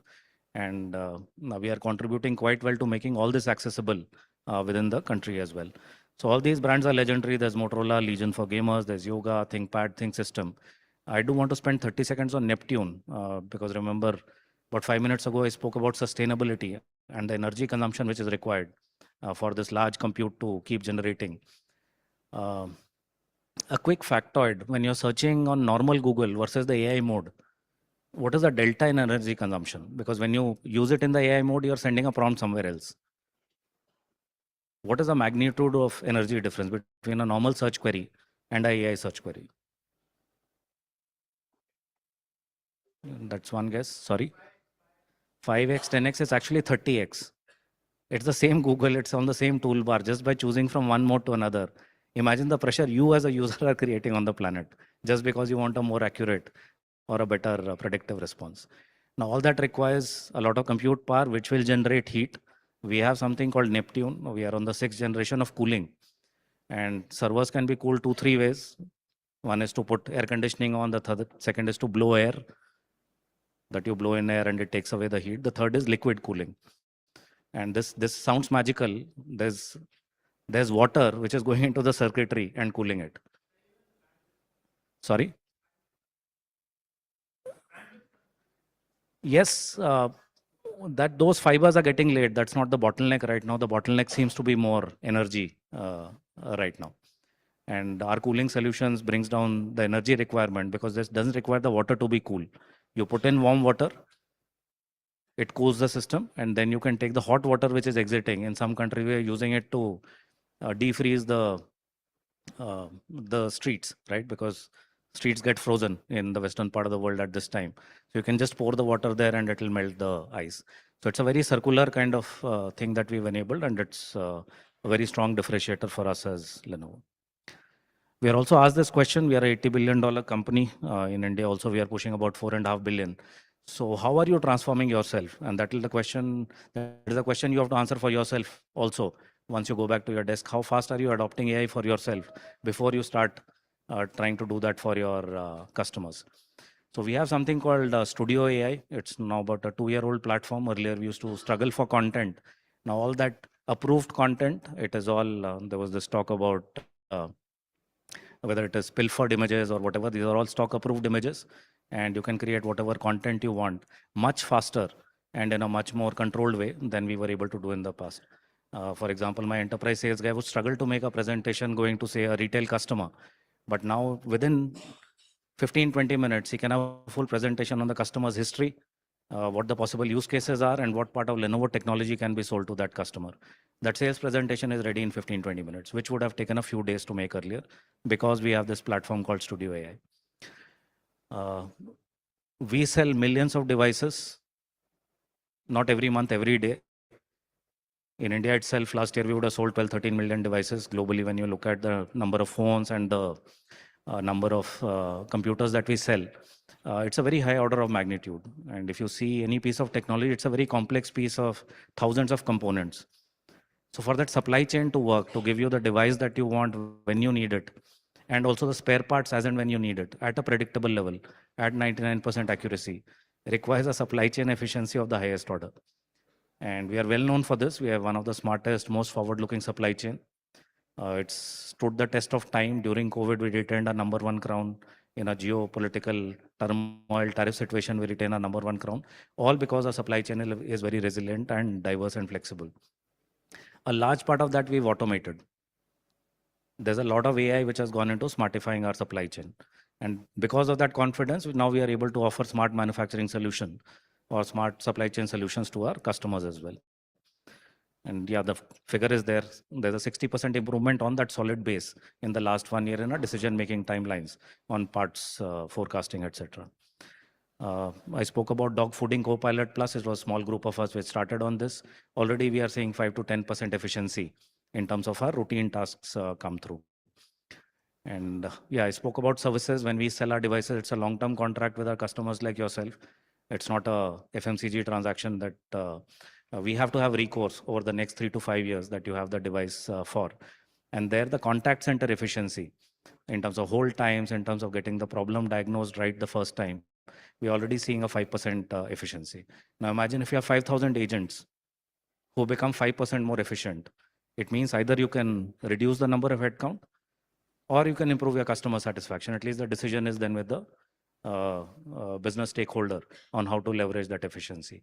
Now, all this has happened in the last 1 year when we started adopting some AI pilots. Imagine the manifold impact it can create if all companies start doing pilots like these and start using AI for the true potential that it brings in your hands.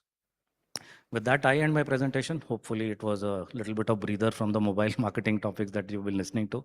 And I hope you leave the room with no doubt that AI is not a flash in the pan, it's not a fad. And if you're not adopting AI, you will start feeling like a Gen Xer very, very soon. Thank you. Thank you so much. Ladies and gentlemen, let's give him a big, big round of applause. And such an honor hearing from you, Mr. Katiyar. And with that, we're going to be heading towards our next conversation at the 8th edition of Screenage 2025.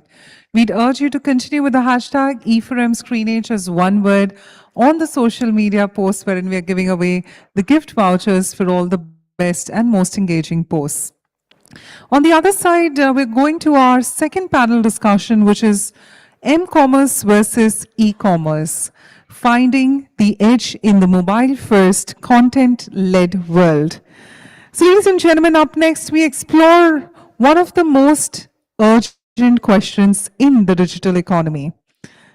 Is mobile commerce becoming the new default? With India's mobile-first population, vernacular internet, faster payments, and of course, the social commerce explosion, the mobile screen is no longer just a discovery tool. It is where the decisions are made, trust is built, and a lot of time the purchases happen. This panel brings together leaders shaping the e-commerce and mobile-led ecosystems to decode where the real advantage lies.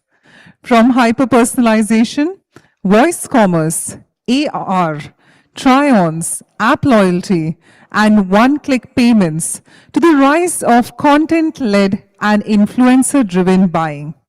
We are here to break down what mobile and its edge is all about and whether M-commerce will eventually outpace the traditional e-commerce.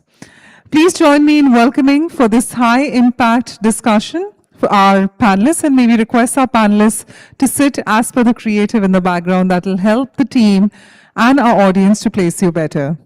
Starting with our first panelist, let's call upon Bhavna Jaiswal, Country E-Commerce Integration Manager of IKEA. Let's give her a big, big round of applause as we welcome her.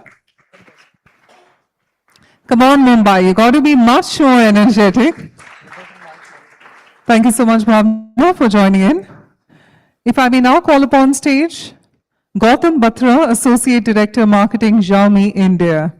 Let's give him a warm round of applause. Altamash Khan, Head of Media and Digital Marketing, Pantaloons. Thank you so much, Altamash, for joining in.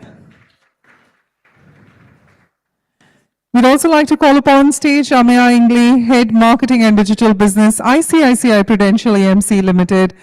Let's give Ameya a warm round of applause.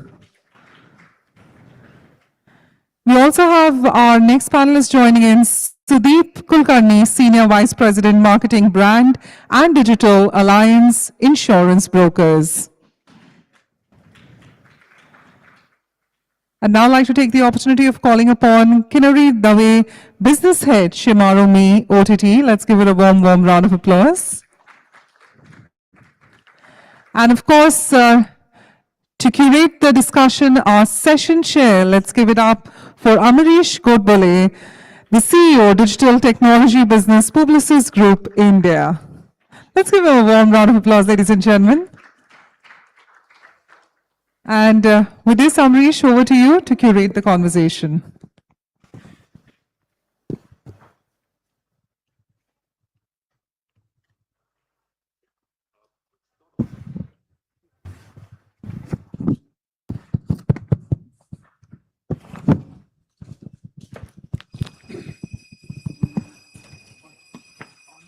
Well, first of all, good afternoon, everyone. This is getting to the end of the day, but I hope that, the discussion over here will, spruce you up. And we've got an absolutely fantastic panel over here, spread across multiple categories. And I think by the end of this conversation, we'll have a fantastic viewpoint on m-commerce and its role in the, Indian economy. So, to kick off the discussion, I hadn't really realized this till I started preparing for this panel, but we have like 1 billion screens in the country, right? More than 1 billion screens. And what that means is that commerce is actually changing from a screen experience to a creator experience, a content experience. Everything today is potentially commerce. And mobile plays a very, very important part in that journey. And I think I'd like to start off this discussion by asking each of the panelists over here, their one-line take on how mobile commerce is impacting your industry or, your sector, and, just a bit of a rapid fire to get things started. So, Bhavna, maybe we can start with you. Sure. I think for us specifically in the home furnishing category, it's basically merging what used to be completely separate steps along the purchase journey, right? It was discovery, which possibly happened in print or TV, and then research, and then final purchases, which used to happen at completely separate steps. Now all of it is getting merged into one seamless journey. The whole funnel has collapsed for you. Awesome. Well, we actually deal in smartphones, so I know for a fact that it is moving towards mobile. But I feel that in general, mobile is easy, right? Your laptops, desktop, and everything is kind of an acquired thing by many. But mobile phones comes in easy, so you know your way around it. You know everything that you can do on it, and therefore it is moving towards that just because it just makes everything easier. Yeah, you're pretty much at the heart of this conversation that we're having. Please go ahead, Altamash. Yeah. So I think. For fashion and retail, I think for that category perspective, mobile is the platform on everything. The discovery starts on phone. The decision is taken on phone, and probably then it's decided where to shop from. Mostly it's online. Even if it's in store, it's the journey of discovery still happens from the mobile device itself. So it's everything for retail category. Got it. I think for the financial industry, and we are part of the mutual fund group, right? And the journey has been very interesting.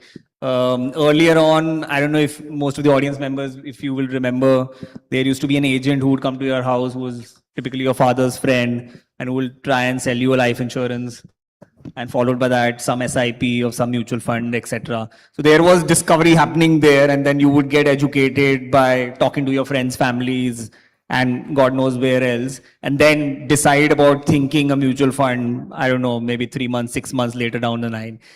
Two things that have happened for us in the industry, and I completely agree with what Bhavna said. One is the entire funnel has collapsed. So from education to decision making, everything happens on that same screen, right? The second part, interestingly, that has now transpired also for us is a lot of context and micro moments start getting built in to the finance journey. So you can target the consumer on a certain life goal. For example, if we know that you're planning an airline trip, and therefore a goal-based journey can therefore be built into your entire mobile ecosystem. So yeah, those are the broad changes that are happening, at least for us. Got it. So see a common theme of the funnel collapsing in high involvement categories. So I think I'll take it ahead from what Amay said. I mean, insurance buying is probably the most boring of all the categories that are seated over here, right? So traditionally, like he said, it would be some agent coming to your house and explaining, huge terminologies and half of the things you wouldn't understand. So I think what m-commerce is doing is it's bridging that gap. Because now today, as an insurance broker, you're able to reach out to consumers through a 20-second reel, explainer videos, snackable content, which earlier wasn't possible. So I think that gap of intent to actual purchase is coming down quite a bit.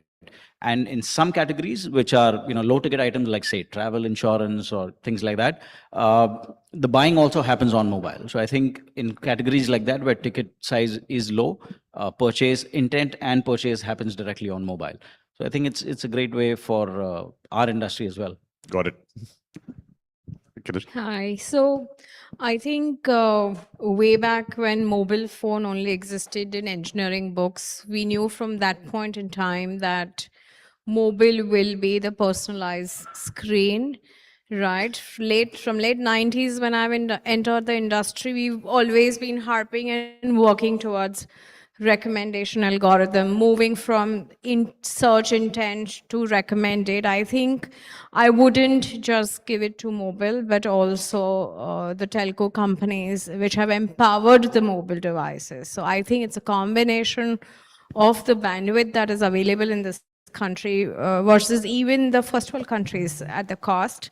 I think it's turned that belief into reality, the personalized space. Well, that's a great point you make. I mean, the role of mobile companies in the country, right, and facilitating the networks. I think all of us would agree when we travel, we have, our 5G working and everyone else is scrambling for Wi-Fi. So hats off to all the mobile companies for pulling that off. Bhavna, coming back to you, when we were preparing for this, you mentioned something very interesting. You said that mobile discovery today feels like a personal shopper inside Instagram. And what does this mean for a high involvement category like home furnishing, where traditionally you'd assume there's, screens and store visits required to make a decision?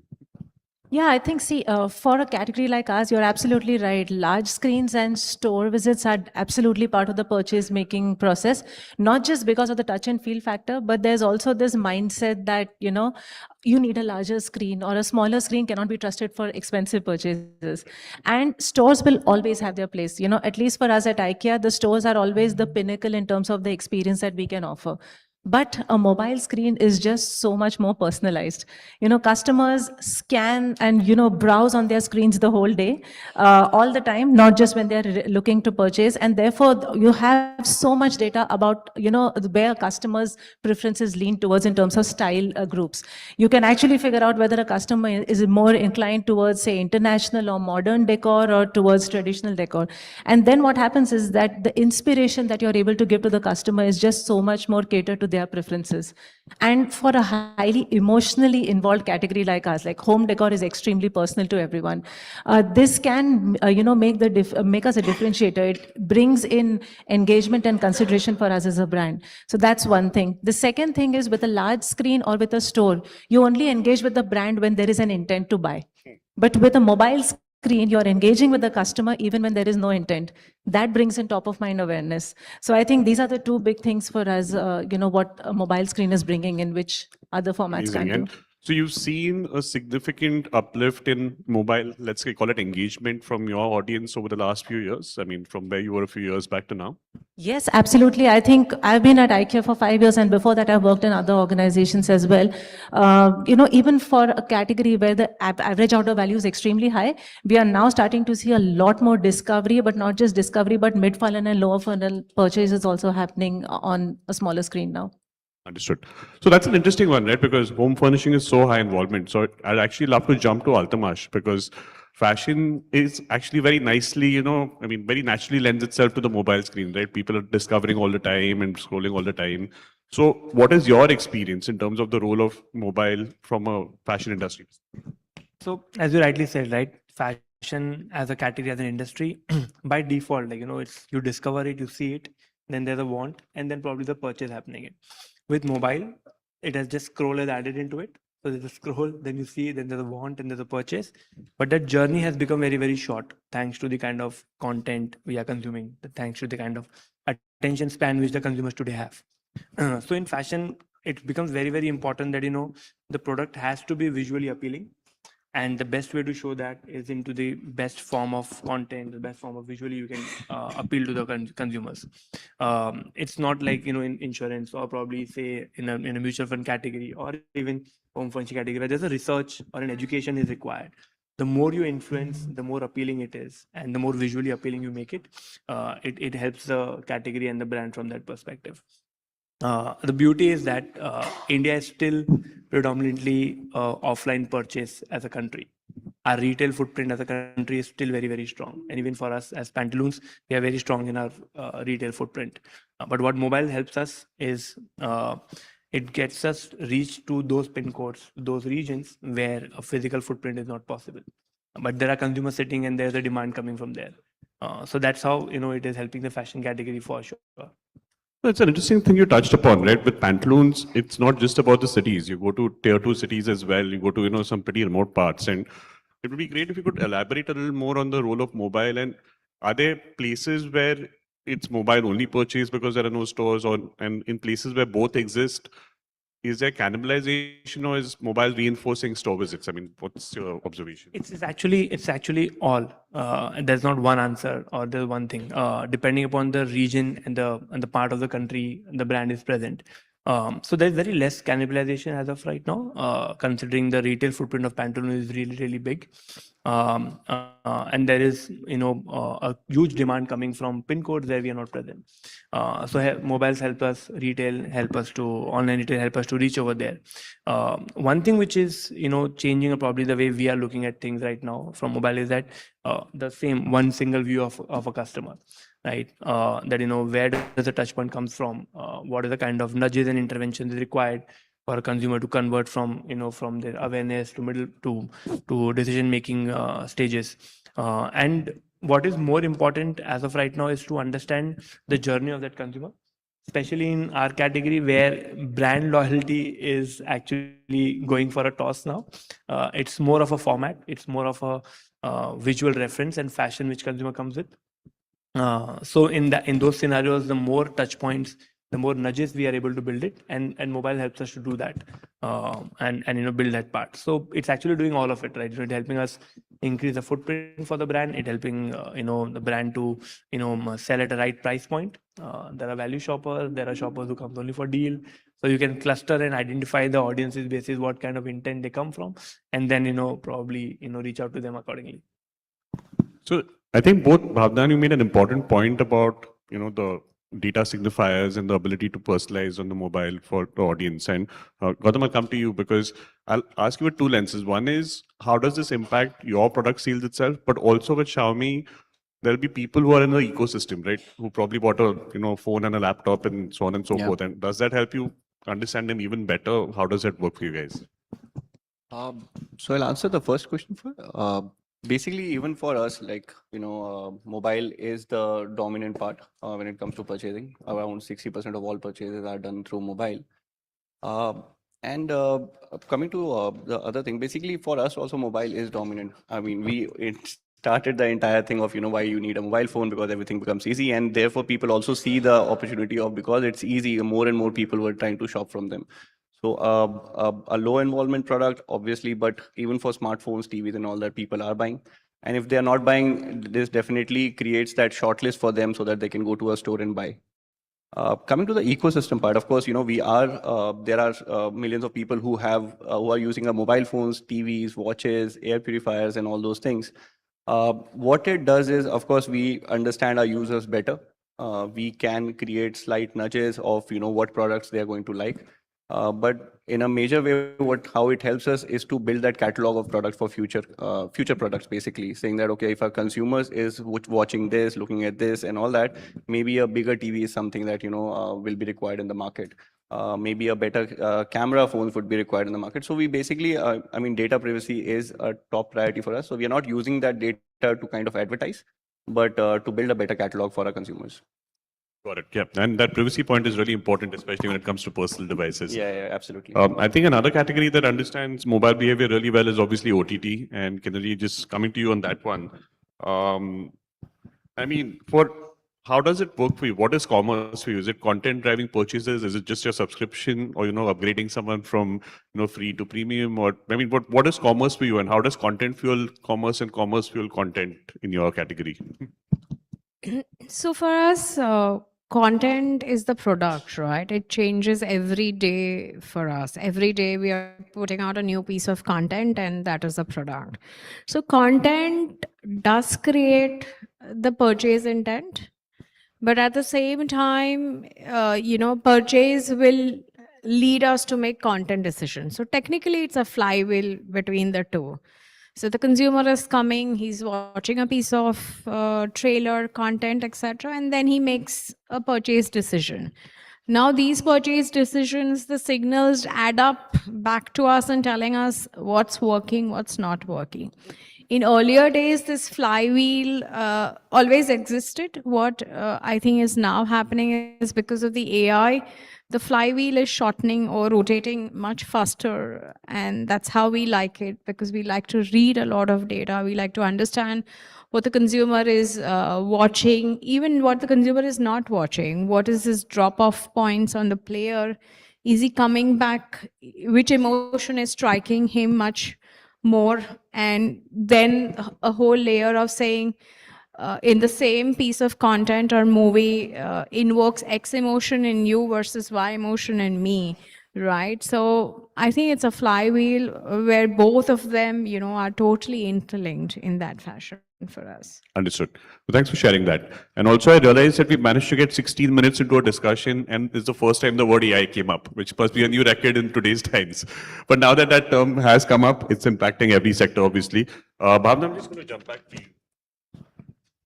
I remember you mentioned something, was it the creative tool that IKEA has? And I think it's AI and AR powered. So would love to hear a little bit about that and how it's fueling customer experience.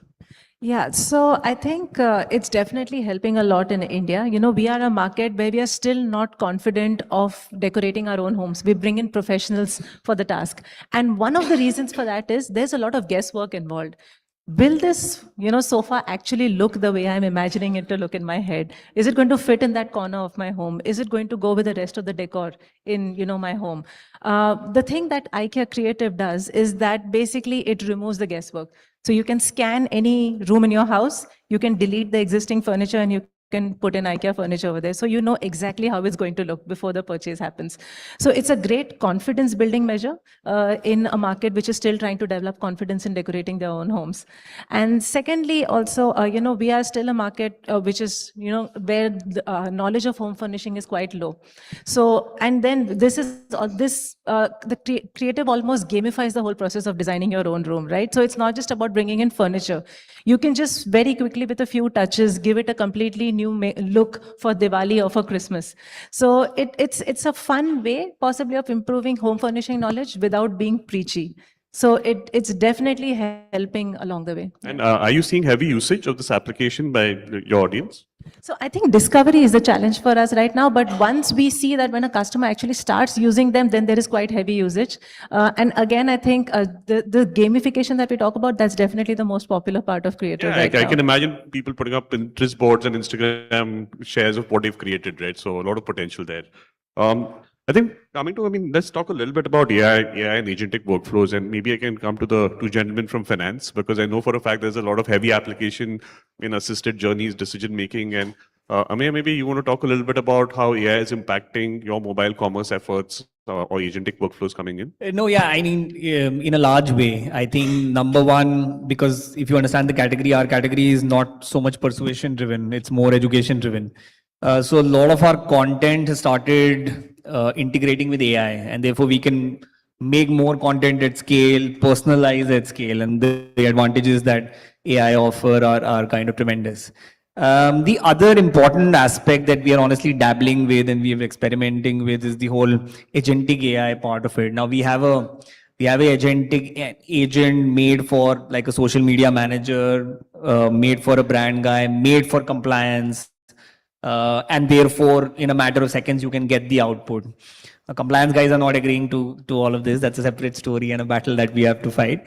But I would believe we are at a very interesting cusp where I think the next 6 months or a year could be very interesting in terms of what AI can do in terms of hyper personalization, and at least for our categories that we are involved, because the first party data available to us is so rich in nature that there are a number of nudges, number of notifications that you can give relevant to the context of the consumer's life, and that is extremely powerful for us. So that's an interesting one. And in fact, I was on another panel which was more centered on AI. And someone from the insurance space told me that a lot of times when people start going through these education journeys, they start dropping off because the language can be complicated. And they've had AI chatbots making calls to them and guiding them through the process of filling the forms and, just completing those journeys. So I'm assuming that's where you're headed. You want to give your point of view as well? Yeah, absolutely. I mean, what you said was right. I mean, data is the new currency for us, right? Nowadays, we have a lot of data that we can use across all our springboards. So how do we use it effectively, and how do we use it, to reach out to consumers properly? Now, obviously, AI helps us into data segmentation, demographic wise, and all of that. But what the main key thing about insurance is that it has to be personalized. It can't be one size fits all for anyone.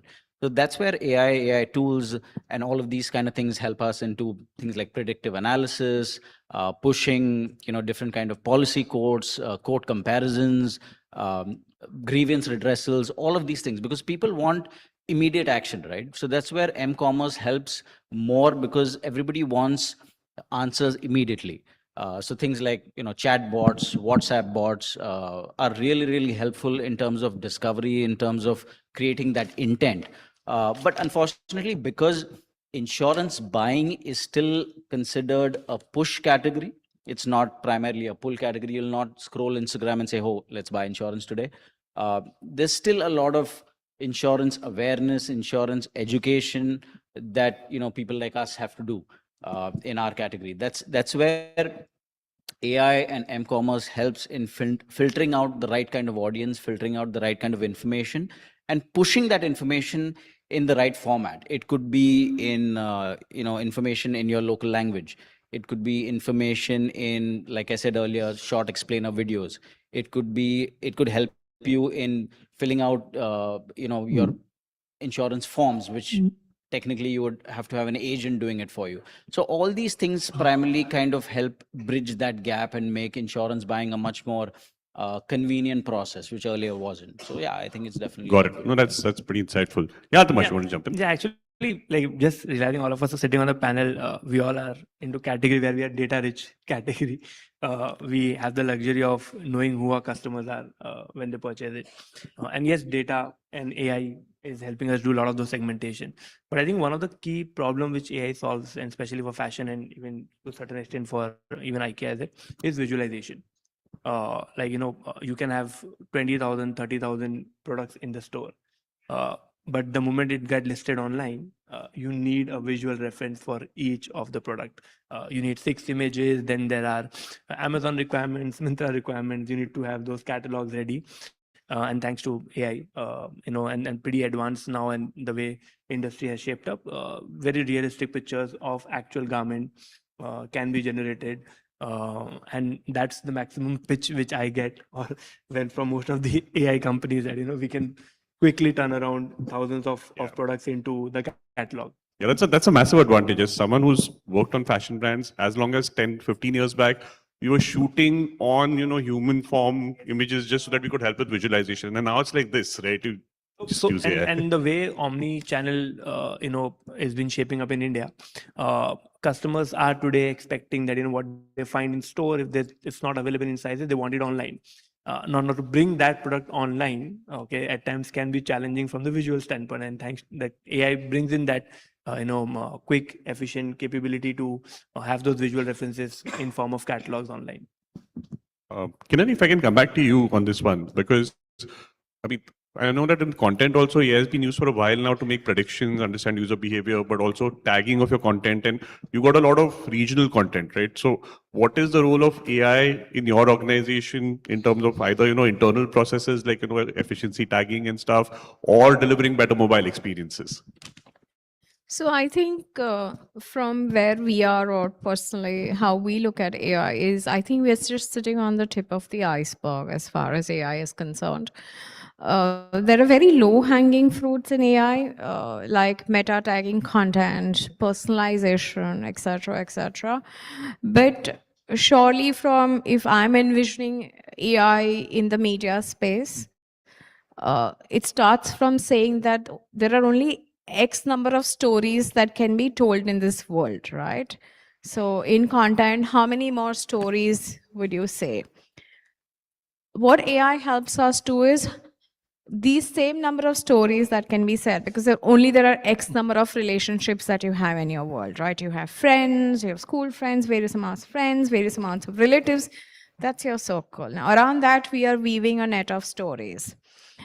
What AI helps us do is, can we tell this story more differently, right? For example, take the very classic example of Ramayana. If Ramayana was made and shown to our children, the one version that existed about 20 years back, they are not ready to watch it.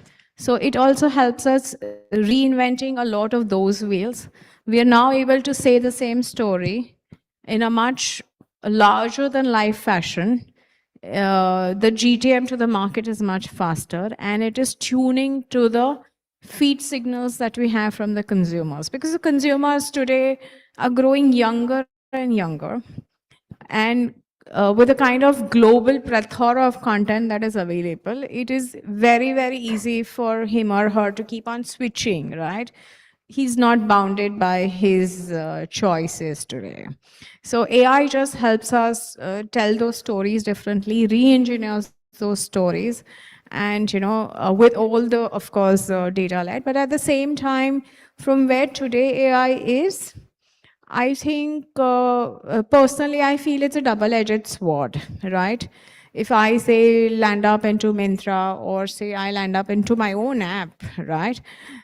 Now, it's just throwing me the same suggestions that I'm browsing. So now I am limited by choices, because this content discovery also, we thought it will simplify, but because of the way AI works, it's also getting limited. So you go on Netflix, you're watching one particular genre, and it's filled up with that, right? You type one search on Instagram and all your feed will convert to that.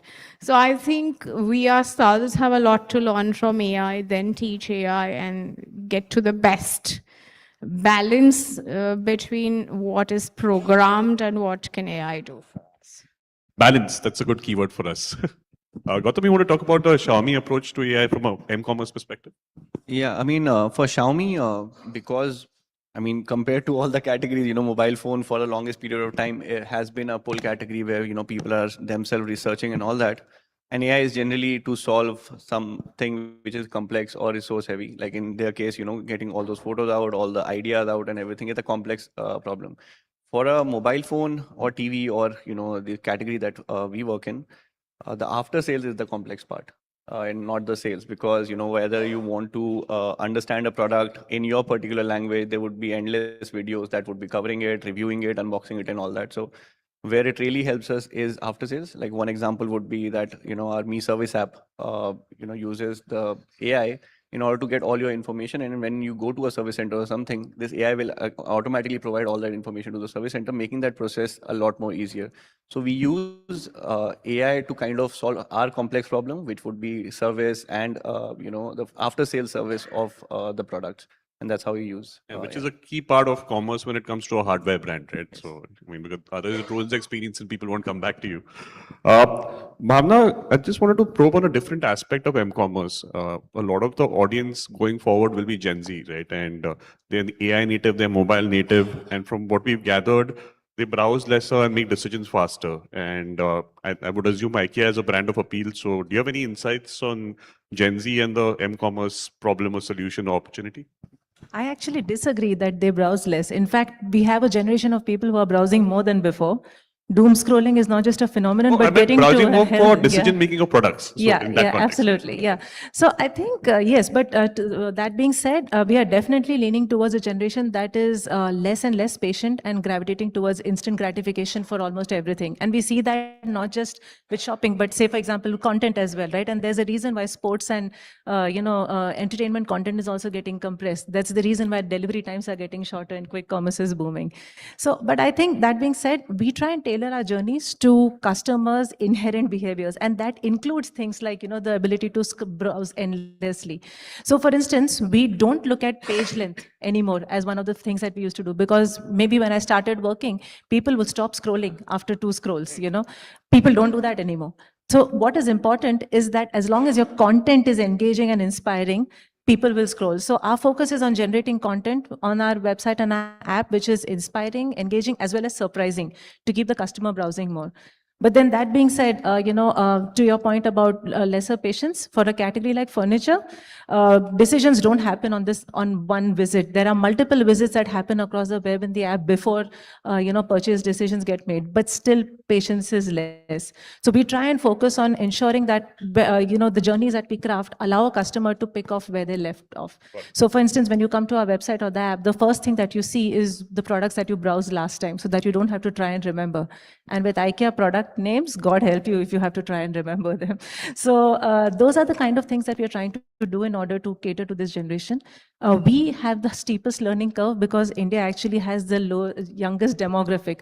So we don't even have learnings that we can take from other market. In fact, we are the test market for being how IKEA determines how products are going to be and journeys are going to be crafted in the coming years. Yeah.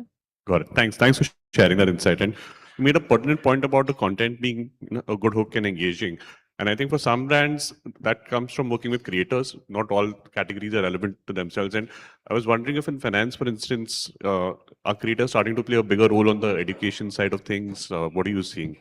Yeah, I think especially in our category and just the advent of these financial influencers who have kind of come up, right?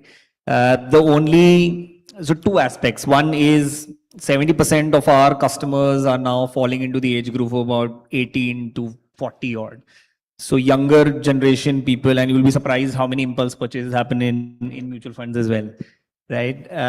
So that's one aspect. The second aspect we all know, I mean, attention span is going down. We have heavily invested into videos and content and influencers. We on our social media page, we have about 1,500 odd videos, anything and everything to do with mutual funds, finance, SIP, PPP ratio, etc. We have all of that, and plus in vernacular content.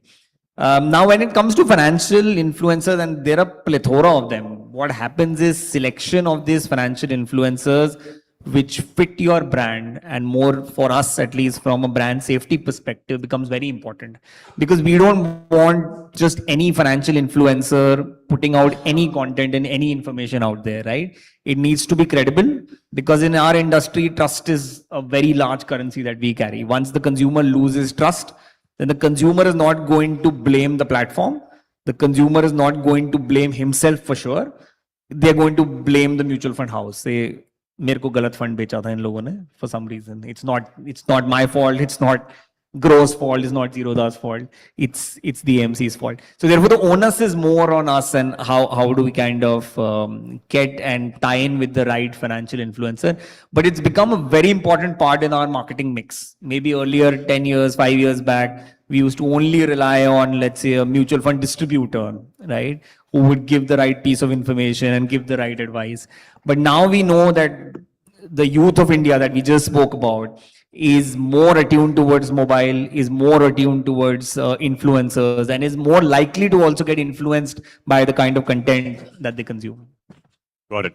I'll actually jump back to Altamash. What I was curious is, I'm assuming in finance, we're not yet at a point where you're measuring attribution of creator to commerce, because they're still in the education space, but in fashion, that's possible, right? So do you actually measure creator to commerce convergence at the moment? In some cases, yes. There's a separate attribution model which needs to be built with the creators to attribute that, how the commerce can be linked into it. But if I have to say, the journey of the type of content for the kind of season we are in is changing. So during the sale period and during those kind of period, there's a very specific content requirement across the categories, which is very specifically saying message in 6 to 10 seconds.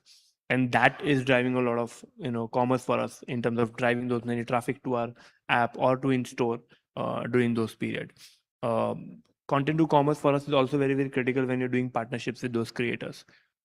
Interestingly, I think one of the pieces which recently I got exposed to was that a discussion with a creator to have his own fashion line in partnership with a retail brand like Pantaloons, to scale up and see that and that's a very different lens of looking at commerce, because they know their strength, they know their followers, and they know the style which they carry, and they are ready to do that level of partnership as well. A very different take when it comes to commerce for creators as well. Understood. And what about, Xiaomi, like hardware category? I would assume there's a role for them to play. I think tech companies or mobile companies are the reason why KOS understood that they can make money on it. Yeah. So, I mean, while we do not attribute it directly, of course, there are affiliate links that, there are always live commerce that's going on, and they all carry our affiliate link or any other brand's affiliate link. And as a sum of thing, yes, it is very potent for a tech company to have multiple creators, covering your product, talking about your product.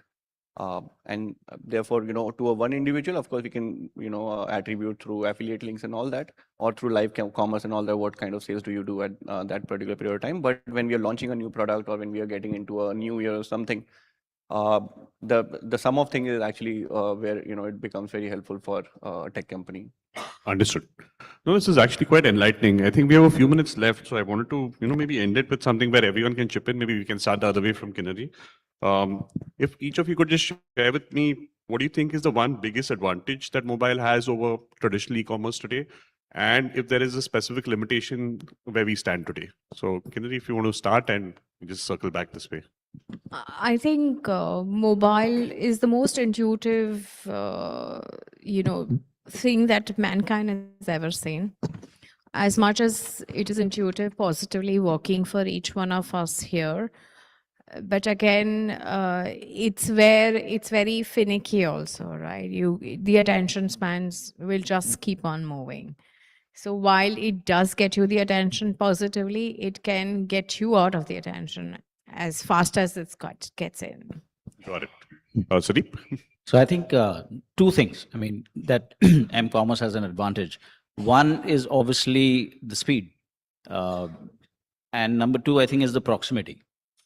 Right? When I say proximity, 7 of us sitting here, we don't have our laptops with us, but all of us have our mobile phones tucked in our pockets, right? So at any given point in time, we can just pull it out and purchase anything. So I think these two things really make a huge, huge difference in purchasing anything, right from insurance to fashion to home decor to anything. Where I see a disadvantage that m-commerce has, at least in my category, is somewhere it's the trust factor. Because like I said, insurance buying still relies heavily on a man-to-man or a person-to-person, conversation. So although the discovery or the intent or, everything in between may happen on m-commerce, verification still happens on a website. It still happens on e-commerce, and the final purchasing may still happen after I speak to a contact center executive and he or she explains the nuances of that product to me. But again, it's product to product specific. But yes, that's I think the advantage and disadvantage. Might be lesser of a challenge in mutual funds. Yeah, I mean, now these challenges have reduced because a lot of information, like we discussed earlier, are present on the mobile itself. I think the big advantage that mobile offers to our category is context. Like there is life stage, there is lifestyle, apart from the other parameters, age, demographics, etc. So that's a huge advantage that kind of mobile provides. One of the disadvantages, at least in personally, maybe from a brand perspective, which I feel is on attention. Because there is so much happening there, large screen viewing versus small screen viewing. There is a slight disadvantage of attention that can kind of hamper your mobile experience. Yeah, that's what.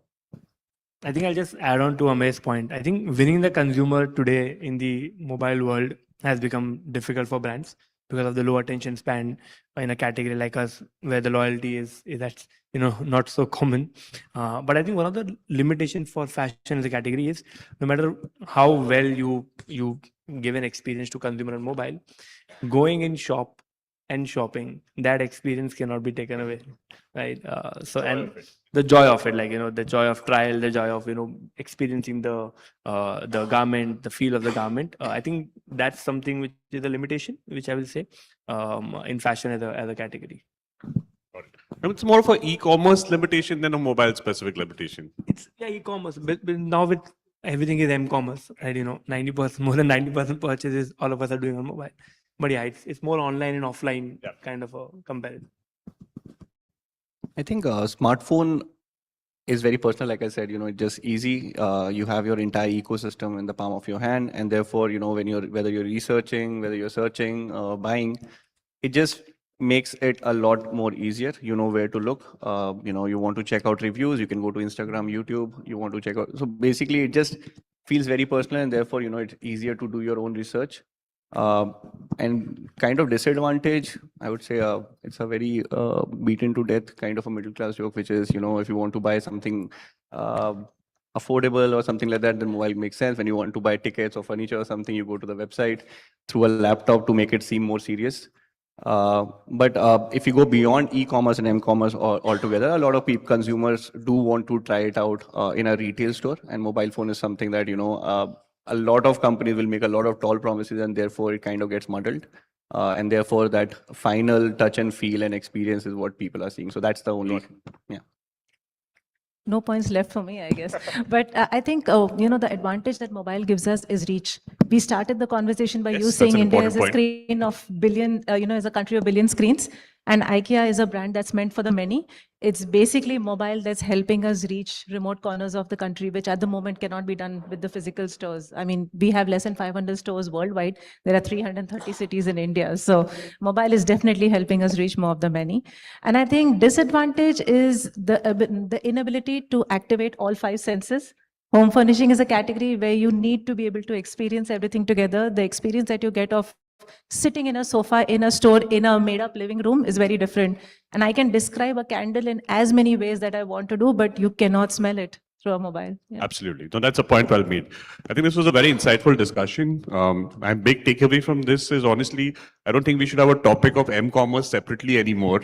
It's all collapsing, creators, content, commerce. And I think as marketers, we try to segment these things into m-commerce and e-commerce. As a user, they might see a creator today, might happen to be on the laptop, might happen to be on the mobile, and just order it. So just think of it as commerce, and I think that's the way forward for all of us. So thank you so much for all your insights. I'm sure the audience really enjoyed it. Thank you. Thank you.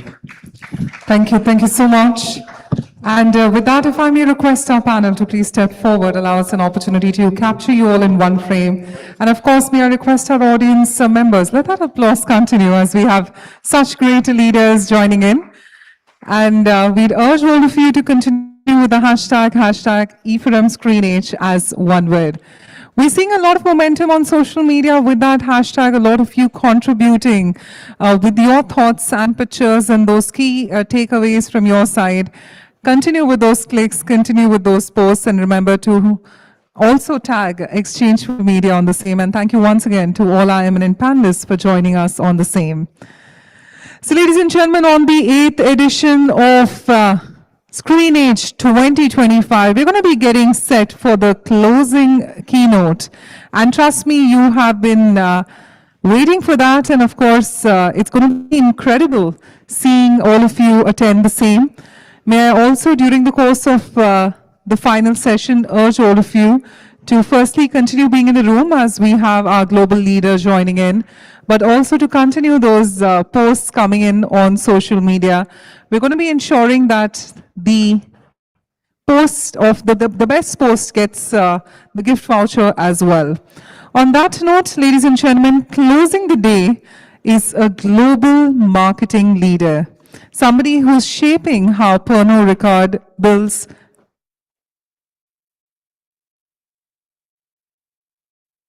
All right, so just allow me a moment as we've just got to know that our speaker's on the way and he's just going to take a couple more minutes. But meanwhile, may I request the team to play in an AV so that we can have our speaker joining us. Can we have the Exchange for Media AV? So may I request all of you to kindly stay seated? Thank you. Exchange for Media, a name synonymous with the latest news about the advertising industry in India. The Exchange for Media Group, set up in 2000, has the most credible media platforms covering the entire advertising, media and marketing domain with its highly acclaimed digital, print and on-ground assets. The group's flagship news portal, exchangeformedia.com, reaches over 6 lakh subscribers. Impact, the weekly news magazine from the group, is the most widely read business magazine. The monthly Pitch magazine provides a ringside view of events unfolding in the marketing landscape, along with media and advertising.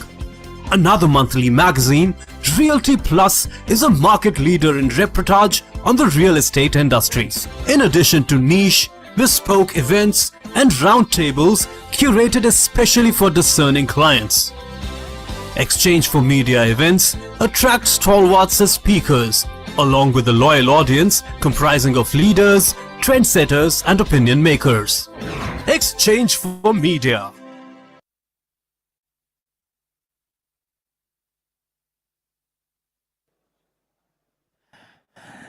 So, ladies and gentlemen, just allow us a moment. Can we request all the audience members to please join us from the free function area to the main hall? We're just giving a couple more minutes because, of course, our global leader who's joined us, we urge more and more people to join in. So can we have the audio visuals being presented on the screen? Can we repeat it? And we're just going to be getting more audience members in. May we urge all of you in the room to kindly stay seated and let us have the AVs now on the screen. Thank you.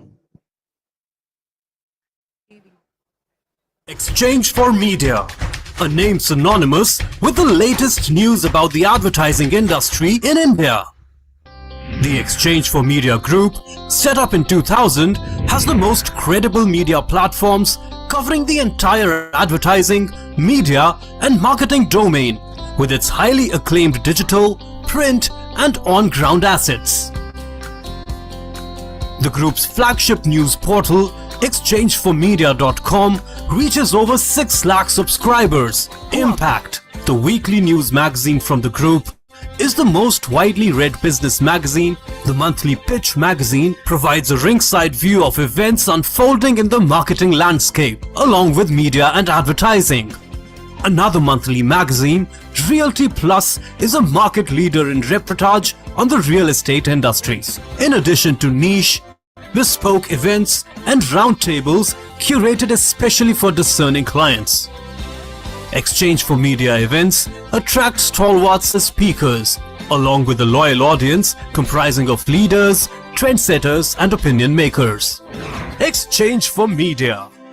Exchange for Media, a name synonymous with the latest news about the advertising industry in India. The Exchange for Media Group, set up in 2000, has the most credible media platforms covering the entire advertising, media and marketing domain with its highly acclaimed digital, print and on-ground assets. The group's flagship news portal, exchangeformedia.com, reaches over 6 lakh subscribers. Impact, the weekly news magazine from the group, is the most widely read business magazine. The monthly Pitch magazine provides a ringside view of events unfolding in the marketing landscape, along with media and advertising. Another monthly magazine, Realty Plus, is a market leader in reportage on the real estate industries. In addition to niche, bespoke events and roundtables curated especially for discerning clients. Exchange for Media events attract stalwarts as speakers, along with a loyal audience comprising of leaders, trendsetters and opinion makers. Exchange for Media. Exchange for Media, a name synonymous with the latest news about the advertising industry in India. The Exchange for Media Group, set up in 2000, has the most credible media platforms covering the entire advertising, media and marketing domain with its highly acclaimed digital, print and on-ground assets. The group's flagship news portal, exchangeformedia.com, reaches over 6 lakh subscribers. Impact, the weekly news magazine from the group, is the most widely read business magazine. The monthly Pitch magazine provides a ringside view of events unfolding in the marketing landscape, along with media and advertising. Another monthly magazine, Realty Plus, is a market leader in reportage on the real estate industries. In addition to niche, bespoke events and roundtables curated especially for discerning clients. Exchange for Media events attract stalwarts as speakers, along with a loyal audience comprising of leaders, trendsetters and opinion makers. Exchange for Media. Exchange for... Ladies and gentlemen, one final request for all the ones in the pre-function area to kindly join us inside. We're right now on our closing session, and trust me, it's going to be very impactful. So we'll just give another 1 minute for all of the audience members to join us back, and let's get ready for a power-packed closing. Till then, can we have one final play of the AV? Thank you. Exchange for Media, a name synonymous with the latest news about the advertising industry in India. The Exchange for Media Group, set up in 2000, has the most credible media platforms covering the entire advertising, media and marketing domain with its highly acclaimed digital, print and on-ground assets. The group's flagship news portal, exchangeformedia.com, reaches over 6 lakh subscribers. Impact, the weekly news magazine from the group, is the most widely read business magazine. The monthly Pitch magazine provides a ringside view of events unfolding in the marketing landscape, along with media and advertising. Another monthly magazine, Realty Plus, is a market leader in reportage on the real estate industries. In addition to niche, bespoke events and roundtables curated especially for discerning clients. Exchange for Media events attract stalwarts as speakers, along with a loyal audience comprising of leaders, trendsetters and opinion makers. Exchange for Media.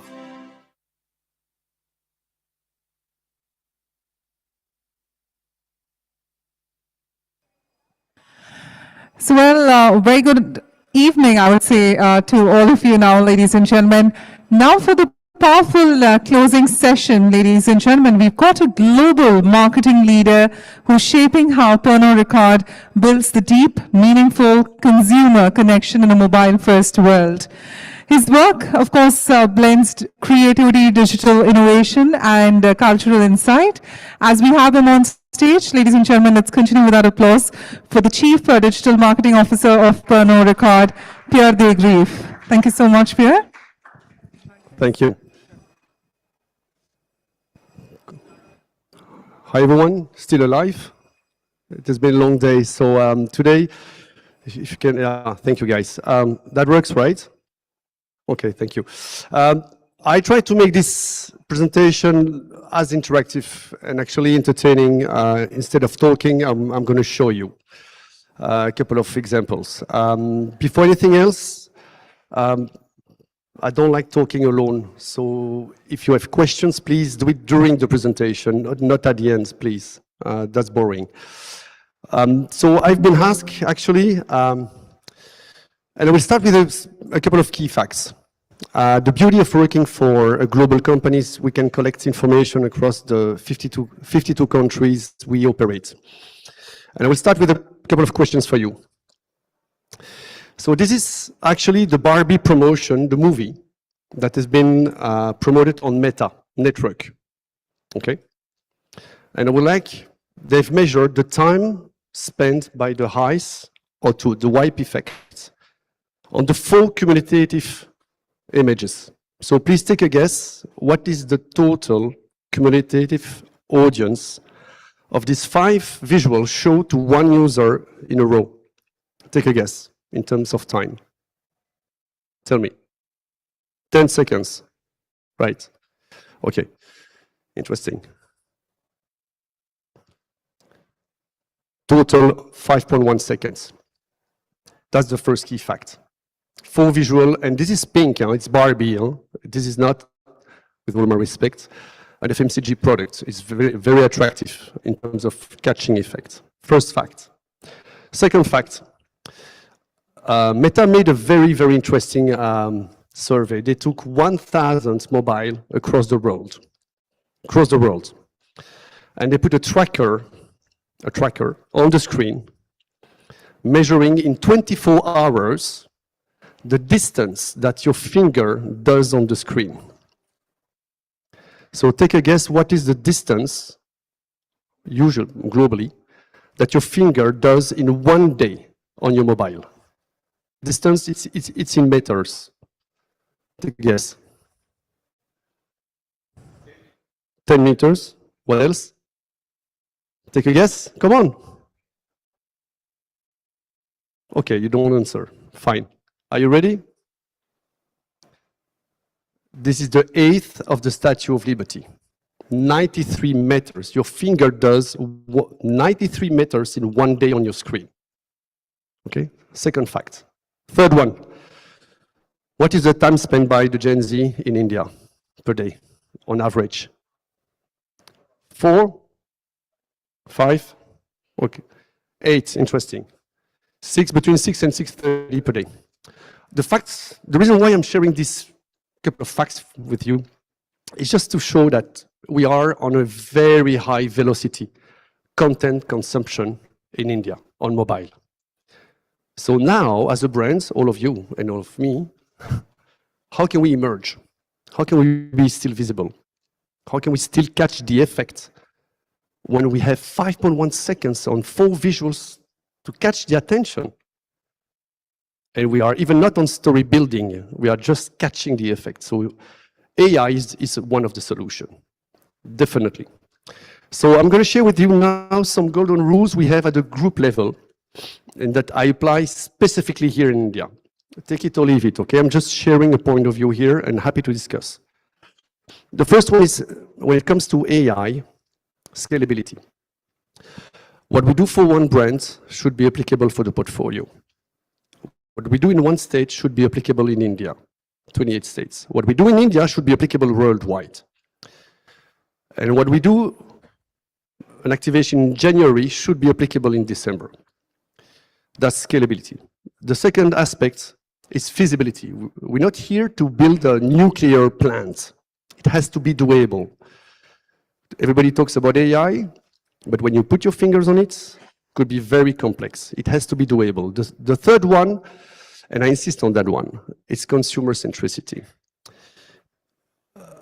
Personalization of the communication of a brand needs to come from consumer insights and not product insights or AI tool telling you.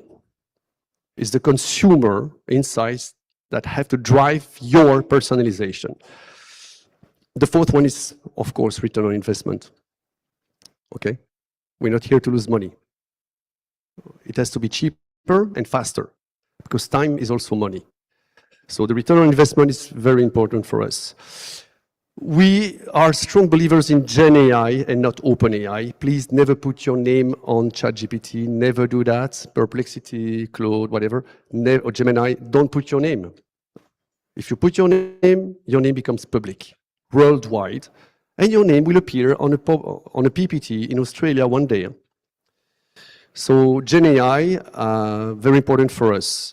That actually is associated to the last one, which is the Indian GDPR, DPDPA, which is the Protection Act of Personal Data Collection. Gen AI protects that as well. It's the right management. When you use an image, you need to have the right of it.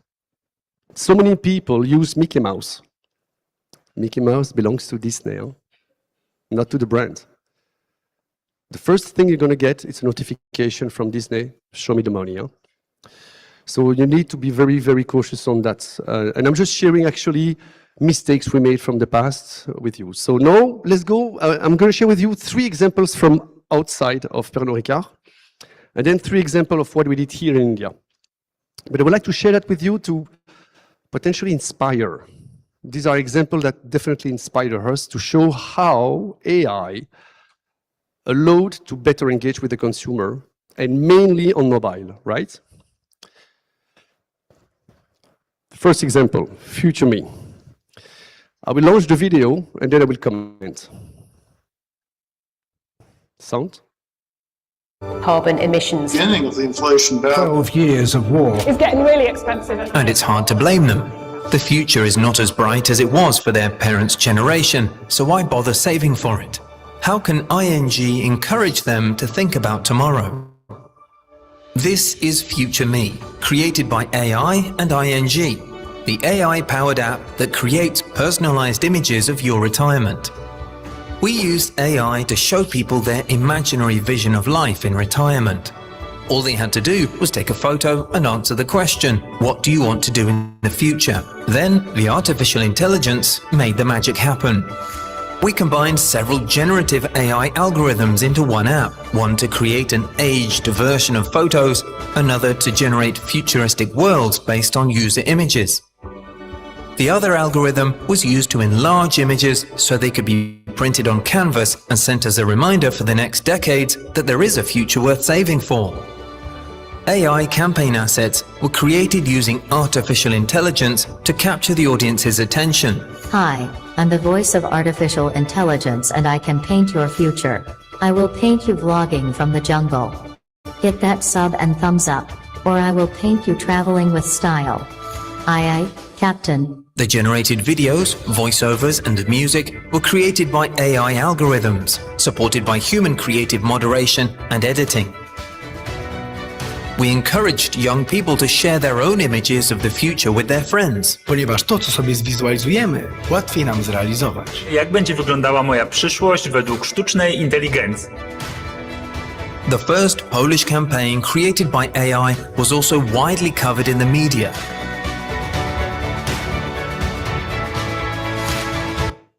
Okay, so you get the sense of it. Why am I, please keep this example in mind because we use this to do something here, okay?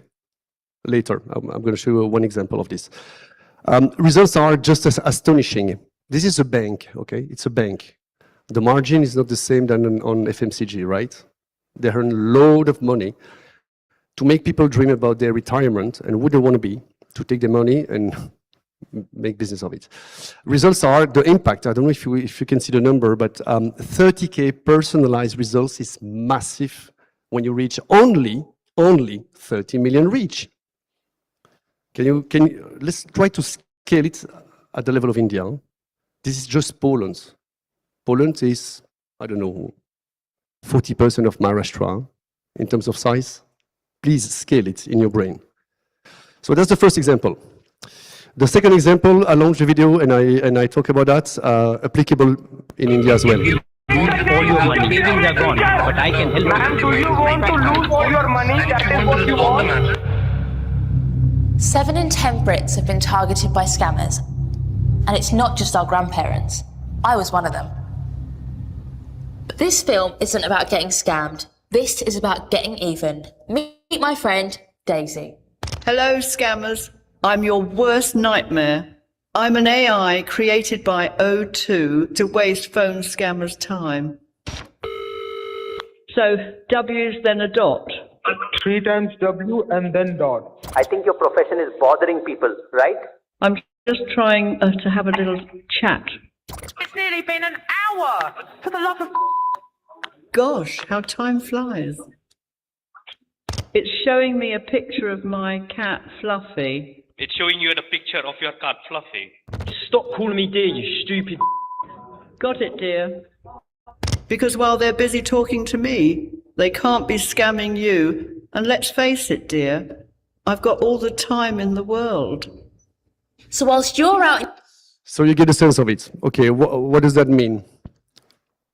89 million people who have not been defrauded at that level, okay, for Telecom O2 globally. What we love here is one unique solution being scalable worldwide.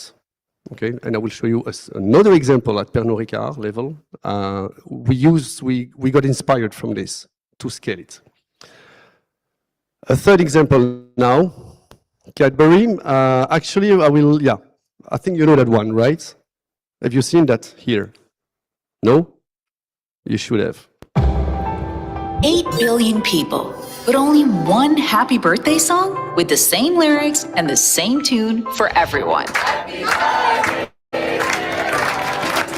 Cadbury Celebrations presents My Birthday Song, a personalized birthday song for everyone. That's so cool! We now help you gift more than just chocolate for every birthday. We used 4 generative AI tools to generate a happy birthday song. AI-generated lyrics, AI-composed music, AI-generated vocals, real-time generation of personalized songs. Scan the QR code on the pack or log on to www.cadburymybirthdaysong.com and fill in the details. Tell us why the person is special.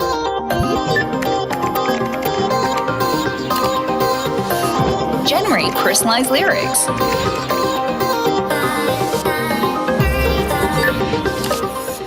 Choose a genre. Choose a singer. And gift a special, personalized happy birthday song. Made just for your loved ones.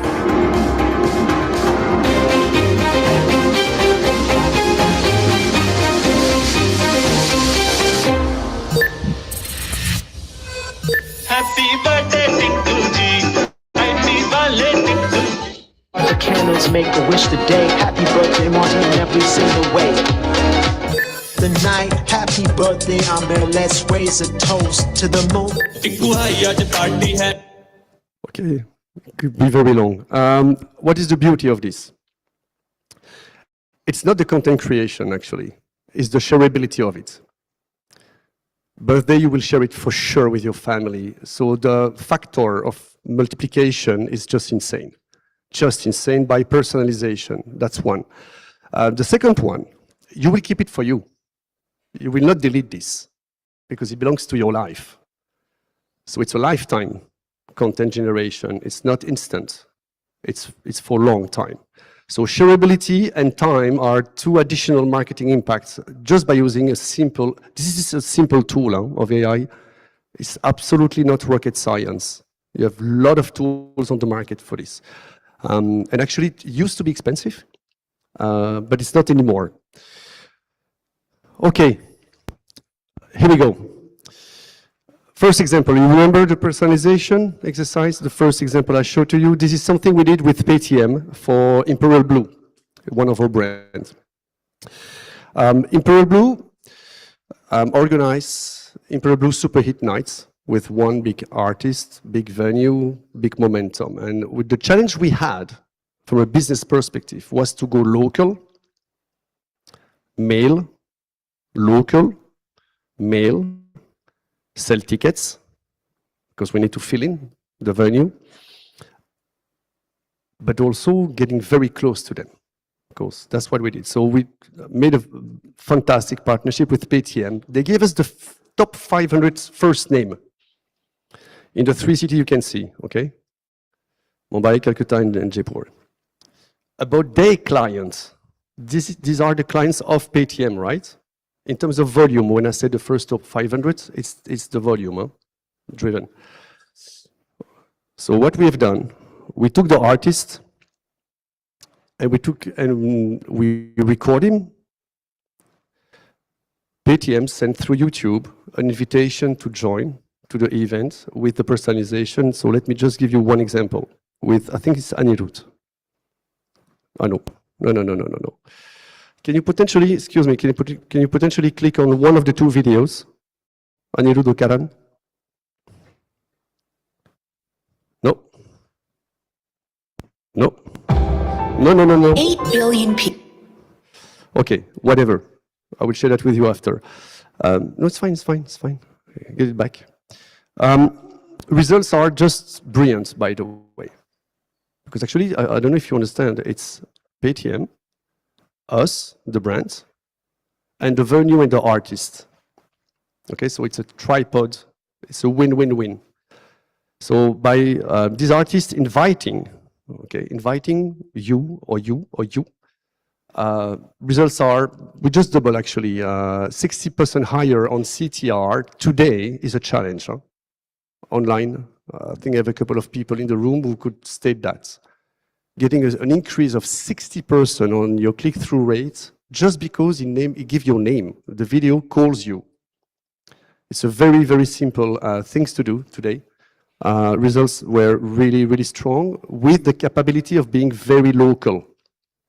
Very, very local. It's a geo-targeted AI approach. The next one, I think, potentially you should saw it, is the Riot Tag 1 billion film for 1 billion fan during the last ICC. ICC is coming, T20, Feb. We're going to continue this, continue to enhance the experience. But let me just show that to you. But actually, this was the big kicker in India to engage AI at Pernod Ricard India level. This is the largest World Cup ever. When it's cricket, every Indian dreams of getting close to their favorite players and the World Cup trophy. But only a few get a chance to live this dream. Well, not anymore. Seagram's Royal Stag presents 1 billion films for 1 billion fans. That's 1 billion personalized videos starring every Indian fan and their favorite cricketers. But how? It's the magic of AI. Visit this link. Upload your selfie and record a voice sample. Register and submit. Generative AI then applies your face and your voice onto the main characters of the film. And voila! You have a personalized film starring you and the cricketers. This World Cup, billions will live large by featuring in 1 billion videos with Bumrah, Rohit and Surya. Seagram's Royal Stag packaged drinking water. It's our life. We live it large. So, amazing results for us. You can tell me, yes, it's easy because we are the official sponsor of ICC. Not that much because we had to deal with the cricket team, with the players, with the organization itself. The idea was to actually also a need of all of us to get closer to the Indian cricket team, okay? The Indian cricket team, they are gods, okay? It's a religion for you guys, really, huh? So getting close to such amazing players, I will not name them, please. The results were extremely, extremely strong, especially on off-trade, on-trade, on BTL.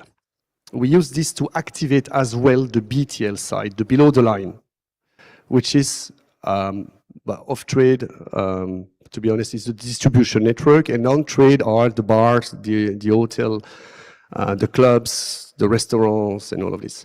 We put QR codes everywhere. We put 1 million, by the way. We had 1 million hits of the QR codes. That does not happen that often, honestly, to have people just experiencing that dynamic. That's the second example. The third one, you remember the personalization of the old woman talking? Remember? That's what we did. So the challenge we have, and I would just talk for us, but I guess it's quite applicable to many of you, influencers. Everybody works through influencers today. For the record, influencers' investment on media is today higher than on TV in the US. Brands spend more money and more time and energy with influencers than on TV. Fine, but it's a business. So we just have today, and I say that very nicely, quite classical example with collabs with an influencer. We ask him if he can promote the brand, and that's it, right? And we pay for that. And we just hope that organically, on his network, we're going to reach 2%. Best case scenario, 2% organically of the network of the influencer, whatever the influencer could be. Then we need to put media to guarantee the dissemination of the content we already paid with the influencer. So the business model becomes quite expensive, honestly, versus the impact it can measure. So we have decided, and that was a challenge of Absolute on Sunburn. we were like on a copy-paste model, year after year after year, bringing influencer at Sunburn, just saying that Sunburn is cool, great events, raise a glass, and run away. Does not work anymore. Boring. Boring. So we've decided to implement video to video AI, which was to enhance the message of the influencer and bring the influencer in the brand world. Not just let the influencer talk about the brand, bring the influencer in the world of the brand. And that's what we did on the 4 example you can see on the right. The results are, we've been through the roof on that one. Because honestly, 200% increase on the engagement rate, that's what we are looking for. Influencer is engagement, for us at least. Maybe you could disagree, but that's what we are looking for. So an increase of 200% on the engagement rate for us was a milestone, that's one. Secondly, the production cost and the time. The visual you can see there have been produced in 4 hours. So we capture the content from the influ, okay? We just had to bring 2 guys of my team there, capture the content 4 hours after we were live, to stick to the event itself, to be as close and as hot at the event itself. So 4 hours, how many agencies can produce in 4 hours? It takes 1-2 days, most of the time, best case scenario. 4 hours and we were live. With the approval of the influencer, because he needs to approve it's his image, right? So time is money. Huh? So we save time there, save time on efficiency, but as well on effectiveness. It was not only efficiency, it was effectiveness. Just for the record, this case became an official case at Meta worldwide. Because, and this will be the conclusion, AI becomes creator plus media plus AI. Okay, we all go in that direction. If you have a look at the main biggest one, the Nike, Adidas, Coke, Pepsi, Mondelez, and all of them, it's creator, content, plus media, plus AI. And that's my conclusion of the example I wanted to share with you today. And thank you. That's it.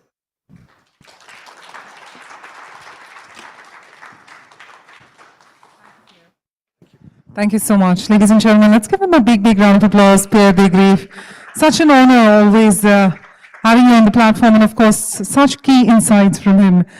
With that, a big thank you to all our amazing audience members who've joined us. With that, we come to the end of the Screenage 2025, but let that buzz continue with the hashtag e4m Screenage, because remember that the best post is going to be recognized and given those gift vouchers via the social media teams. Also, towards the end, we'd like to give credit to our co-presenter, MediaGuard.